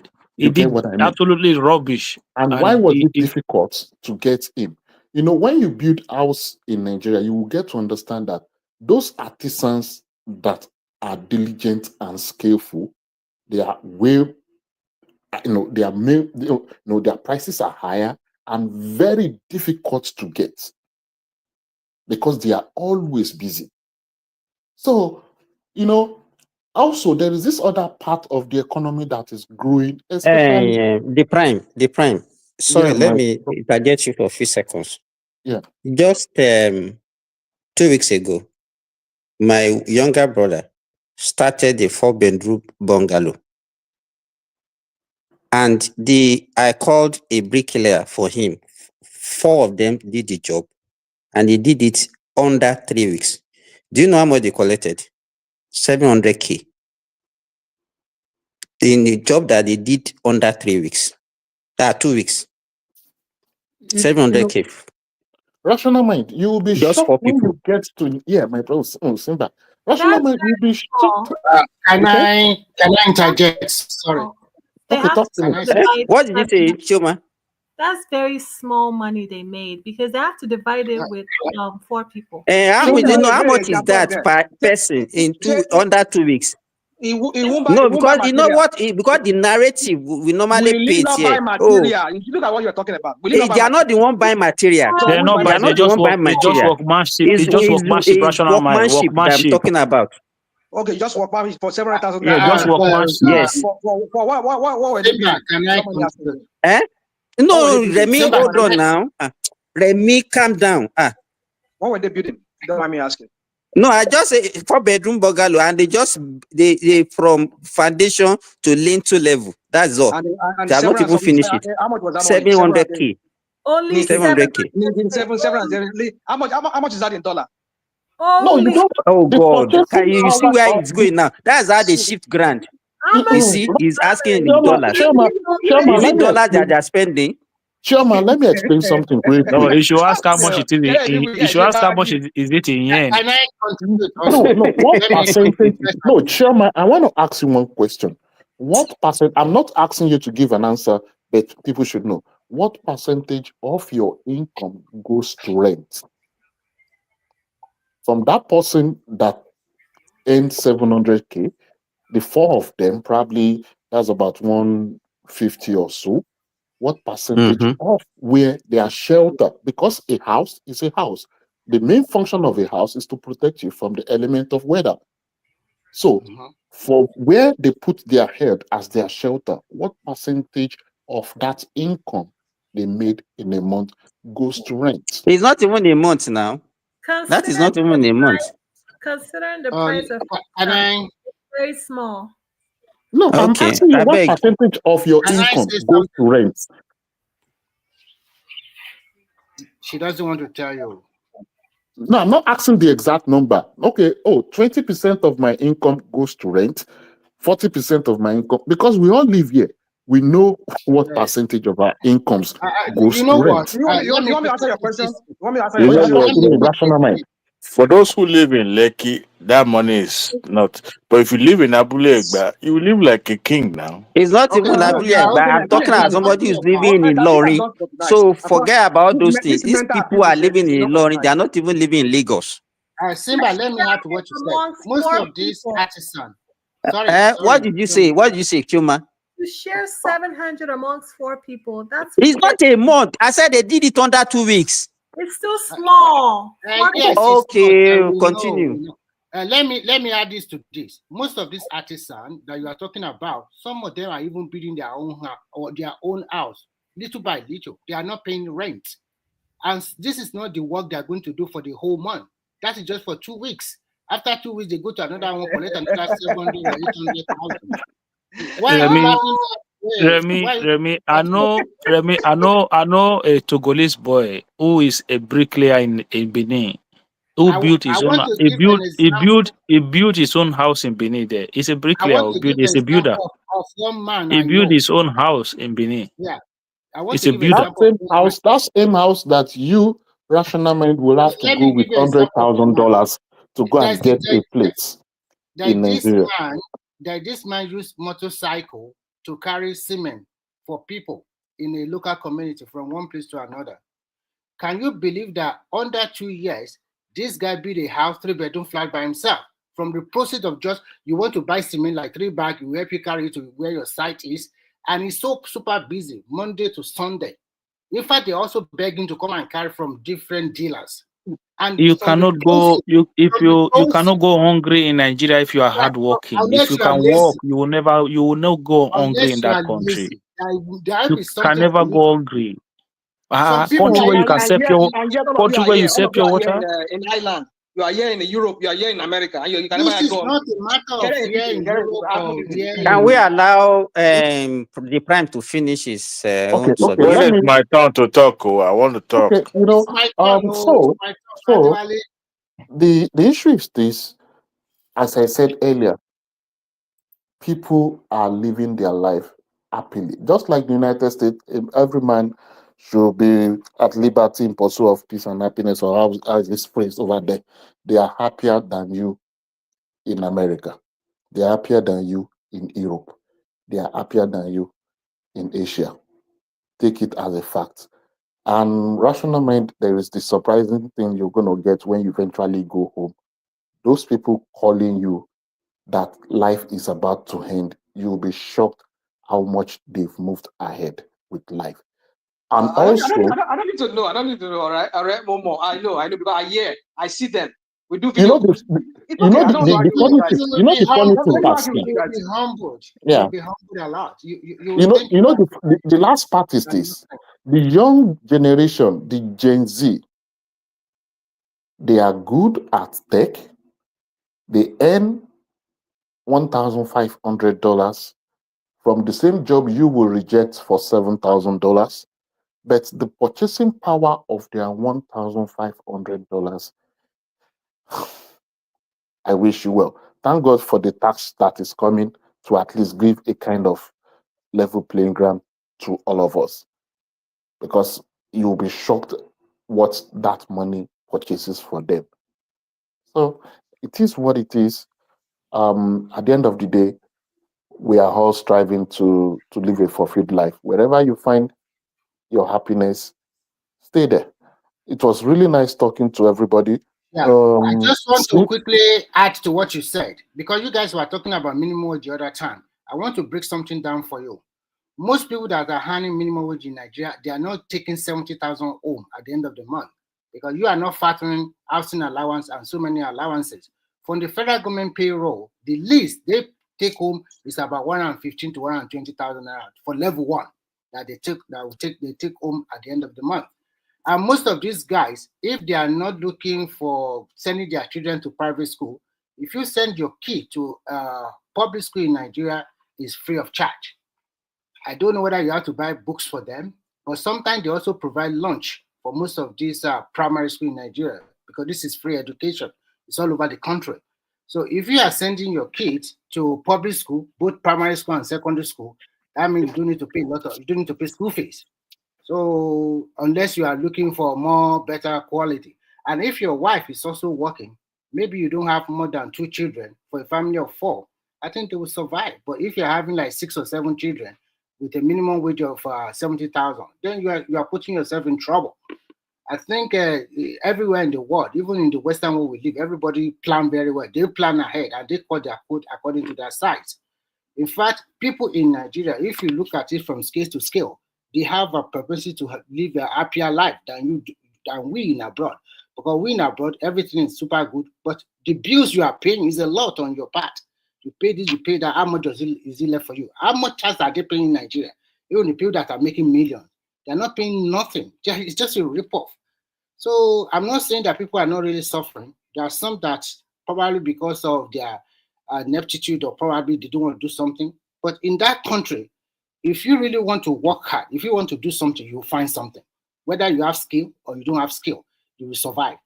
But some people like to complain. Some people like to look at the negativity aspect of life. Let's check Western world. If there is no small benefit they are giving people, how do you expect them to, even the benefit, is it enough for people to survive? Remy, I thought you want to interject. If you started your submission. Okay, you can go on. Okay, I stop here. Simba, you just start your own and let us just continue like that. Okay, so me, I want to start from the result of the by-election on Saturday. You know, when we are talking on this platform and we are telling them that the reality on ground, I could remember, Adewale, you can testify to what we discussed some few days ago, telling them that what they see online is different from what is on ground. Oh no, APC is rejected. In fact, nobody will vote for APC. Now you can see the fact on the ground now. Whether you like it or not, whether you say it's a rubbish election, whatever, that is the best we can offer. And that is what people still voted based on their conviction. You see? And so I don't know where people are getting this feeling. And you look at the so-called ADC, the so-called coalition of the confused politicians. You now see them. Can you imagine El-Rufai that is part of the ADC people that is claiming to be part of ADC campaigning for SDP candidates in Kaduna? Obi that is still saying that, oh, he's one leg out of Labour, campaigning for ADC candidate, and that is what all of them are doing. And you can see when we are saying that all these people, they don't have political relevance. Again, they say, no, if El-Rufai started campaigning in the north now, he will get this. Look at him now. What did he get in Kaduna? Somebody who just left just 2 years ago, a governor of 8 years. Even Obi, he lost in his constituency. Hold on. To Abga. Madam Zita, your camera is on. Continue. So that is, you know, this one, me, I will just look at it as like a midterm election that we used to have in America. And that is what you are going to get. And then the next thing that they will say, hey, is rigged. Is because they rigged it. They force people vote by. And that is the same story that we're still going to hear in 2027. And that is the reality. So if anybody comes and say, somebody rigged the election and they are buying votes for every election in Nigeria, whether you are in the opposition or you are the ruling party, that is the best we can offer, and that is where we are. So we can't say so. That is the fact. So you should take it on whether you like it or not. Anybody that doesn't like what is happening, you should go and work transformer. Then this habit of now, I saw a trend. Could you believe that this lady, this Ibom here, something? Look at what is happening in Nigeria now. Everybody is cutting that lady. I saw one video that one guy said he's going to sponsor her to Qatar and he's going to follow her to Qatar to go and do what in Qatar, for God's sake. Now, because they have exposed her breast and everybody is now falling for the breast and everybody is cutting her. It's cutting her, and that is what we. And sometimes when we say Nigerians don't even know what they wanted, once somebody that's Simba, she supposed to was be offered a salary of, I think it's 500 or 700,000 every month for doing nothing, what? for doing For nothing. nothing. Yes, now Adewale, is that not the same way they promoted the Chizoma, the one that fought Jam results? Is that not the same way they promoted that one that said Lagos is thinking? We promoted bad things, but we will now be blaming our leaders. Say, why are they doing this? Why are we as Nigerians, what are we promoting? What has she done to deserve all those things that they are doing for her? And that's what we do. That is our society for us. Simba, the leaders, where do they come from? Or did they not come from the same place? They come from the same cloth. Akim, can you see? I've mentioned 3 examples now. Chizoma, I've forgotten Raya, and this whatever they call her name. Look at what Nigerians are doing. I don't know why they didn't promote Oshomole. Instead, they gave him the other. You see, they didn't promote Kwam. They give him nobody's calling for Kwam to come and receive 500,000 every month. It's nonsensical. What is going on in that country? It's not like the government has their own, but the people. It's because the orientation has been messed up. It's not the orientation. It's not the orientation that is messed up. Okay, is it listen. It is you and I who now live in the Western world who think we know more than we should know, right? That is the problem. It's almost like once they take a position, we celebrate stupidity. It's almost like exactly. Akim, I want to ask you a quick question. Why is it that diaspora, they are the ones that know that Nigeria are hungrier than the people even living in Nigeria themselves? No, let me give you answer to that. Let me give you answer to that. It's validation. It's validation. Let me say this. I will allow you to talk, Akim. I will allow you to talk. Some people, they use that one to justify their decision to leave. Hearing bad news about Nigeria reassure them that they made the right choice to japa and not to stay back. Some of them is superiority complex. Let me finish, Akim, you will talk. Some people, by the time they hear bad news in Nigeria, they see themselves as being superior. Oh, now at least I've taken the right decision, so I'm no longer part of them. And wherever I am now, whether they are suffering or not, they will now be using that one to justify whatever. No, because I discovered that Nigerian diasporas actually is not as if they hate what is happening in Nigeria. They just like all those bad news to justify their action. That's just what I can feel about them. They just like it. So Simba, if I set up a platform today, right, and I start to say some stupid things about the government, say bad things about the government, criticize the government, and just praise Obi, do you know how quickly that platform will grow? You are right. It's part of it also. Do you know if that platform will grow so quick, it will be unbelievable. But if I create the same platform and start to encourage Nigeria, listen, I will just be like, but there 1,000 followers you will not see, 2,000 followers you will not. I think also, a lot of this thing is hustling. A lot of this thing is hustling. People just hustling. I think it also give them comfort. It give them comfort since they are not directly affected. When they see bad things happening in Nigeria, they are not actually directly affected. They are not suffering from the consequence. So that bad news give them some comfort. Say, no, thank God, me have escaped. Though. It gives them comfort, and that's why they promote all those things. Remy, where is the girl that said No, that Simba, Zita. Okay, I thought it was Remy that was speaking the other time. That said somebody said Lagos is thinking. Where is the girl? It's me. Where is the girl? The girl She's is still on there. suspension on youth on national copper. 2 more months added You to see, her. the way Nigerians speak sometimes and the way they support things and fan at things is actually ridiculous. You see, whenever I remember that thing that girl said, I will laugh. It shows her naivety. Big cities actually stink. Go and check your record.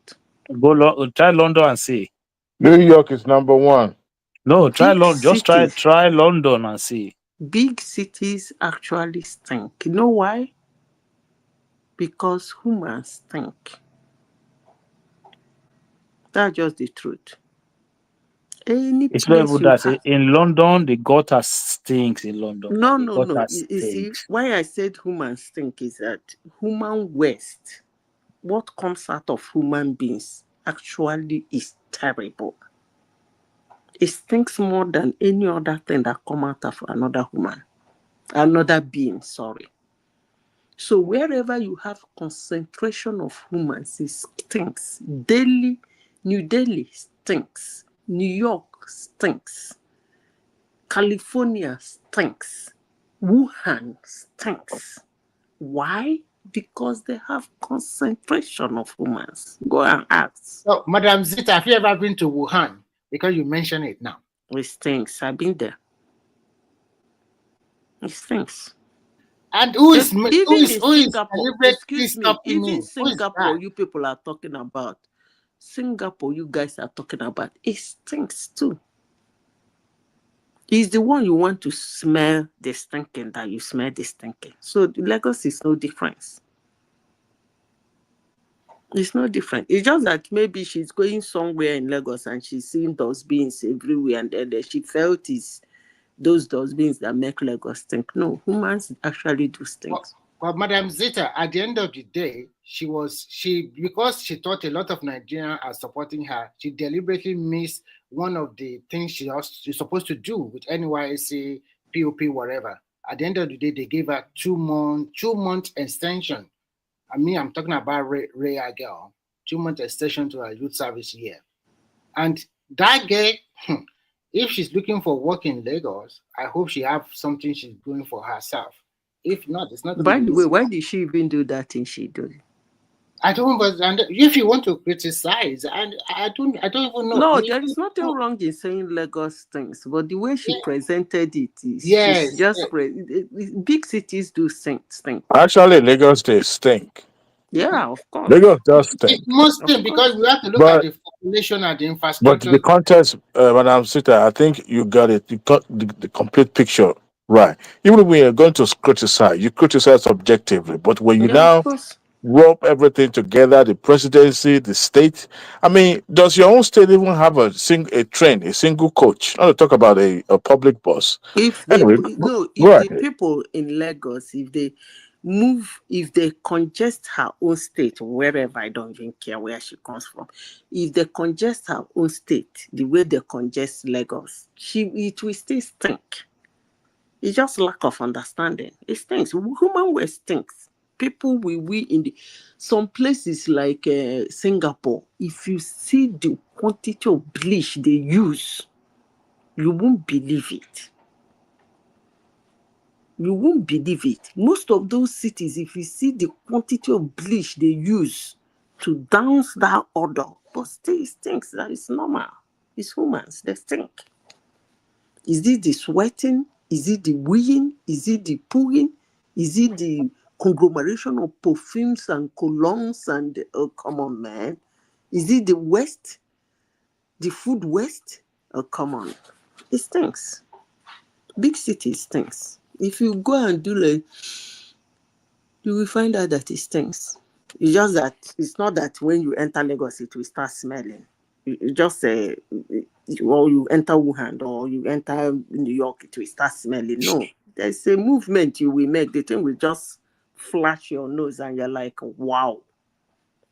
Big cities. I don't know why she did that. Maybe she's naive. She felt she wanted to insult Lagos. I don't know. Nah, it's like Nigeria So drives us. sometimes they Okay, like to so chase clouds. exactly, she just start cloud chasing. That's what she's just doing. Let me just say this before I will hand over to the next person. Earlier on, when Maurice was talking, he was talking that wasn't Maurice. Somebody was saying that our traditional rulers should stay away from politics. Blah blah blah blah blah blah. Is that realistic? Is it really Yes, possible? yes, it is. It's not possible, Let me Zita. tell you. Let, Hold let, on, let, let, hold I have on, a reason. hold Okay. on, hold on. A traditional ruler is a Nigerian. Is a citizen of Nigeria. He personally has the fundamental human right to support anybody he wants to support. I said he.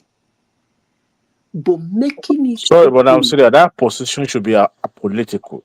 No, wait now. Understand me first.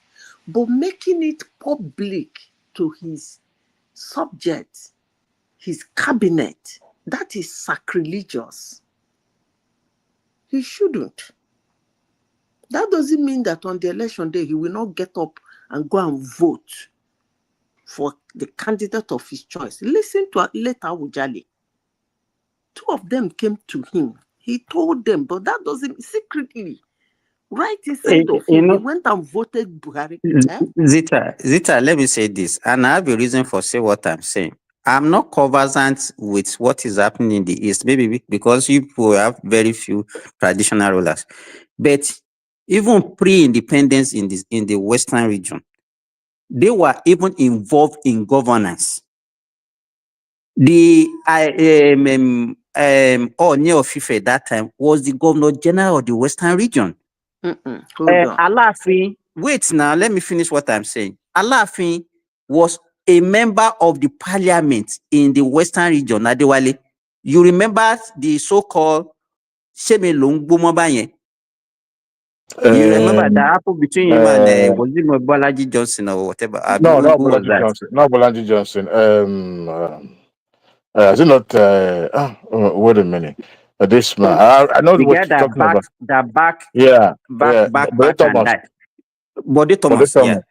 Thomas. Eventually he was removed because of that incident from the member as a member of the This thing you parliament. people said about Bolaji Johnson, my former colleague in Nigeria, died a week after his wife died. Hi, they just called me last week to tell me. So He's what? from Lagos. All He's right, from Lagos State. Dr. Simbad, 1 second, if you don't mind, before you guys go too far. Hey, my friend, how you there? I did. Madam Zita, I've not been to Singapore before, but I think there's an exception to what you're saying about big cities. Tokyo does not stink at all. Where Does did not you get stink. that one from? I got from my experience of You going to never Tokyo. waka now. When you I waka, you go waka. no That's what, saying the actually, stink. I waka. I run. Trust me.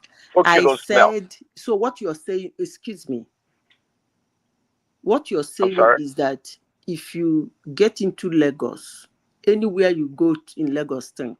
It's not everywhere in Lagos that No, stinks. hold No, on. see, I know what. listen. Hold I'm not on. making that argument. See, Hold Lagos. on. See, Hold on. I know why I asked him that question.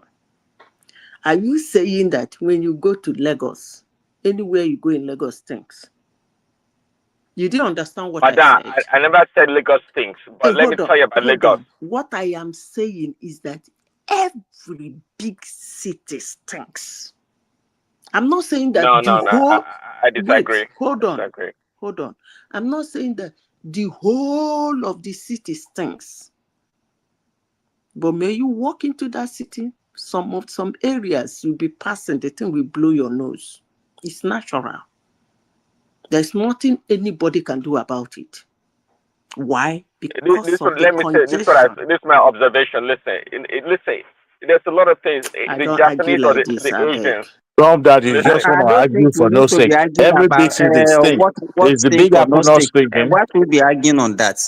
But why I I don't don't even know even know why why he's this arguing on it big cities in the stink. first place. There's no We should not be argument wasting about our that. if time you on guys allow whether me to cooking talk, stink or not. There is no I didn't. basis for the argument. Sorry. No, there is How basis. many You New said all Yorker big cities criticize stink, New There and York is for there's no an basis stinking? exception for the to the rule. argument. Look at Tokyo what Look, I doesn't stink. said. I repeat Okay, we myself agree with again. Trump, you. We Trump agree. Every daddy big city stinks. I'm stink. not That's a saying fact. that the That's a highbrow factual areas, statement. the airport, the beautiful areas stink. No, that's not what I'm saying. But every big cities, Ikoyi does stink too. It stink. It stink. period. Well, you can't make that general statement that no, that's incorrect. Well, Hey, let me Trump make Okay. a daddy, point. Trump daddy. Let me land. Well, let me finish my this thing. Whether if anywhere is not stinking or stinky is not even none of my business. So I don't know what that one will offer us, whether Tokyo stink or doesn't stink. What I'm saying is this: if you look at Tokyo the of all basic of our places. tradition, Now this guy go kill me with laughter. Tokyo of all places that Simba, has carry on. Simba, number carry on. one of the so what highest I'm saying, concentration area. if you look at the genesis of our traditional rulership, is it's all about politics itself. So there's no way we can divulge them from politics. In Yoruba land, there's no way even getting that position is political. So for somebody to come and say they should be apolitical, it's not possible.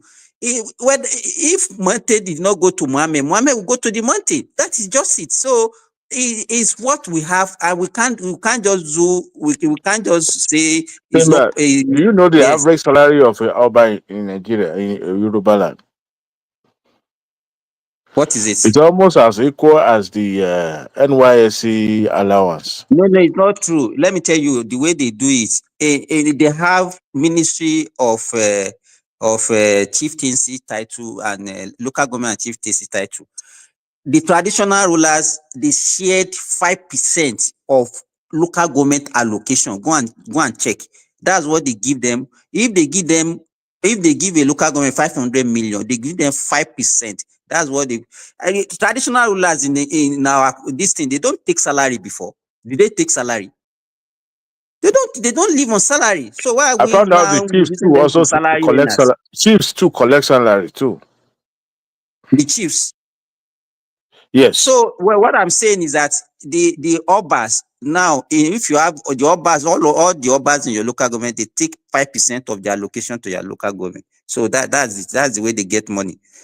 And majority of them is not even what that's not what they are earning. They have their own businesses. Traditionally, we don't pay traditional rulers in Yoruba. I don't know every other place. They don't get paid. So I don't think all this one that we are saying that they should stay away from politics, it's not going to be possible, because even they are getting to that throne is political. So thank you. We can move to the next person. I am the next person. There's no other person other than me. Anyway, tonight has been a night full of both bears. So I won't stay too long, because the likes of Trump Daddy and the rest will start coming in and then injecting their God knows theory. Anyway, speaking of our revered economist of our time, Dr. Ngozi Okonjo-Iweala, one of the best products ever come from that country. And I'm kind of amused that some of these small-minded people would go after that woman simply because of what she said after our meeting with the president, Tinubu. I don't know. People are just the likes of Akim earlier was preaching to the pessimist, rational mind. Or should I call him? I'll mention him. It doesn't matter anyway. He runs this show. And Alex, look, you are preaching to somebody who is blinded and would not want to see, even though they know for a fact that we've had years of decadence in our society, in our economics, and we now have for the first time in this democratic dispensation, a politician who also knows what he's doing, who has, been in the public office and know how to navigate this multi political scene. Because no matter what decision you take in Nigeria, you have to be very deliberate and calculative about it. And we have a president that is being fought from left and right. He doesn't even care. He doesn't need anybody's acceptance. He's 73 or 74 years old. He's focused. His time on earth is on a countdown, and he's doing what he needed to do. But one thing he would not do is to subject Yoruba land into this, beggy. No, he will do what he needed to do so that he can lay a very good foundation. The governors can attest to the fact that for the very first time, we now have government that doesn't have to beg to pay for salaries. And he's doing great. But you see, people know every step, and all the contestants during the last elections, none of them have any serious alternative solution to what the man is proposing. And they know for a fact all of them agreed to remove subsidy. I mean, subsidy was even removed. It was removed. There was no provision for it. The continuation of that subsidy, what Tinubu stood against, and that was where all these rural value coming from. By the way, people talking about Nigerians are poor and not doing economically well. Look, if you continue to adjudge Nigeria through the prism of your environment, your immediate environment, you're going to miss it. Yesterday, on the 18th of August, in my hometown, we had a celebration, something like a replica of Judeoba, and it started last year. This year, we did the second edition. And I was looking through the videos that was being sent on social media, and I was like, wait a minute. So you mean to tell me, say, this little town can organize something like this? And I can imagine the level of economic activities that will be taking place in that hometown. Well, you can say that it was anchored by the sons and daughters of that town in diaspora, but people in the local in that town will be the one to benefit because they are the one at the receiving end. And they all came out. Somebody said, "Oh, the locals, you'll be surprised what they've achieved." Because look, whether you live in diaspora or you live in Australia, I don't even count Australia as a part of this earth. They're probably in another continent, another planet. It doesn't matter because people back home are even doing exceptionally well, more than you that lives in diaspora. So all those bogus story about urgent 2K, 3K, it's a lie. They are all doing very, very well. And if you are going to, look at their situation through the little pounds and dollars you are earning over here, my brother, you are going to miss it because the purchasing power of 1,000 naira or $1 that you send to them means a lot and it goes a long way. And I was saying earlier that Lagos State was in partnership with, I think, Niger State or sometimes ago when that grocery store in Mushin was open. They modernized it because it was an air-conditioned kind of, what you can call a local market. And if you go there, the items, the produce that you will buy there will be at the subsidized rate. What do we call that? And people can go there and do their shopping. People are still eating, they're doing okay. It's just that, sometimes when we have a shift in economic trajectory, people always whine and it takes time to readjust and to recalibrate. And for the first time in our country, we now have an administration that is dead serious, doesn't care about the noises. In Yoruba, they said, "Ariwo ma pọ̀ lẹ́dẹ̀ àdọ́yọ̀," and that is the ideology of this administration. They don't care. Okay, that is that about that. However, speaking of the by-election that was conducted recently, look, when I started seeing the result of the elections in various states, I think almost 12 states, I was not surprised because this same scenario played out in a state like Edo State, and also played out in Ondo State. Despite the noises and all that, People still voted APC, and what does that tell you? It tells you that politics is about grassroots movement. Nobody It's voted not about. APC. Nobody voted APC. Mama Parotarayin. Who voted APC? You see, You you know, talking back of it, rational then man, who are the people that voted and APC? now here's the Who are the thing: people that voted you APC?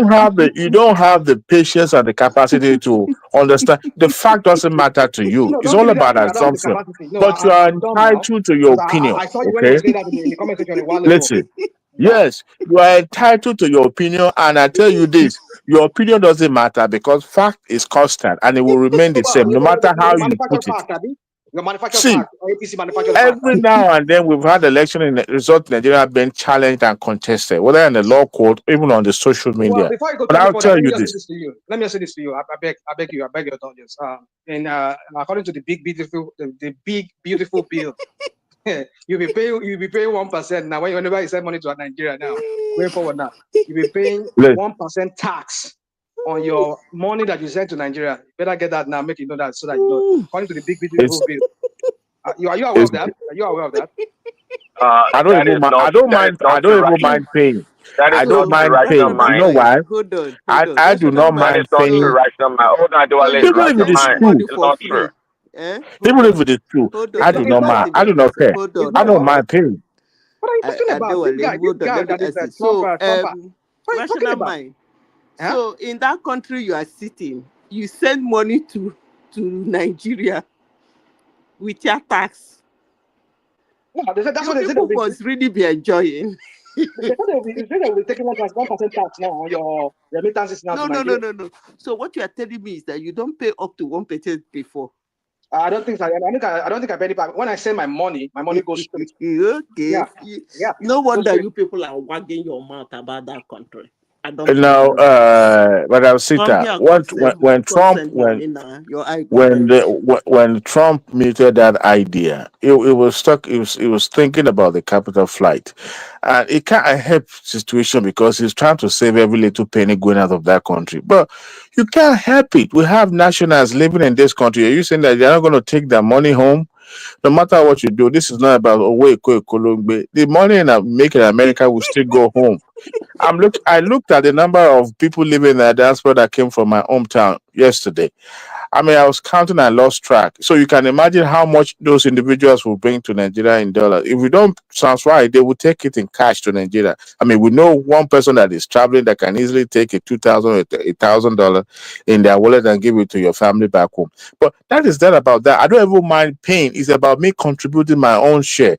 That has the price to pay to help my country stabilize economically, why not? I will gladly do it. But you see, when we are Actually, the completely way I do it, this place blinded take and easy. The only and thing is that you tell them to open a dorm account. It makes it easier for here. But otherwise, if this type this guy we is talking always about is find a very, way very heavy. we always find a way around this. It's just that at some extent, I mean, our people will start 1% exploiting and you one are another. crying. You are I funny. don't even mind if it is 2%. I don't mind, but that is that about that. And the election, because I was making comment, I don't want to take much time. The election has gone, came and gone. But you see, even if all what the likes of the naysayer or the pessimist want is, oh, as if APC had lost that election in those various states, ah, they will be bringing out drums and singing on the street. In fact, they will be more louder on the social media more than anything. They believe so much in those empty noise on social media. And I always say, for everyone, and I mean, every 10 Nigerians, I mean, every one Nigerians on social media, there are 10 of Nigerians that does not even have account on social media, and they live and they know what's going on in that country. When I hear the likes of Rufai, Adewale, Rufai, 1 second.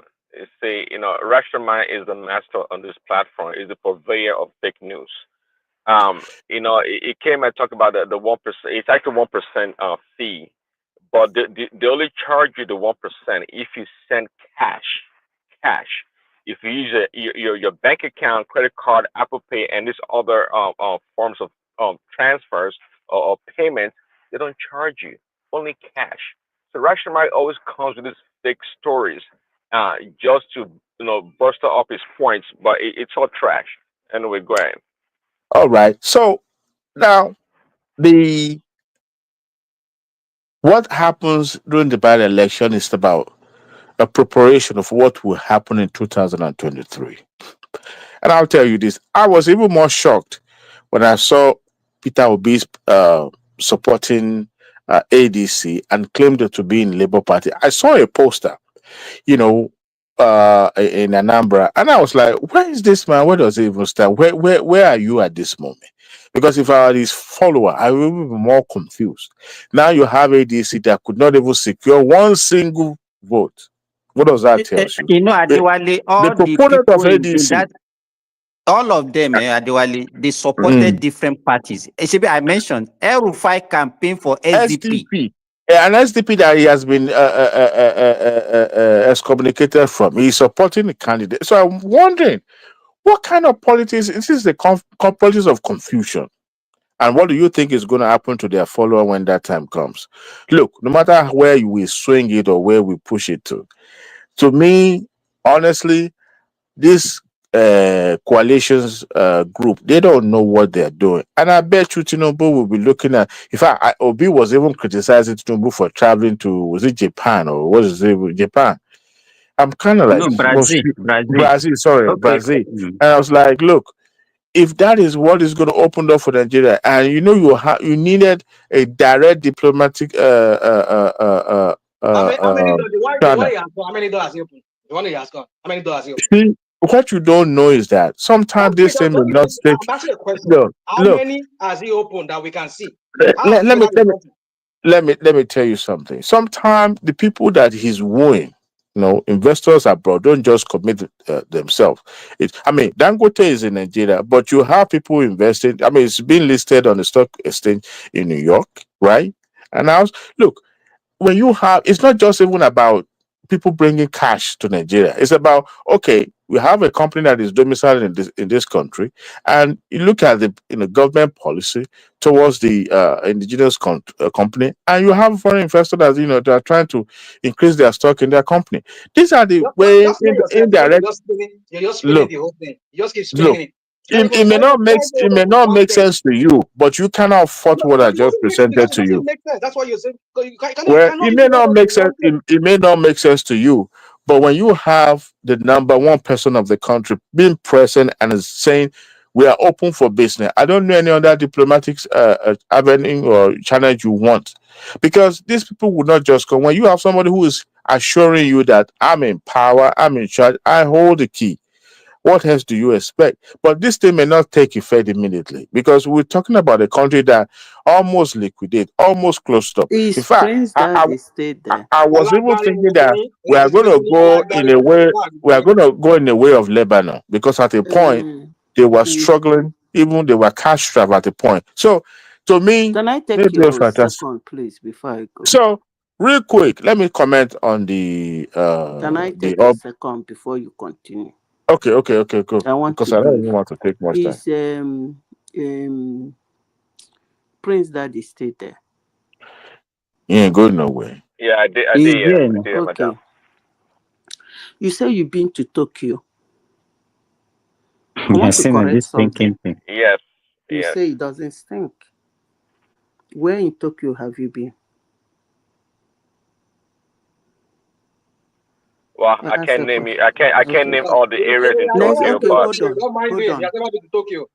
Wait, let me correct something. Next time you visit Tokyo, go to Shibuya. You see, you can't mention. I didn't say now. you can't mention one area and tell me Tokyo is stinking. Said big cities stink. I'm trying to correct something. Well, there's small cities stink too. Hold on now. Come on. Let me finish. I brought back the topic.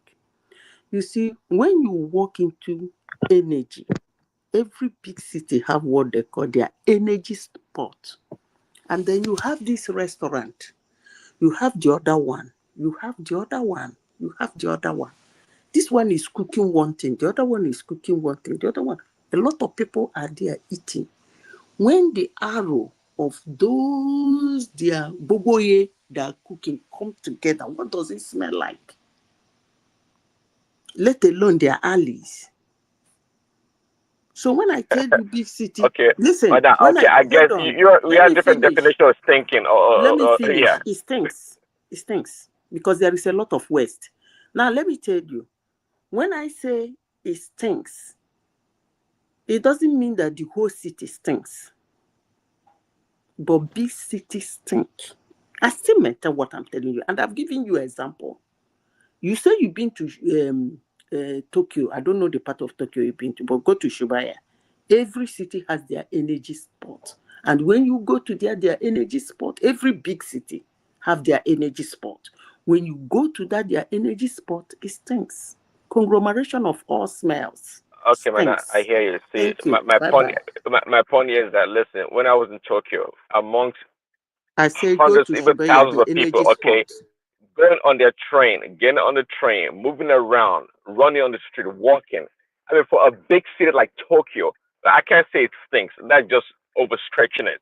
Like a big city like that with a lot of people compared to New York or Lagos, it don't even come close. Maybe To me, you if need you to go ask and me, ask questions. if you ask Maybe you me, have to go and ask, why do they say big cities stink?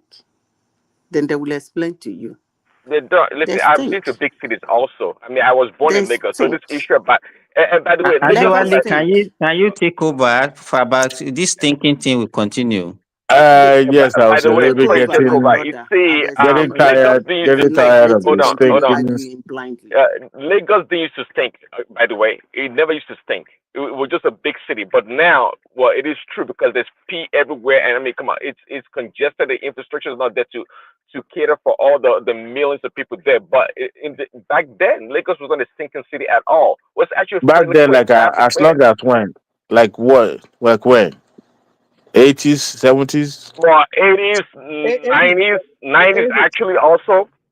You depending know, on where so you're I'm not living. saying you can go I to I beg don't know you. Jugular or Mushi. Maybe that place stinks, but I don't know. But in general, Lagos didn't stink like that. Not Okay, like you don't let me let me go to let me Ikeja and it just stinks. No, not at let all. let me round up because I don't. I've been taking too much time. So, look, I watched a video, audio visual interview of the current Alaafin for Oyo, granted to BBC, and he was very, very forefront about some of those rumors going on the social media, and was very particular about the prominent about like the Alaafins and the rest, and I would say he denied any rancor between them, and I have serious reason why there should be any fight between them anyway. Each of them doing, they're on their own lane.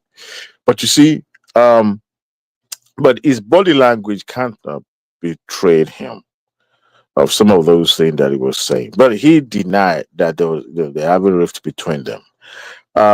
I don't think he needed it. And I said earlier when Sima was talking, I said, Obashi position as a traditional custodian of a tradition.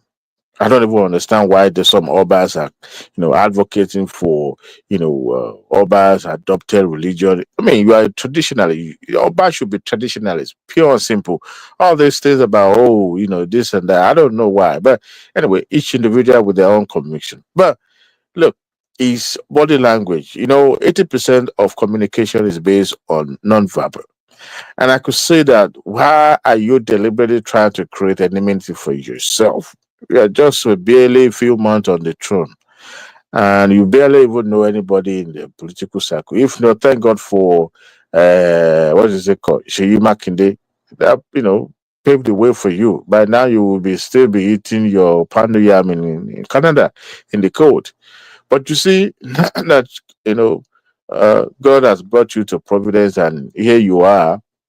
I don't think if I were him, I would even embrace the likes of Oni. Not like uh, Dewale, hold on. Let me say something.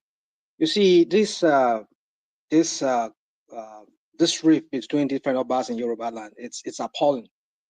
I remember during the lockdown. You continue. I just want to say this. During the lockdown, if you remember, when you see this Ojaja, what boy you. Many of us they really disrespect that guy a lot. I don't know for whatever reason why they disrespect. Maybe because he's younger. Remember the Oba of Lagos, the disrespect yeah. he gave him when other Obas were standing up, were greeting him. said he was not going to stand up for him.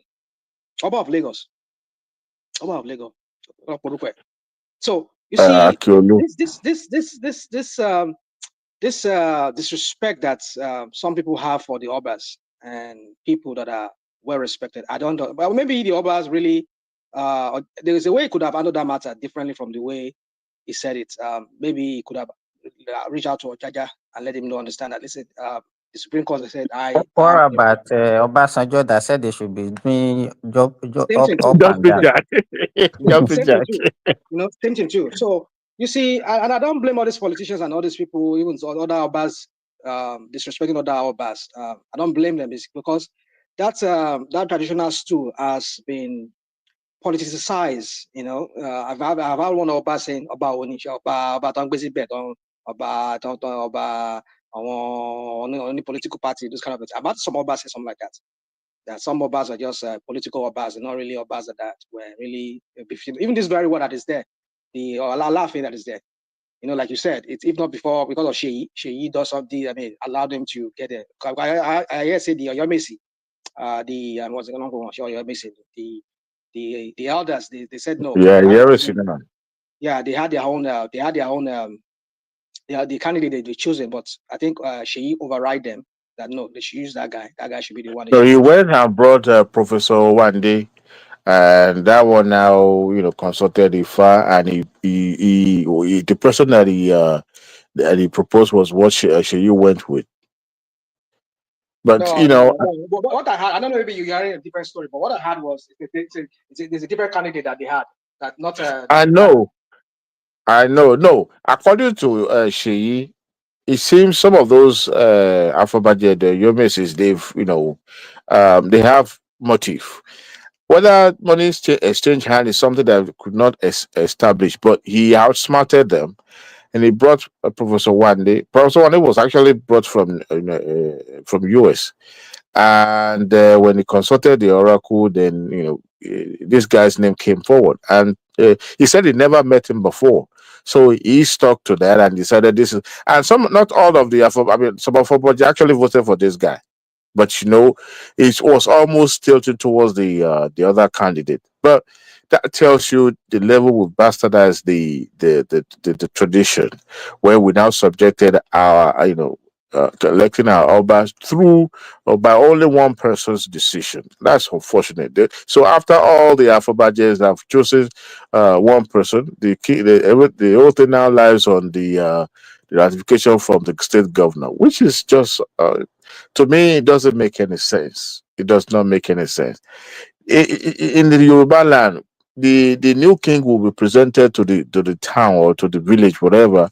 If they do not want him, they will make their voice known. And if they want him, you will see the jubilation, you will see the acceptance, even though you still have some level of resistance, but it won't be that much.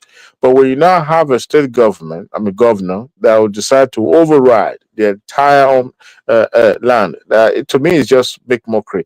And speaking of those about being elected, so what would be advised about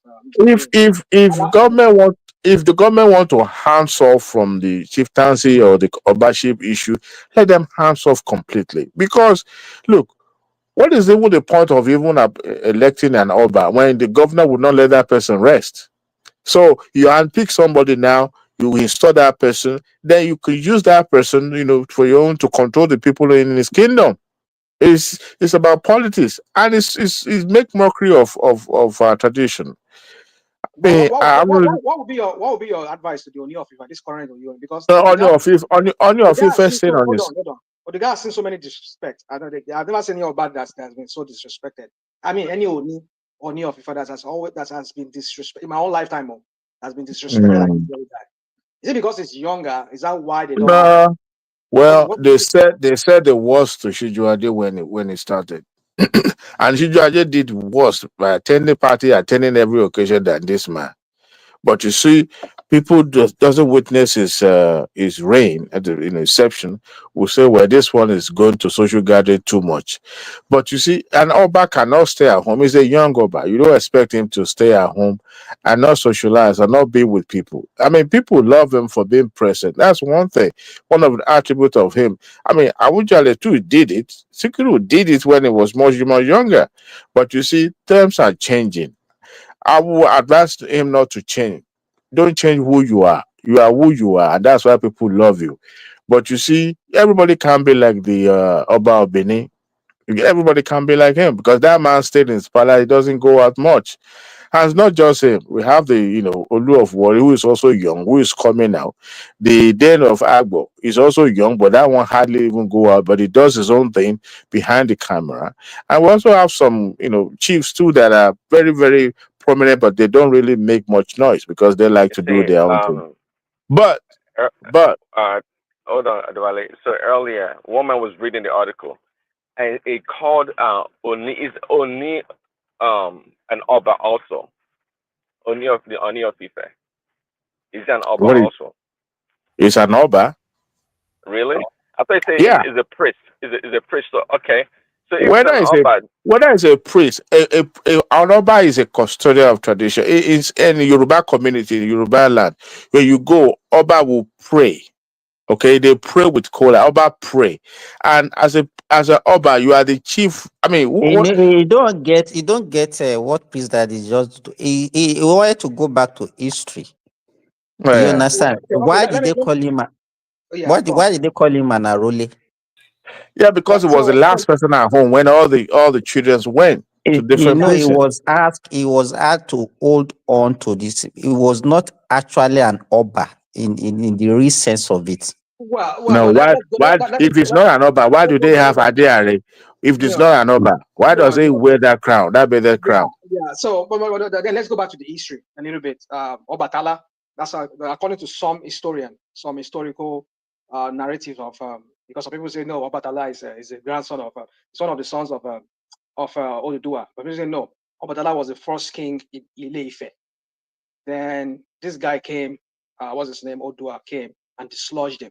In fact, they said maybe I don't know, maybe climbed, he went on a palm tree and never came down. I don't know, maybe went back to heaven as the case, and different stories. So now the question is, who was Obatala? Obatala was a reigning monarch in Ife, according to some other historical narrative of how Odua came and then dislodged him. So if Obatala was a king and at the same time a priest in Ile-Ife, he was revered, he was looked as a godlike person. So if this guy dislodged him, it means that he took over his throne. So anybody that And he's not even one of the Odua's children now, was he? So, He's not. some people say it's one of the sons of the Odua or something like that. I don't know. That's what He's some of not. them. No, he's not one of the. He's not one of the son of the Odua. The problem. I think it's a different monarch of its own that Odua dislodged because there was somebody reigning in Ile-Ife before Odua came. The problem with us, the black race, is that documenting history has never been our forte. So all we're doing is just a mouth-to-mouth passage of information and history. Now we've had history some being embellished, some being subtracted, and in a way, and being stripped in a way that what we're now having is just a different version. If you go to the palace of Oni today, you will see a lot of documentation done by the white people actually. But they also have people, the historians in Ile-Ife, that will tell you the history about how Ife and other Obas that have been in that position. However, the Oni in Ile-Ife, you could call him a priest or whatever, but it's a bearded king. And that is today, that crown is more than, I don't know, it's like almost. Diwali, good evening. Good evening, brother. Good question. What do you think this new Alafin wants? Who? What do you think he wants? The Alafin has been doing this for a while. This is not the first time. So, it's irrelevance. It's relevance. He wants cheap popularity. That's it. No. No, no, no, no. I mean, but you could see that there's been a kind of unpronounced rivalry between Alaafin of Oni and the likes of Shijuade and what is it called? It's always been there, but not this way. I heard a story. Yes, I heard a story that actually the Oni Jeta, the Aderemi, actually paved way for Adeyemi to become Alaafin of Oyo State. I mean, for you. How? You remember then that he was member of House of Chiefs there, right? And at that time, there was a issue when they said his own father was banished from Oyo. This former Alaafin, former Adeyemi, his own father on the throne was banished. So with that, the government of the day was not trying to use that to exclude him from being selected. So there was a story about how Awolowo got involved and then consulted with the Adeyemi, Aderemi in Ife. So, and there was this a fight between them at that time. Eventually, the Oni of Ife then was the one that almost like guarantor or consented. Okay, look, this person will be a good candidate. We don't have to. That was a particular proverb that statement that he made that kind of allow the governor there to have let that man to be installed as on. It was when Shiju Ade now came. You know, Shiju Ade was this flamboyant crown prince, and when he became he almost even become the king, and they took it to the next level. So this rivalry of The reason why I ask is, this new king is from Canada, so it's probably seen how the Onis revert globally. From Brazil to North Carolina, it's that. And I think he believes that he should be in that position. And the last king of Oyo has not really done a good job on the global scale. In Nigeria, yes, maybe, but he didn't, because of his age, didn't understand the importance of social media and public outreach, like that global. you actually have outreach. You have a social media handler. Compared to what Oni is globally. So I think he wants that attention as well. And I think it's about it the wrong way. I don't think. But the funniest thing is that if you look at the Yoruba land, with how all the Obas, they are functioning in a way that nobody could deem the other person's star. Everybody have their own, Adewale, is it the first time? Is it the first time that there will be a fight between Oni and Alaf? Not at all. But it doesn't need to inherit it. It doesn't need to continue with that trend. But he has our what they call the people instigators. Yes, them. Enablers. They are all online. The guy from him now, Yoruba Nation guy, and so even before the guy became king, they were already. Oh, he's superior to that one. That one is superior. They are the problem. And that's why he didn't stand up when that has been there for donkey years now. This guy, that Amogo king. I mean, sorry. Morufu Daruko is the one that started that nonsense with. The one that said Emia. No, not that one. No. Okay, that is the one now. That is the about the one now. No, not that one. There are this. I know that Maruf you are talking about. Yeah. It was like a Oyo guy. So when this guy came around, they're like, "Oh, take your place. This is where you're supposed to be. You are in charge, not him. He's just a priest." So they were instigating him against Aderemi and the Alaf in that time. Also, they have this brutal fight but not publicly like this. And government has always been the cause of all these things. In fact, even the salary that they are paying them, there was a time they were paying Alaf more than Oni, and people are also using that one to justify who is more superior. It's not the one about that. It was the government that bastardized everything. Everybody functioned in their domain, and they are all operate. Look, if you come to Ekiti, you have I think 14 Obas. Even though you have prominent among them, I think there are 3 of them. The Ado of Iwi, Iwi of Ado, and I believe there were like 4. Sorry, but they were rotating it to the extent that they were rotating the chairmanship of that council. So they let other except those new upgraded Oba. They upgraded That was some what materials. Bolage did in the old Oyo state that And that time. is how you bring peace. Uh-huh. But when you now want to have one person to be heading that council, that is where disaster will come. Simba. The reason why the Oba has give honor to Oni. Yeah. Do you know when I knew there was problem?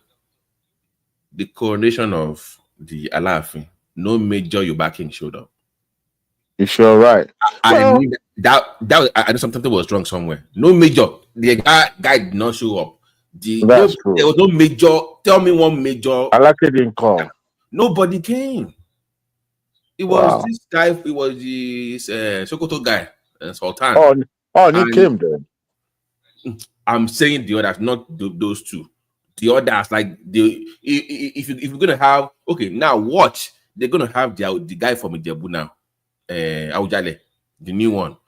Is Kwan one going to be the next? I'm No. just kidding. This is my point. They're going to appoint a new Aujale, right? Now watch who shows up. Everybody's going to show up. For people not to show up for a laughing, that is telling. That's why I say she was the one that caused it, because he was the one that installed this guy on them.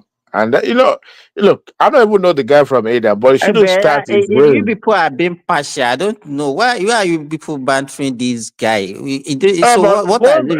Like I just tell you one Simba, his interview with BBC said something different, but his body language was telling me something else. If you really want to dispel all this rumor, just come out openly and say, look, these people, don't mind them. There's a way. You don't encourage it, you don't entertain it. Event to visit Ooni of Ife, who goes to somebody's house without informing them? On getting there, that man was not even at home. They told him where he has traveled or something like that. That is, for somebody in his status, I don't expect it. Are you sure that Alafin wants to go and see? Wait now. No. Sorry, he didn't go. He didn't go. He called. And if you're going to go around to thank people that attended your coronation, you have to schedule a time. Since that time, he has not able to find time to go and say hello to Ooni of Ife. That speaks volume. If I were Ooni, I would not even let him enter that gate. There was an occasion where he was every Oba stood up. Hold on. He was at his coronation. Yeah, there was another occasion where he didn't stand up, and that was one that Diwali, remember they said the way they treated Oni, they put him like behind, and they put this the guy from Sokoto close to the Oba. So they played their own politics there too, kind of sideline. Oni was even they sidelined the guy doing the guy's coronation. So people complained about that. Ooni of Ife was in my hometown yesterday. It was right there in the forefront. Anywhere you see Ooni Ife, you will see my king next to him. He doesn't joke with the tradition when it comes to. Diwali, it was so bad. The teapot. It was so bad that the Oni, I know this is a live program. The Oni had to defer to their life and to pray for a closing prayer when the guy was complaining that nobody. It's on YouTube now. Wow. This is embarrassing now. Okay, come on. Honestly, he needs a better handler. He envies that guy. He wants to be him. He wants to be on. He wants that prestige.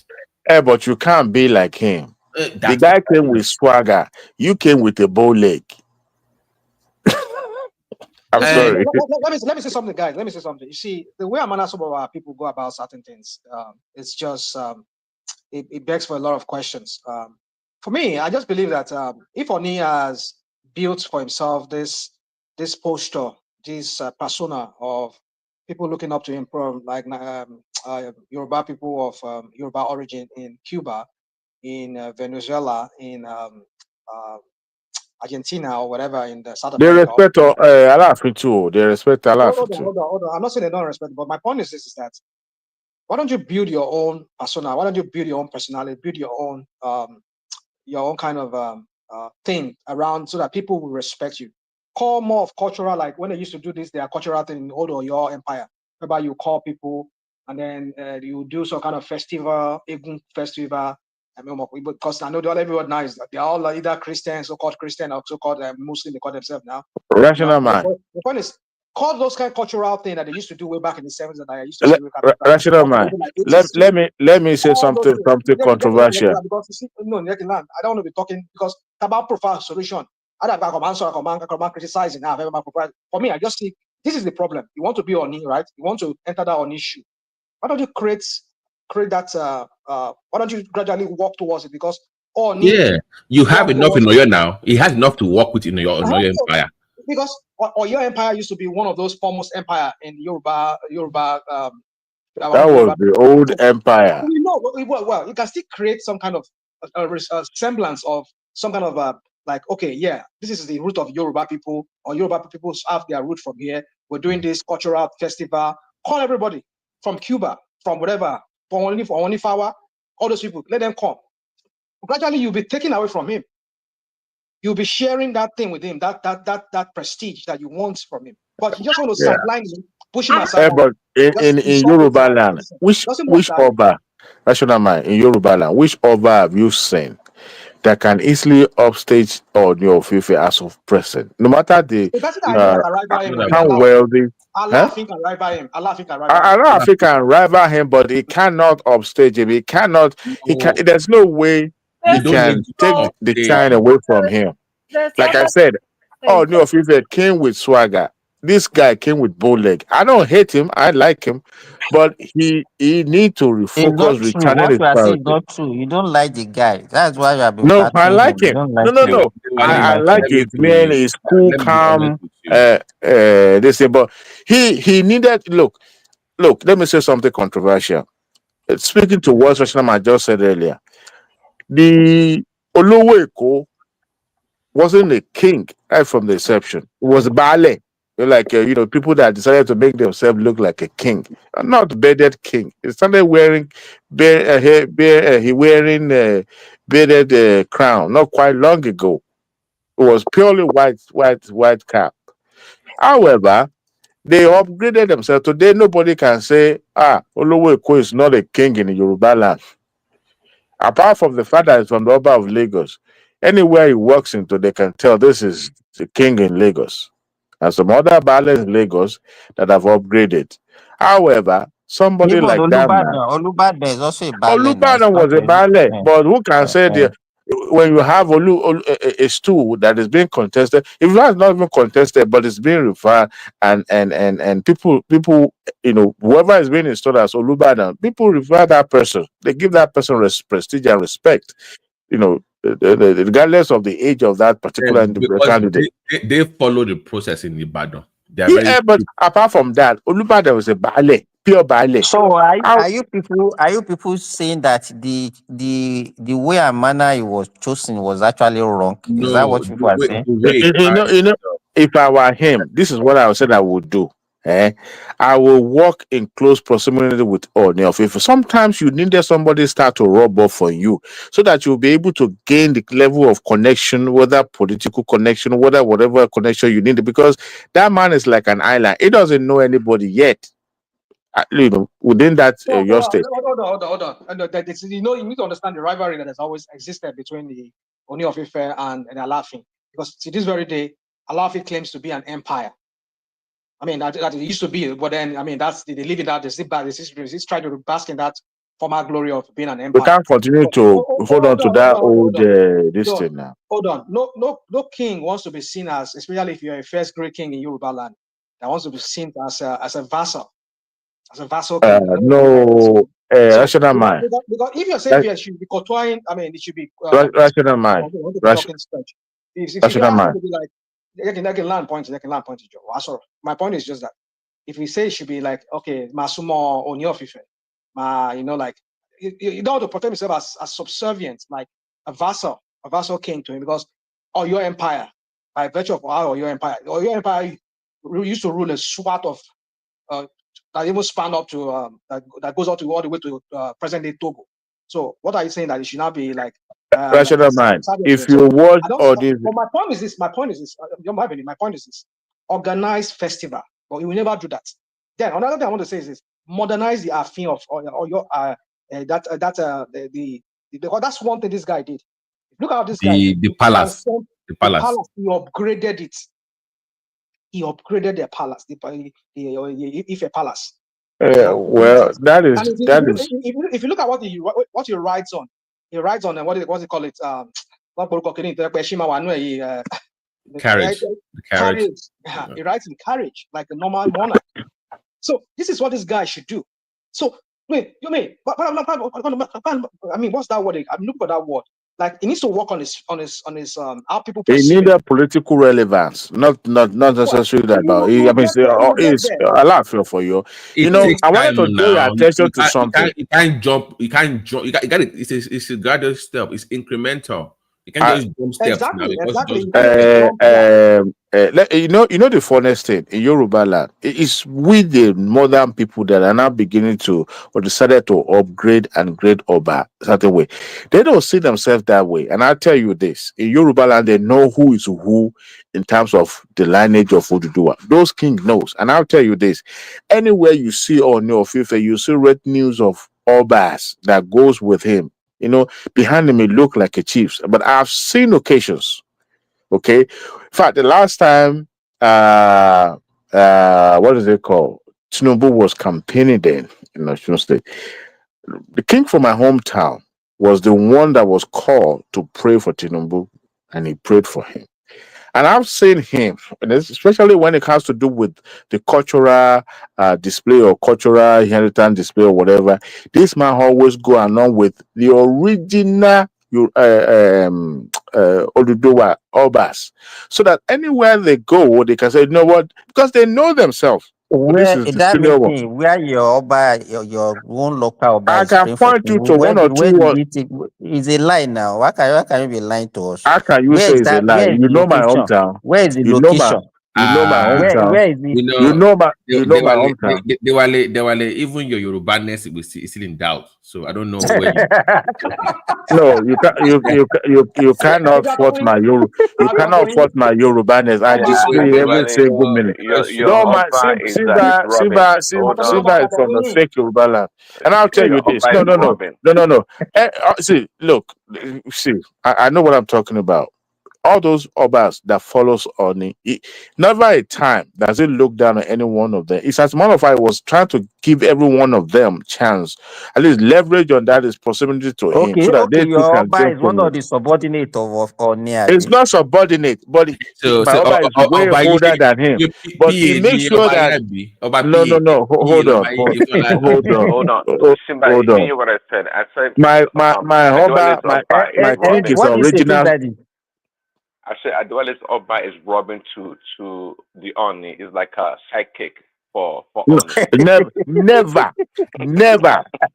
Let me tell you what. Never. Let me tell you who my king is. The present Adiro of Ijirikiti. Come on, when you call Alara of Ilara, you call Adiro, you call Ogulela. They are three pods by the same mother. They go along with Oni of Ife, everywhere he goes to. I'm supposed to tell you guys, I'm not from all those Why did they not turn to bodyguard? Why did they turn to bodyguard? It's not about bodyguard. It's not about bodyguard. He knows that they move in group and they always go along with them. They may not have that platform like him, but they make sure that he brings them alongside so that they won't see any one of them as if for they are so. relevance. There's not about searching for relevance. He knows the importance of the tradition. That's why he makes sure that they're always together. It was in my hometown yesterday. Let me tell you how he actually knows tradition. So the likes of Onife will have leverage on the fact that it's proximity. I mean, look at other BT, you Obas can now. see where the argument of Adewale is now coming from now. No, you can see now. We're not. I'm not doing that. I know you just mentioned my Oba's name, so it's not like a small Oba in Yoruba land. Talking about the original Oba. Hold on now. In Yoruba culture, every king in his own domain is. Oni cannot go to Egba and say of course not. He can't do that. But here's my point to the Oyo thing. Remember, because he does one thing that annoys people. Maybe you don't put it. He does this me and my wife thing where they sit together. When he went to Egba, they reminded him, Gabe, he can't do that. They had to separate him and his wife. Yawo, go and sit over there. This is the king. You're on the throne. But it depends on the occasion. If it's just no, I'm saying it does not move like a typical Alafin. He's still struggling with that. But it's just started though. It's just started. Yeah, but if you're still learning on the job, shouldn't you move quietly without? What do you expect him to be moving with so many Oloris and all that? No, He just has only one wife for that. now. BT, what he's going to do, he is going to go and look for all these second class or third class Oba like Adewale's Oba also to be following him around. Oh, serious? Oh, you think my Oba is like your own Oba? You think my own Oba is in Yoruba history when they are mentioning names of the most important Obas in Yoruba So land? they can be carrying Your load own for king him. will not even come in 20 position. We're talking about tripod. They know who they are. They were together in Brazil. They know who they are. As a matter of fact, there's a place in Ife till today. Every single Obas that left Ife left where my own king was born in Ilefe. There's a particular place in Ilefe where today they are still celebrating my hometown in Ilefe. What are you talking about? Everybody claim it. What on claim it? Oh yeah, no. Listen? No. National man, you are not Yoruba, but if Yoruba, you would know. You've heard this word before. You've heard Alara Adero Ogulela. Have you heard it together like that? You cannot be Yoruba more than Tell me, have you heard it like that? Even though you are not Yoruba, but Bati that is just don't let me man. You can't tell me you've not heard it before. We are talking about the real original Omoduduwa. Who are you guys? Ọ̀rọ̀gúnlélà ní ẹnu ju ọba àwọn kí ló ń pè wọ́n náà ọba àwọn Ọbásanjọ́ yìí kí ló ń pè wọ́n náà. Ọba who? Owújọ́. They are the same. From the same line. Don't do who was the first to be crowned? Kì í ṣe Òwu ni. Our story, yeah. But you've heard that before. Where do you think that coming? Where do you think that coming? So where do you think that comes to a system where you had those names together, being pronounced together? Where do you think come from? Your own origin in Ilefe, are they part of Oduduwa's family? Are they? Simba, have you heard? I was a bob ni. You know the funniest. Why do you think Alafil, even Shijuade has been in my hometown? I can count it in my fingers numerous times. Why do you think they come? BT, you know what normally happen? You remember those days that those Oba will say, okay, they maybe one of the people that have been working for them. They will say, okay, you go to this place, go and be farming there. And then he's not claiming to be royal. Somebody who's... They just said they are mentioning... Listen. What's the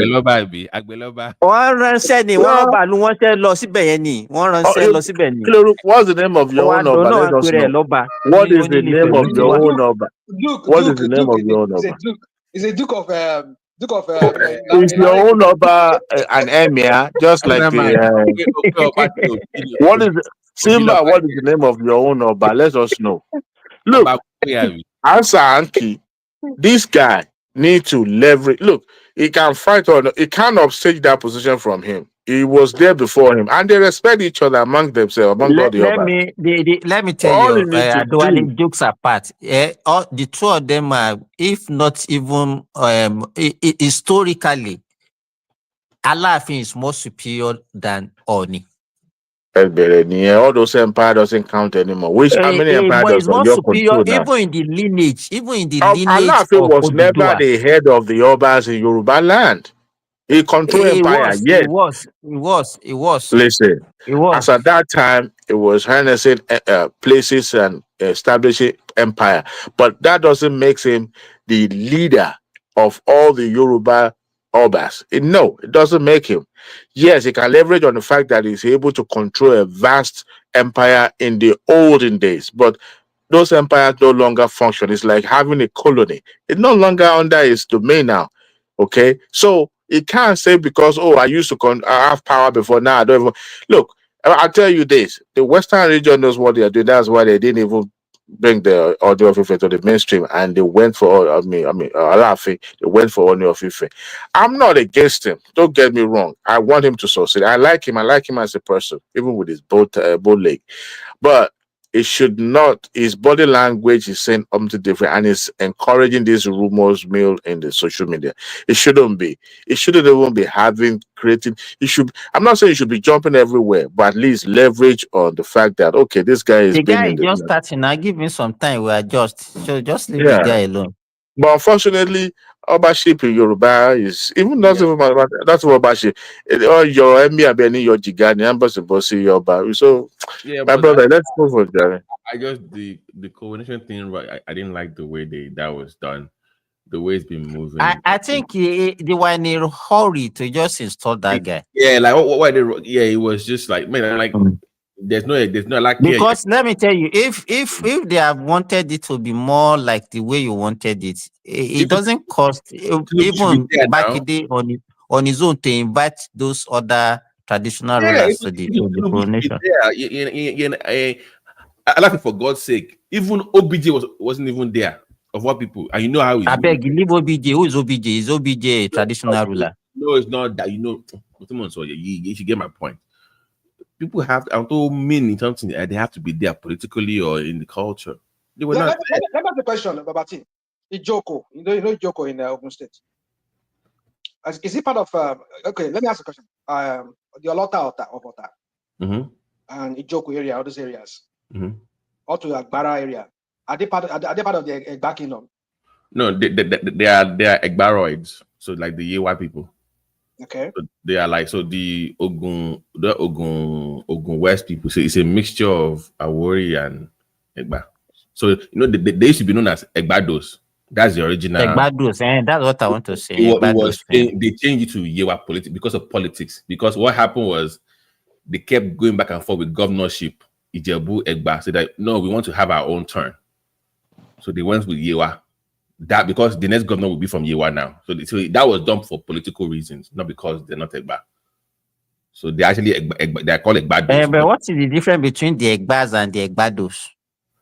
Yeah, because they have a Awori mixture too now. Because I think they are predominantly Aworis because from that Oshodi down to that area to Ota area there, I think it's Awori area, it's Awori territory. Yeah, you start mixing up. Once you start going to that Bully Egba, all this you start to mix it. Yeah. So it's a mixture of Egba and Awori, and you have but for political reasons, it's what they are doing, what they're doing. But it's okay.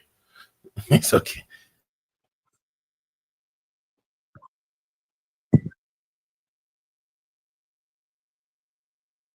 Okay. But guys, are you surprised that ADC got 0 in the elections? I'm like, not even one. It's only rational man that can be surprised now because not even one. All of them, they are very silent on social media now. So it's just online radio, Abi, online audio, nothing. But I just somebody won Zambia State. That lady that the husband died. Oh, the one but you know why now? He's been appointed, he lost. No, she. It was a lady. She lost. She lost. No, there's only one. Yeah. No, she lost. She was appointed a special advisor to Abga. Abga governor. Yeah. So they even displayed the call-up letter from the. No, I thought they said that she won. That's what I had. I don't know how. See, that's the thing about this news. I don't know because I was surprised when I had that Abga won 2 seats. So I saw on Twitter that she lost. Well, for me, I just believe the whole thing was just BT, there's nothing like ADC now. There's nothing like ADC. Who's in ADC? Atiku is not a card carrying member. El-Rufai is campaigning for SDP. Obi is neither here nor there. So who's in that ADC? Ghost. It's just they just did a jamboree. Do you know the people like Rational Man and Co, they are happy. Oh, Tinubu, we are going to send Tinubu back to Lagos, and that is their slogan. But in fact, forget about it. Do you know up to now, Atiku is here to collect his card from ADC? That's what I'm saying now. That's what I'm saying. Even Obi, let me tell you, who among them is a card carrying member of ADC? Who among them? So let me see. So true. I agree with you that it's looking like these people they are unserious. That is the two major candidates. But I think what's his name? Is it this guy from Rivers State? I think he has pitched his tent already. I think he has collected his card. Not Borupe. Amici. I think I'm not too sure. Don't quote me on that. But I think he has. But the two major other candidates, which is this guy, Obi and Atiku, I think they are treading with caution because they know that something is up the sleeve of Tinubu with ADC. Now this one that is arresting many of the ADC men. Is now using EFCC to chase after them, to accuse them of things. Are they really? No, you say ADC men. We are not many here now, so calm down now. Even Tambuwa that was arrested, is he a card carrying member of ADC or all the people that just attended they gave him a rousing welcome. I don't know yet if he's a card carrying member, but so it will be wrong for us to say they are member now. Even David Mark too has been called up for EFCC has called him to come and answer for some cases of corruption. He has been accused. So so we know what Tinubu is all about. So my point is this: you people can make the case that yes, they don't seem like they are serious. Yeah, maybe that's true. If you have a point there, I agree with you. They don't look like they're serious because why would you be in a different party and you're campaigning for ADC when you don't even have the card yet?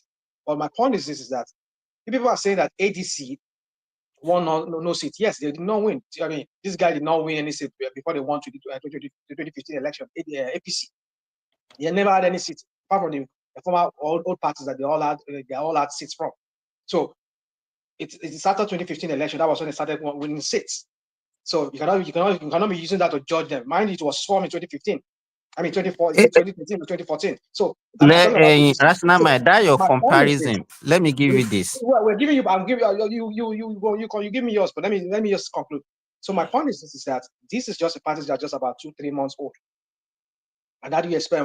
Considering what you just said about the major candidates are not even there, and we don't even know, and not even all this thing that EFCC is chasing all of them, all after all of them. All of them are now trying to be careful. They don't want EFCC to come and chase all of them. Maybe that's what. So I'm not trying to make all this case. My point is that they are newly formed party.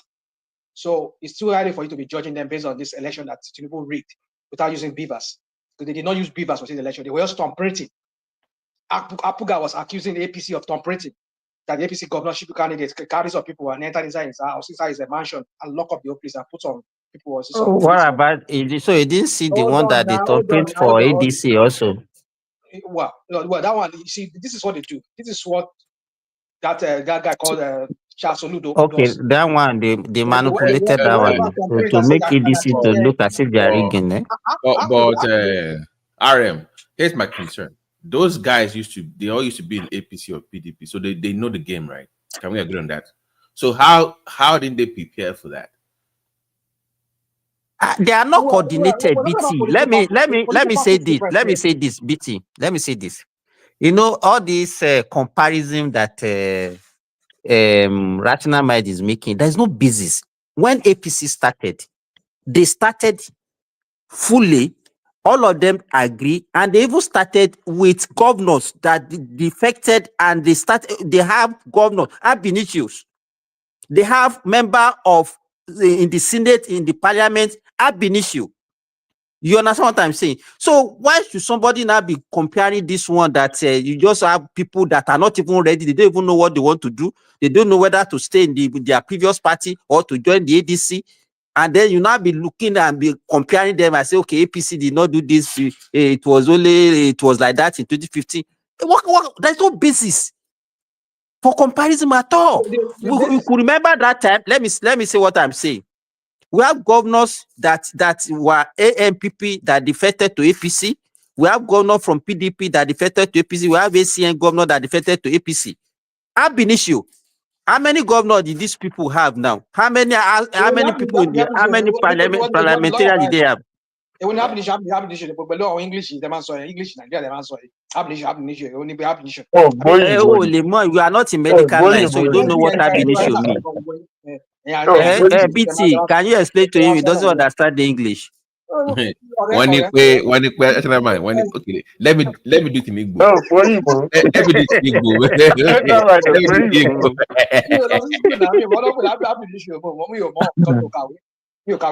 I want to go suffer me, yes, suffer me, get more, keep me work. I'm going to have an issue. Let me Ab do initio Tinigbo. means from the beginning. I beg you, go, have an issue. Okay. You've checked, you've gone and checked it on the ChatGPT, Abby. So, from the start, it's easy to say from the start, my law, simple English, they don't understand. My law on jargons, on legalist jargons. You speak more So jargons that than means you. his level of comprehension is more than yours. So you need to operate on your level. You people like to sound like you are more educated. But you having coin, Jenny. You're a hypocrite, you know. Because I know you know the word ab initio. I know you know the word ab initio because I've heard you use that word several times on the show. Yeah, you go. Not me. You never hear that kind of silly language. Yes, I have heard you use no, that word. not me. You must have convincing me for somebody else. Maybe you're talking about enigmatic. No, not me. You never hear those silly English, those kind of stupid English language from me. Not even me. Greek is a Greek language. It's not an English language. It's a Greek language. You never use such borrowed Alabo language. international man. No. When he's talking rubbish, he will not look for something. He's just comparing things that are not even comparable. People, like high sounding language or high sounding my sound like they were educated and having an issue. Do you know, Adwai, do you know what I discovered about all these obedience? You understand? They will say, hey, if they want to argue against, they don't have any fact. The only thing they will just be abusing you. Hey, uneducated people, educated people, that some of them they don't even have cerebral gray matter. The only thing they know is to abuse.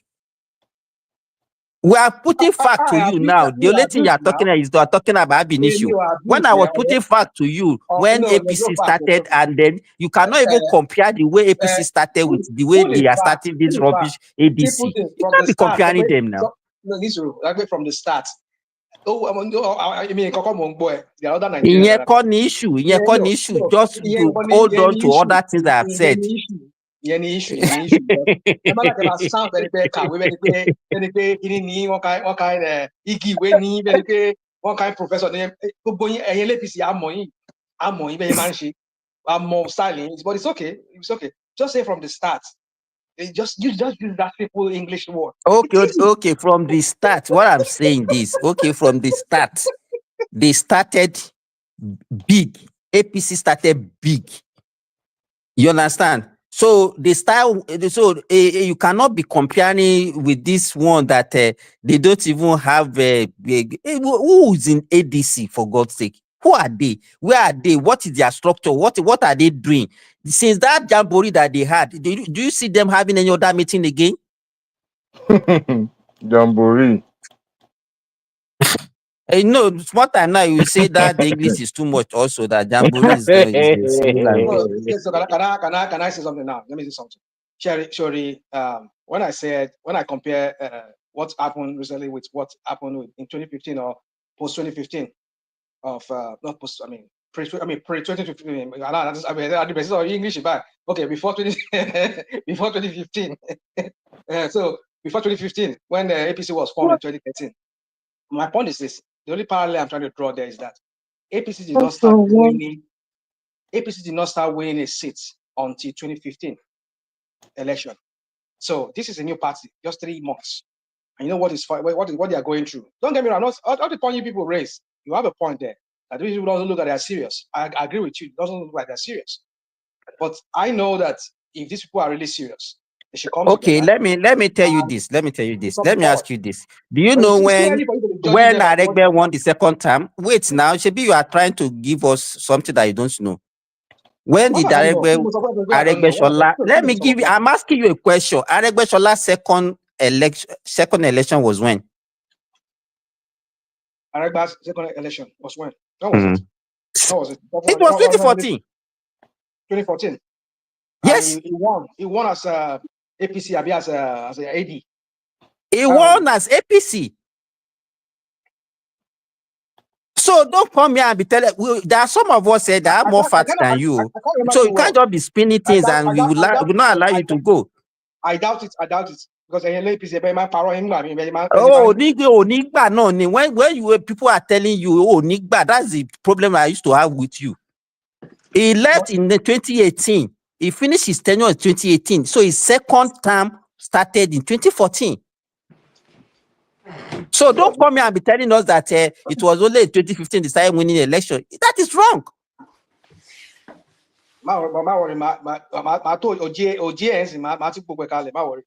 All the law consult ChatGPT. Now, every time I say, Rational mind, what are you talking about? Raouf Aregbesola now. Aregbesola, okay. Before 2015, what party was it before he won the election? Let me see here. He was in Alliance for Democracy now. Alliance for Democracy. No, he won the first tenure in 20. It was 2017. I mean 2007 election. That's this guy that he took to court, and they delivered the judgment 3.5 years later. Yeah.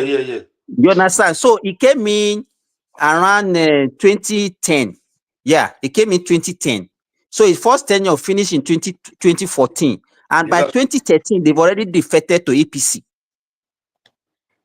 There was no ACN again. By 2013, they have already merged together with some agreed PDP. And so it's not something that somebody like Rational who normally claim that he knows more about the Nigerian politics will now come here and be telling us craps. I mean, what is your English? No, Rational I always use Agbari now. Both face when is. I think you have a point, because what I'm saying here, according to Wikipedia, it was Action Congress before 2013. So All Progressive Congress 2013. So what I'm trying to find out now is, did he go into the election as All Progressive Congress? It's not even only one. They've been winning governorship election. Not even only Osun, Ekiti. They won Ekiti that time. They won even when was there are so many governorship elections that APC has won before 2015. Even Ogun State. I have a question. If and I want you guys, especially you, Simba and Remy. No, Remy is not here, but especially. Oh, Remy, are you here? No, this Kenny. Oh, hi, Kenny. Good. Right. So, I want you guys to answer this genuinely, please. No sugarcoating or hiding around the bush. So, if P2B was to step down, which I think that's the next thing he should do, given that this election is going to be very messy, if P2B decides he no longer wants to contest and we leave it to Atiku and Tinubu and the rest, who do you think would win the 2027 election genuinely? Can I go? Can I say? Go ahead, anyone. Yeah. Obviously, Tinubu will win, definitely. If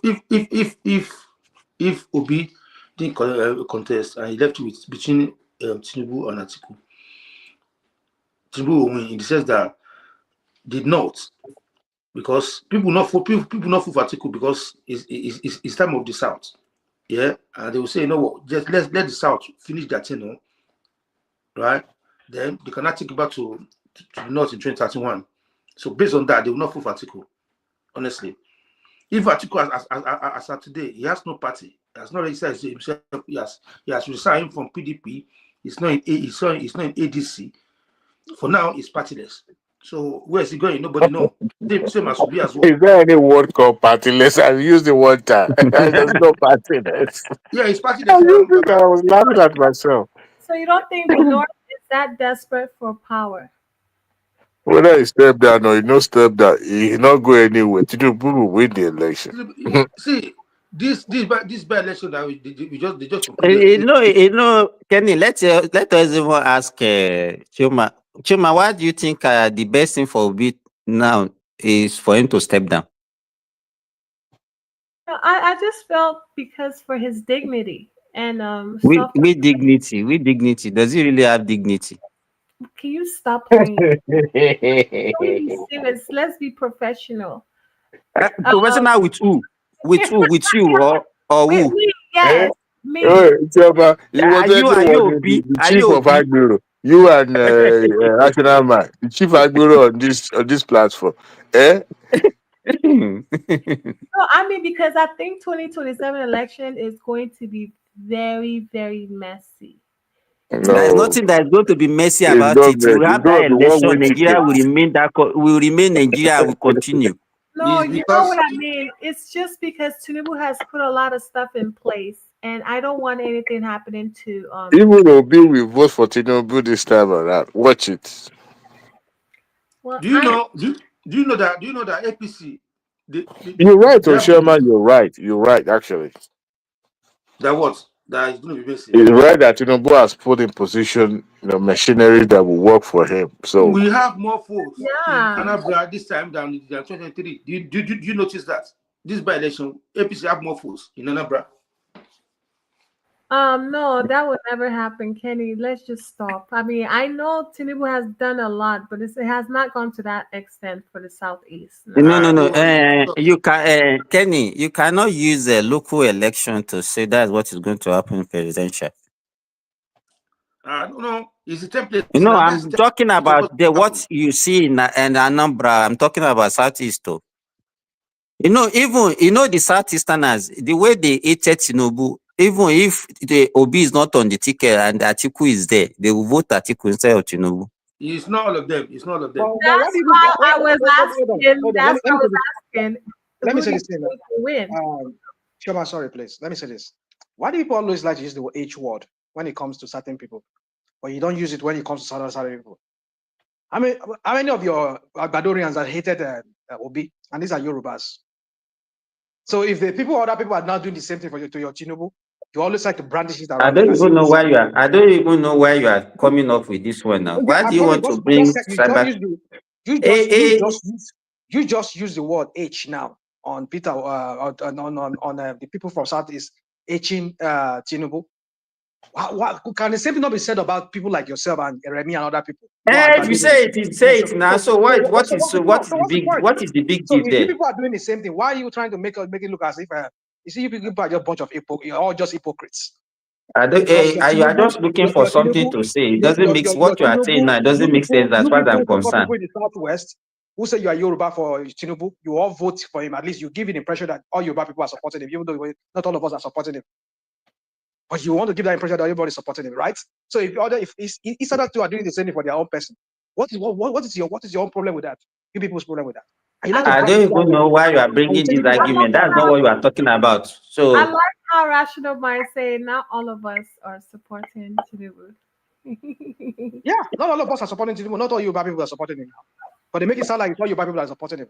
Who is Tinubu? Tinubu is just fighting for his own pocket and his own name. thank you. Let us How continue does with that our put? How does discussion. that put? No, well, you see the same topic we're talking about. We're talking about election. So how does that put food on the table for the common Yoruba man if Tinubu become a president? It doesn't matter. Tell me. I'm If asking you now. Obi, let me tell you, if Tell me, Obi who is wins the portraying as if election, he's it Yoruba doesn't land? put food on the So, average Igbo so table also. So exactly. that is not any, there's no Yeah, it's the same argument thing. I on agree that. with you. I agree. But you people make it Uh-huh. sound like you people you go on this your So tangent of good Yoruba it's land. not about all these things. Whatever. When Goodluck About was what? there, he did not give that one. Did not improve the living standard of the people in Niger Delta. So forget about all this crap that you're talking about. Yeah, but you people you make it sound like every time you go on this I your beg, tangent of leave that argument. Leave that argument. I don't know like why you are triggered when people are talking. So I'm just triggered because leave it. of your hypocrisy. I just hate it. I hate hypocrisy. Hey, you are the chief hypocrite here. You So are the I have a chief question hypocrite though. here. But Simba, are you Hmm? going with Kenny that Tinubu will still win? Be honest. What? If Peter B was to step down, Eh. are you with Kenny that Tinubu will still win He the will win landslide. What is he? What is the chances of Atiku against Tinubu? You, let me tell you. Even this by-election, APC because one, even he is not in good time with the governors in Adamawa as it is now, which is a PDP person. And meanwhile, even the only election that took place in Adamawa, APC won it. You know the way we talk on the social media and people are angry, they are doing this. It's not true. Come to Nigeria, come and see people. They don't talk the way we talk on the online. These people talk online now. You people, maybe it gives you people joy the way you talk about Anabe Nigeria, they are suffering, they are this, they are that, they are this. It gives you people joy because maybe you are just living for it gives you as if, okay, I'm very lucky I'm outside Nigeria. The reality on ground, people don't behave with you people think that they should behave. Because ordinarily, with the way people are hyping the way Nigeria are suffering, they are dying of hunger, this Nigeria are hungry, AP should not even get one vote anywhere in this country. Forget about it. Anyway you look at the permutation or combination, whether it will be contest or it didn't contest to leave Atiku and Tinubu, there is no way Atiku can defeat Tinubu. People should just go and rest. Until 2031, there is no vacancy in Aso Rock. I don't think you're being honest with your answer, but it's okay. You can continue. I don't. I can't be honest because what you are looking for, I'm not giving you the answer that you wanted. So if I'm saying that Atiku will win, that will make you happy. Because I'm not making you happy, that's why I'm not being honest. The best thing is for Obi to step down for Tinubu. Seriously, there's no way for him. And Obi is making a lot of mistakes. Understand? He see a lot of things that's going to work against him. Just like you say, it's partyless. So yes, now.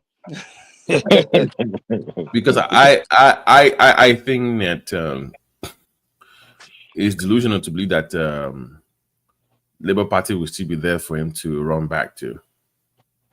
No. Labour Party is gone. But you know that I know that he doesn't know that yet.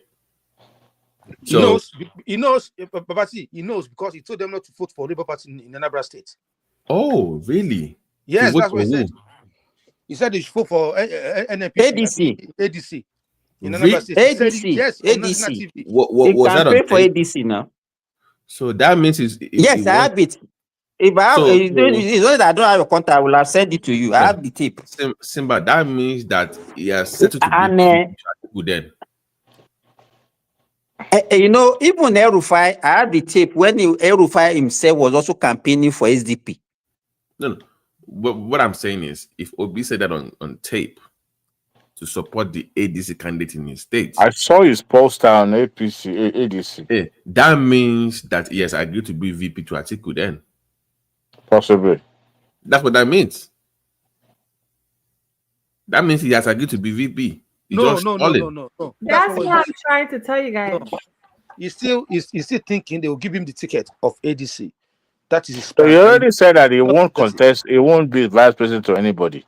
Yeah. So he said it publicly. So that one. So Labour has the grounds to dismiss him now. I've been now. If you openly campaign, no, there is one of the allegations they had against him now that I was doing at the party now. You can't openly campaign for a different party and see one of the premier tickets. He openly campaign for ADC. Openly. His poster is there. His poster is there. His poster is there for ADC. It's partyless. They are just bunch of all those people in ADC. Let me tell you, they are just bunch of confused. You know, Adegbeshola was stoned in Ogun State. Simba, he didn't know they were booing El-Rufai in Kano State. They were booing him. El-Rufai. In Kaduna. They were booing him in Kaduna. El-Rufai. All of them were all disgrace. You know, why should a right-thinking person in Kaduna State, or especially, there are more votes in Southern Kaduna than the main Kaduna. I can look at what was happening during his regime in Southern Kaduna. Since he left that position, we did not even hear one skirmish from that Southern Kaduna. And you think that a right thinking person from that place will vote for somebody that Erufai is endorsing? When we told them that all these people, they don't have political relevance, is it Aregbe that have political relevance? Is it Erufai? Is it even David Mark? He lost his senatorial election. Meanwhile, his daughter contested under APC and won. Simba, I don't call Edo State because see the way they flog them in Edo State.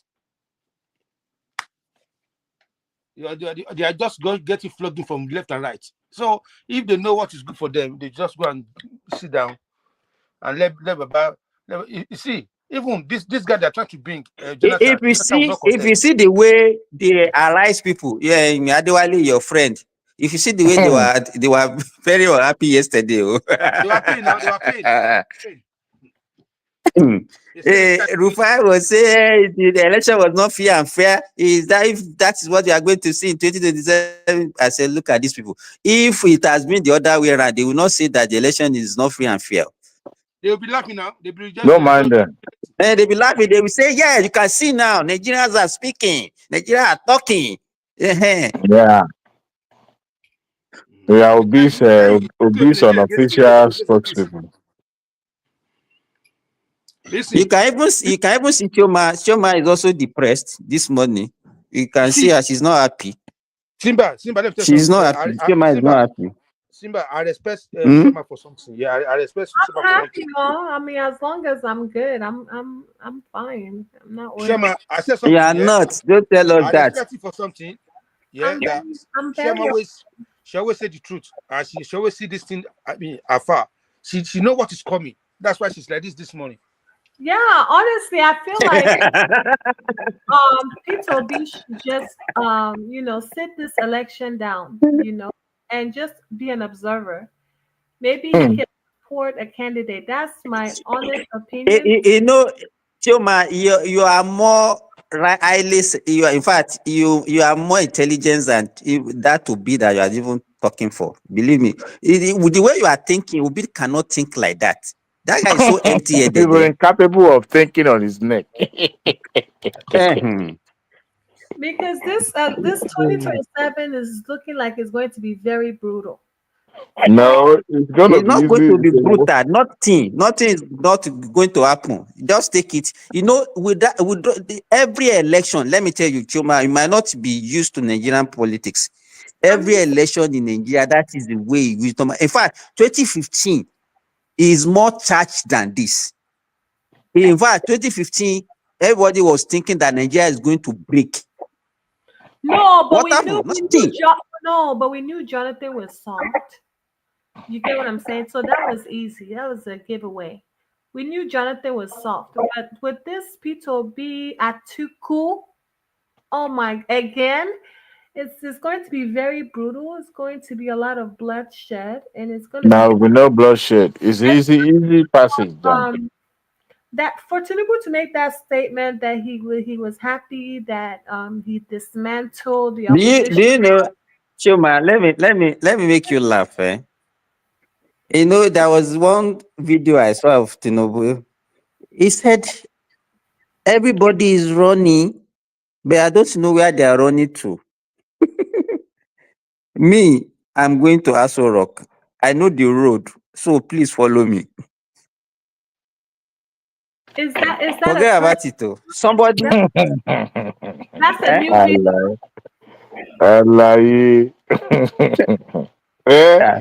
Is all of them are running? I don't know where they are running to.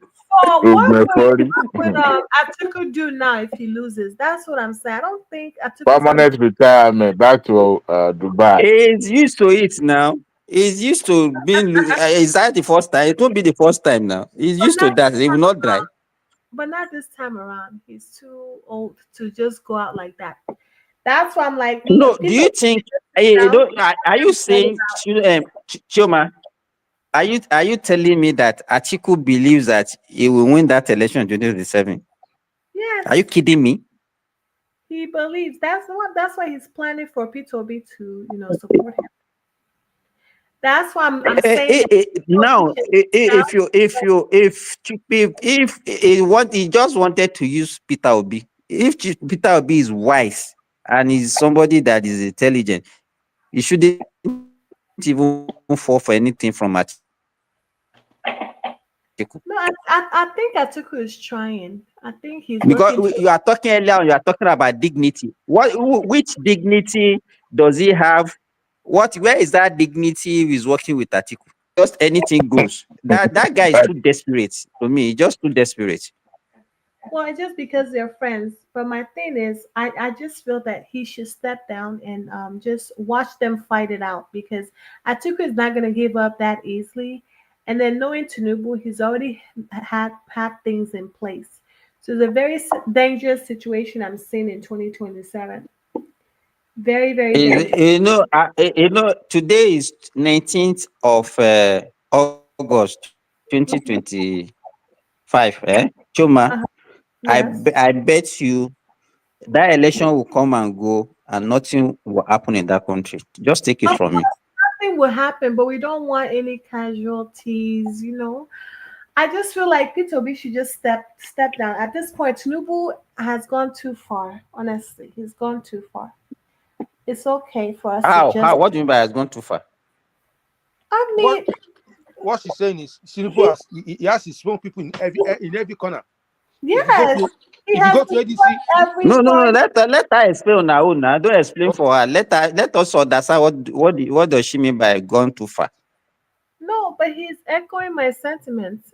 He has put all his people in different places in every political party. He has dismantled PDP, Labour Party. I mean, he's just all over the place. This is dangerous. This is not democracy. It's not how it's supposed. Let me ask you this. Chioma.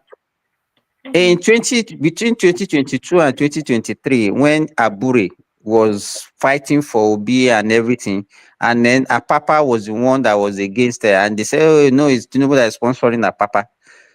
Now suddenly, Abure is now the one that Tinubu. Are you people joking? Do you even know what you are talking about? I don't like I people don't that know. doesn't take responsibility. I don't like people don't like taking responsibility. Just like to be pointing, accusing finger always. And you want to govern a country like Nigeria when you cannot take responsibility, simple responsibility. So Simba, I know what you're talking about, but when the opposition has like when Tinubu has really disabled all the political parties in Nigeria, there's no point again for How? election. How did he disable them? He said it with his own mouth. You are forgetting that this same Tinubu, wait now, you are forgetting that this same Tinubu was in opposition for 16 years Yes, and this time he's not playing around. in that same country. Yeah, and this time he's not taking chances. That's why I feel like he has disabled all the political opponents and their plans. He didn't disable the other people are not serious. That's call it speed is speed because they are not serious. They are No, too greedy to even know road, so they can't see nothing. campaigning since the end of the election in since 2021. He's been campaigning. You know.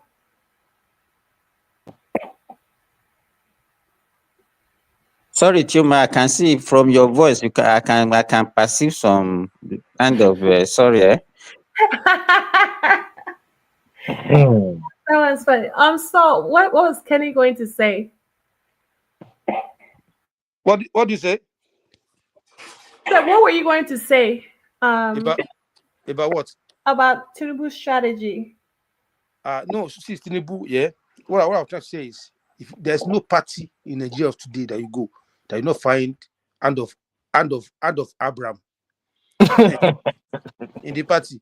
You see, okay, now look at Tinubu. Now Abure is working with him silently. Go to ADC, you find his men are there. Go to ADC, he's the chairman of the ADC. He hold the ADC. He hold ADC. Let me tell you, Kenny, all these So things Kenny, they you agree didn't with me, just right? So Kenny basically agreed with me in what I was saying. That You know, Kenny doesn't know what he's talking about. Let me tell you what is happening. See, but let me finish now. I know what I'm talking about. No, let's you understand? See, Okay. see, that's what I'm trying to say. Is that there are some people, even because some governor, that they are supporting Tinubu wholeheartedly without coming out to say anything. Because they know. You know why? Let me explain why it is like that to you, Kenny. Tinubu has been in politics for long. Even when he was not contesting, Tinubu has helped a lot of politicians in that country across all parties. That's what I'm saying now.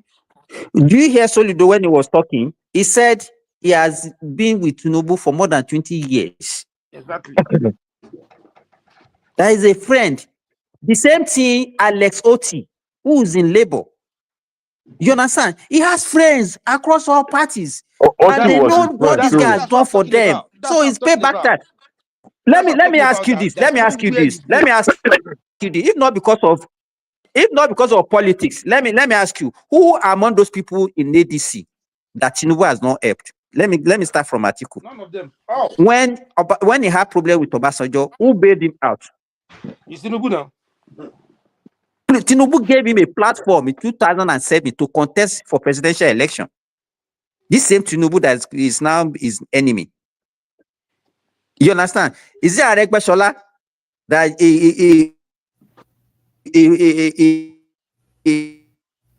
that one he picked that one from Gota now. He picked it from Gota. I turned it to somebody else. The guy has cut across everybody, nearly every politician in that country. That Tinubu, none of them that he has not touched in one way or the other. So it's not about buying. No. You can see when Rufai was asking Oti, let me tell you, when he was asking Oti that Oti should criticize Tinubu, Oti was saying that Tinubu is my friend, and if I have anything, that any advice I have to offer him, I have access to him. So you cannot make me to talk negatively about his policy in the public. If there should be one governor that will be criticizing Tinubu, so supposed to be Alex Oti. That's how I'm telling you that you have a lot of people in other parties that is that they are ready to die for this guy, but they're not coming out to say anything for now because this man he has helped a lot of them for over 20 years. So they cannot see it is time for them to pay him back. They cannot even say no to him. The one that are coming outside, somebody like Baba Chilawa that has no pedigree. He has nothing. He has no political this thing. So that one is pain. Is Baba Chilawa? Is that one a politician? Who knows? If not because of Babangi and Buhari, who knows Baba Chilawa? Where is he from? So all of them, they know that they are playing with another animal this time around. Another animal that they're playing with. It's not. You know what shocked me in that Nico. Adewale, you know what shocked me? It was in that 2023 when I heard somebody like Tumpolo, all those Tumpolo, Asari Dokubo, talking about Tinubu, that Tinubu has helped them before. I was just wondering that how did this guy do it? Is it part of his the guy? That means the guy has been planning for only God knows, maybe for 30 years ago or 40 years ago. Simba, let me tell you. You say you don't know how he did it. The key for Tinubu is patience. He's very, very patient and he listens to people. He's not somebody that you say, oh, by force, that could be that is desperate. Tinubu was patient for more than since he left since left as governor of Lagos State. Did he go to anywhere? He didn't contest to anything. He's not going to present it. He was patient and he was sowing seed into their life because they will come like this. That's going to need them. And it's a skill now. You invest and you repeat down the road. Is classic one-on-one politics. So then ask yourself, how many politicians has Obi invested in over the years? Have you seen anybody come out to say, oh, Without Obi, I wouldn't have become minister or A, B, C, and D. There's nobody, even his own former commissioners are not supporting him, are not campaigning for him. I have yet to see one person that worked with Obi in government when he was governor of Anambra State campaign for him or advocate for him on TV. Or come out Nobody. publicly and say, "Oh no, there is my mentor." Yeah, nobody. There's no one. Even those that campaign for him, 23, they are going back. Look at They were former all this Yesufu and this lawyer. No. Those are people that they devoted to him by Obasanjo's and co They now. were all Showore guys. When they Showore before, we are all for Showore before now. Let's show it for him. There's no organic. So when you talk about people like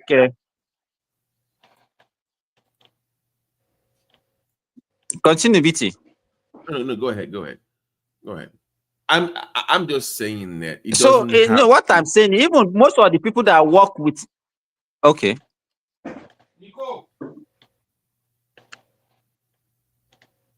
Are you on delay or something? No, go ahead. BT, I thought you were talking. No, go ahead. I think you. So what? Most of the people that work with him in 2023, if you look at him, look at what is the name of this man from Malaysia that works with Obasanjo that time? What is his name? Oshoto. People like what is his name? The one Donyo Kukbe and all those. Can we call them? Those are just emergency people. Are they even those ones the senior him in politics? See, Simba. Do you know, BT? Do you know Simba, that? Simba, sorry. Yes. All those guys you mentioned, all of them they miscalculate at that time to join Obinio. They all thought Tinubu going to lose. You understand? That's why they went for Obi. So it was after the Tinubu won. It's not done on that whole. We made the mistakes. Even if this guy, the big match won, the one that went.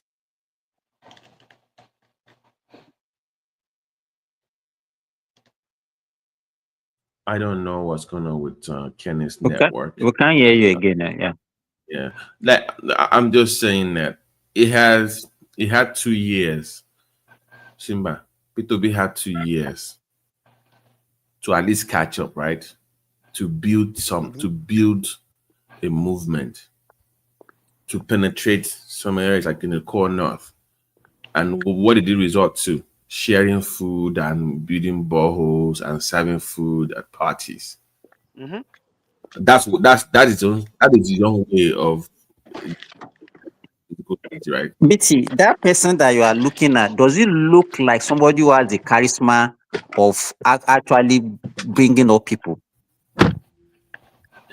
The guy has never won a primary in his life. It's always been handouts. Do you know that Obi actually started? Are you aware, BT, that Obi started from ANPP? Yeah, I was reading the story of what happened in the is it 03 primaries, right? I read that It was in ANPP. Then even when eventually he now left ANPP and went to Labour, to ABGA, they've already finished their primary and they have given somebody. I think he's I've forgotten the name of the guy that's supposed. The guy running now. Yeah, he's running now. Yes. No, they have to. Pato told me that he was the one that hold the skirt of Labour Party at that time. No, not 2023. We are talking about 2003 election. We are talking about 2003 election, not.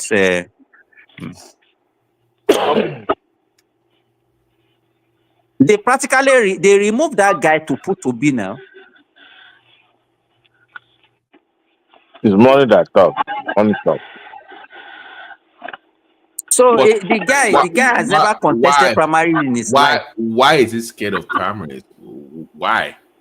Because you know the funny thing. The funny thing is that if you can take what rightly belongs to another person, somebody had already won primary. They remove that guy for you, and you are coming here to come and be telling us that you are a Democrat.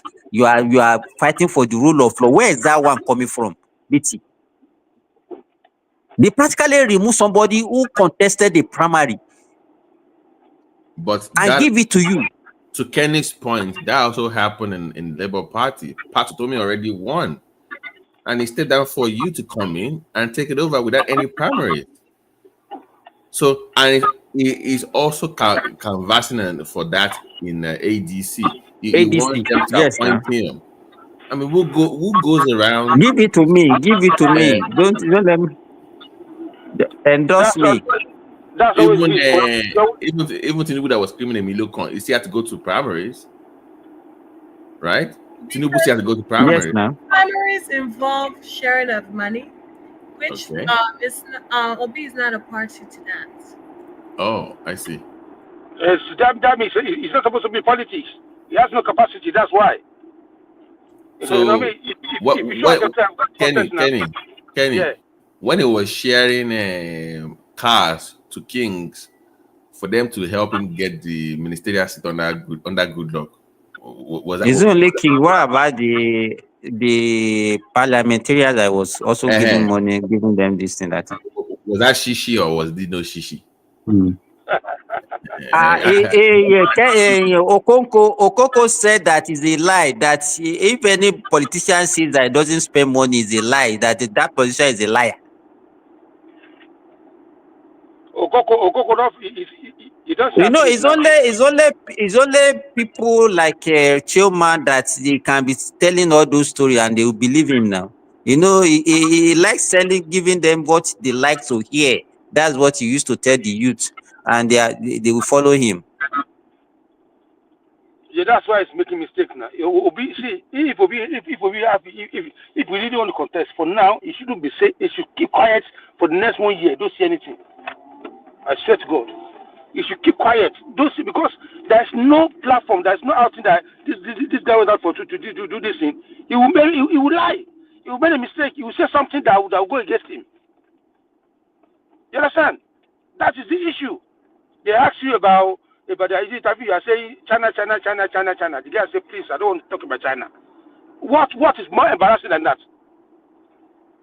Everybody, BT. You know, I'm even tired of in Singapore, in Mexico, in Indonesia. Don't tell me Malaysia. Nigeria. I don't. Who wants to hear about China? Tell us what's going on here. Like, just that is just he keep exposing himself. He keep exposing himself to the extent that people now know that this guy has nothing in his brain. I'm sorry to say. You know what I mean? They know that he's a lightweight. He has nothing to offer. You are against subsidy. Now you are for it. Against it again. And I wouldn't have done it that way. My guy, which one is it now? It's still on one side. I mean, wait.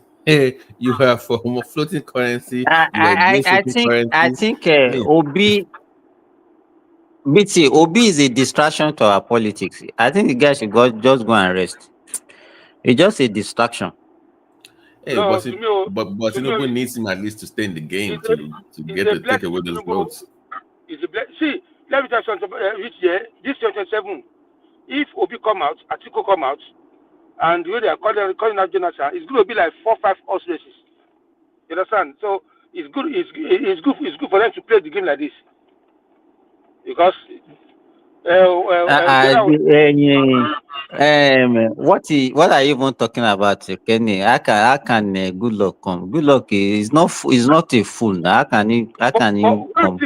What does he come to do? He's supposed to come out and say, "No, listen." And that's the best thing for him to do. Let him just be playing to the gallery. He's not coming. How can? What will he tell? Where will he come and tell Nigerians? The wife already told you that they are supporting Tinubu. So I don't know why people think the wife already said he's not running for anything. Don't do anything to that. The way PDP and the other parties are pressurizing that guy, they are pressuring him because they think it's not PDP. It's not PDP. Nobody is pressurizing anybody. Nobody is no. Let me tell you, there's no even 2023 election. Some people ask him to come and contest now. You are forgetting. I know. So it's becoming a recurrent. Maybe this one will continue until when he dies. Because you think that guy will come and with the little resources in his disposal, he will come and be wasting it? Who's going to be his sponsor? Just tell me. Anyway, that's another way to look at it. Too. Don't be surprised. They don't carry. Yeah, forget about good luck is not coming anywhere. You don't think Amechi will be his sponsor? Amici will sponsor We Amici are and good talking luck. about better You people. know? We are mentioning Amici. Who is Amici? I Don't mean, hear, You don't see, hear what they say. this Choma does not even know you know, you anything. know, you know, you Choma, know, you know, you you know, are just too Simba, naive. Simba, Let me Simba. tell you. Let me tell you. You know. Honestly, that part of Nigeria, they need to give us better candidates from that part. It's embarrassing at this point, Simba. I mean, Amechi is all you have from that part of the country. You don't have anybody else to present. Amechi is who you are presenting to us. I mean, what? You already over talk because what they say in the north now is they say they don't need a man that a woman is feeding to come and be a president in Nigeria. That we need a man that can say yes, I'm a man. I own my house. Because Because he wanted to say, he wanted to behave like Obina that normally say what is good to hear of the people. And that's why he said that he's hungry. It's fine. It's even his wife that is feeding him now. Idiots. that's what I used to against him now. All of them, they are failures. They are all because of idiots. I'm sorry. Yeah, they don't know what they do. You want to play policy with somebody. Now they say it's going to be Nigeria against PDP, against APC. Now they show them that Nigeria is with APC, 100%. They beat them black and blue, straight down, in every corner. Politics is local. It's not about Ras and Gary. See, this time around, me, Rational Man, if you still listen to me, you support you. I want you to come back and tell me what we will do differently. Now, what you are doing? It's not about it's idiots. It's not about that this time. It's about policy and what is on ground. What this man is doing. Look, I will send you a link to the Renew Hope Estate. I just submitted my own form. They replied me immediately for 3 bedroom in Osun State. So if you don't know, I'll send you. It's just 12 million naira, and you can pay instrumentally. How will you need to pay just 2.5 million naira? You get a bedroom house. In any location, it's in Oyo State, it's in Lagos State, Ondo, in everywhere. Renew Hope Housing Estate. It's out there. People are getting it. I submitted my own form yesterday. So a lot of things happening. So let them come and say, okay, this one we're going to cancel this. We're going to cancel this. It's about policy, and Nigerians know what is going on. They will not vote online. That's why people don't understand. We are making progress. So they failed already. If you can hear me, as well as making progress now, it's not in Nigeria. It's out there. Good night, guys. For the nation.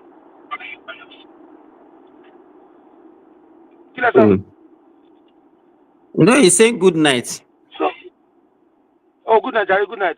So, if you don't know, if you have interest in the Renew Hope Estate, please message me. I'll give you the link, and it's real. It's not fake, my people. BT, are you going to follow us to Qatar? Oh, what's going on in Qatar? Our ambassador now, somebody has promised that they are going to take her to Qatar, and the man is going with her to Qatar. Who's ambassador to Qatar? I don't understand. Our ambassador, Igbo here, ambassador now. Okay. That lady. Oh. That girl. To Qatar. Okay. Oh, okay. Okay. Okay. To go Qatar. Okay. So they saw Nigeria, they saw the two oranges, right? So they love the oranges. The thing is so attractive. So they want to go and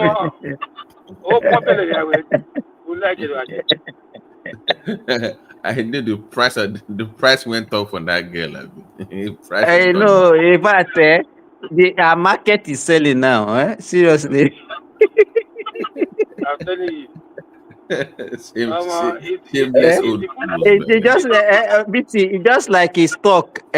He has Price stopped. went up. Our price has gone up. She cannot take out of internet. She cannot take that out of internet. She has no money to do Eh, that. but she's gonna gain But he's profiting financially. from it now. She's gonna gain from it. That's You know, I thought from a reliable source. That's what she actually, this is an international this thing before. yeah. No. You can see. I saw Uh-huh. all Instagram stuff. She wasn't that. Yeah, you see how She in Cote she d'Ivoire, was already in that market already now. uh, So the value she don't double the they know price. themselves. They can smell themselves now. Mm, they know who is buying, who is selling. Who is selling exactly? Wow. Ah, Lord. It is well. Uh, God save our country. Please, guys, let's go out there and amen. start comparing. Simba, what is your opinion on the K1? As That in, one is different now. actually, that lady profited from K1. No, I'm talking about Tinubu. Everything that lady is getting now, all the sympathy and everything that is getting is by virtue of K1. What happened with No, K1? no, no, If no, not, no, no, they no, will no. You have are wrong. dealt with You are her. wrong. No, it's Okay. because of the orange juice. It's because of the two orange juice that are exposed. That's why they have sympathy on him. If the orange juice didn't expose, yeah, he'll be in jail. I'm telling you. No, It's Simba, because the exposed is orange. That's why. I was talking about what do you think about K1 being banned by Tinubu? Like, Tinubu reversing the ban from Festus Kayomi or whatever his name is. It's not Tinubu that it's not Tinubu that reduced the ban now. It's the company that they this now. Obviously, everybody know that's going to happen. They're going to reduce it. Well, I was trying to get Simba's opinion, what he thinks. Okay. I knew it was going to happen. I'm not in support of whatever thing that they did for him. The guy is supposed to be punished. As much as I don't like that kind of double standard. I don't like it, and that is why I said, Choma, that because of what they did for Kwam One, that was why they couldn't punish that girl, that lady. So because they know that they are going to accuse them of double standard. That's why I said that the lady actually profited from Kwam One. That's true. If they cannot punish Kwam One, then why should they punish her? That's true. So, and it's everywhere in the world. People have influence. We are not equal. So anybody that is thinking that we are equal, well, it's just wasting his own time. We are not equal, though. Equal. Human beings are not equal. I know that. I know 5 fingers. Power pass power. That's what I was trying to tell one man. I knew it was gonna happen like this. One man is a bit equal now. One man don't listen to you listen. Okay, Chuma, is money here? So good morning from Nigeria. All right. Okay. Have a good one and a Okay, bye wonderful. bye.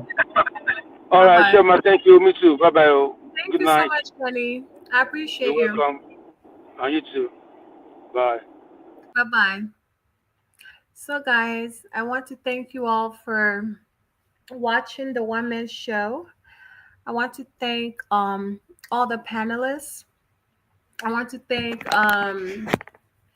Rational Mind, Simba, Kenny, Baba T, Mr. Adewale, um, Madame Zita as well, and all the other panelists that I forgot to mention. I want to thank you all for being here. I want to thank all the super chatters, myself and AB. Oh, one more person. I forgot to thank Tony, my best friend in the whole wide world. Tony, I love you. All right. Well, hopefully we'll see each other again here later on today, and I hope you all have a wonderful day. Many blessings, and thank you, and ta-ta.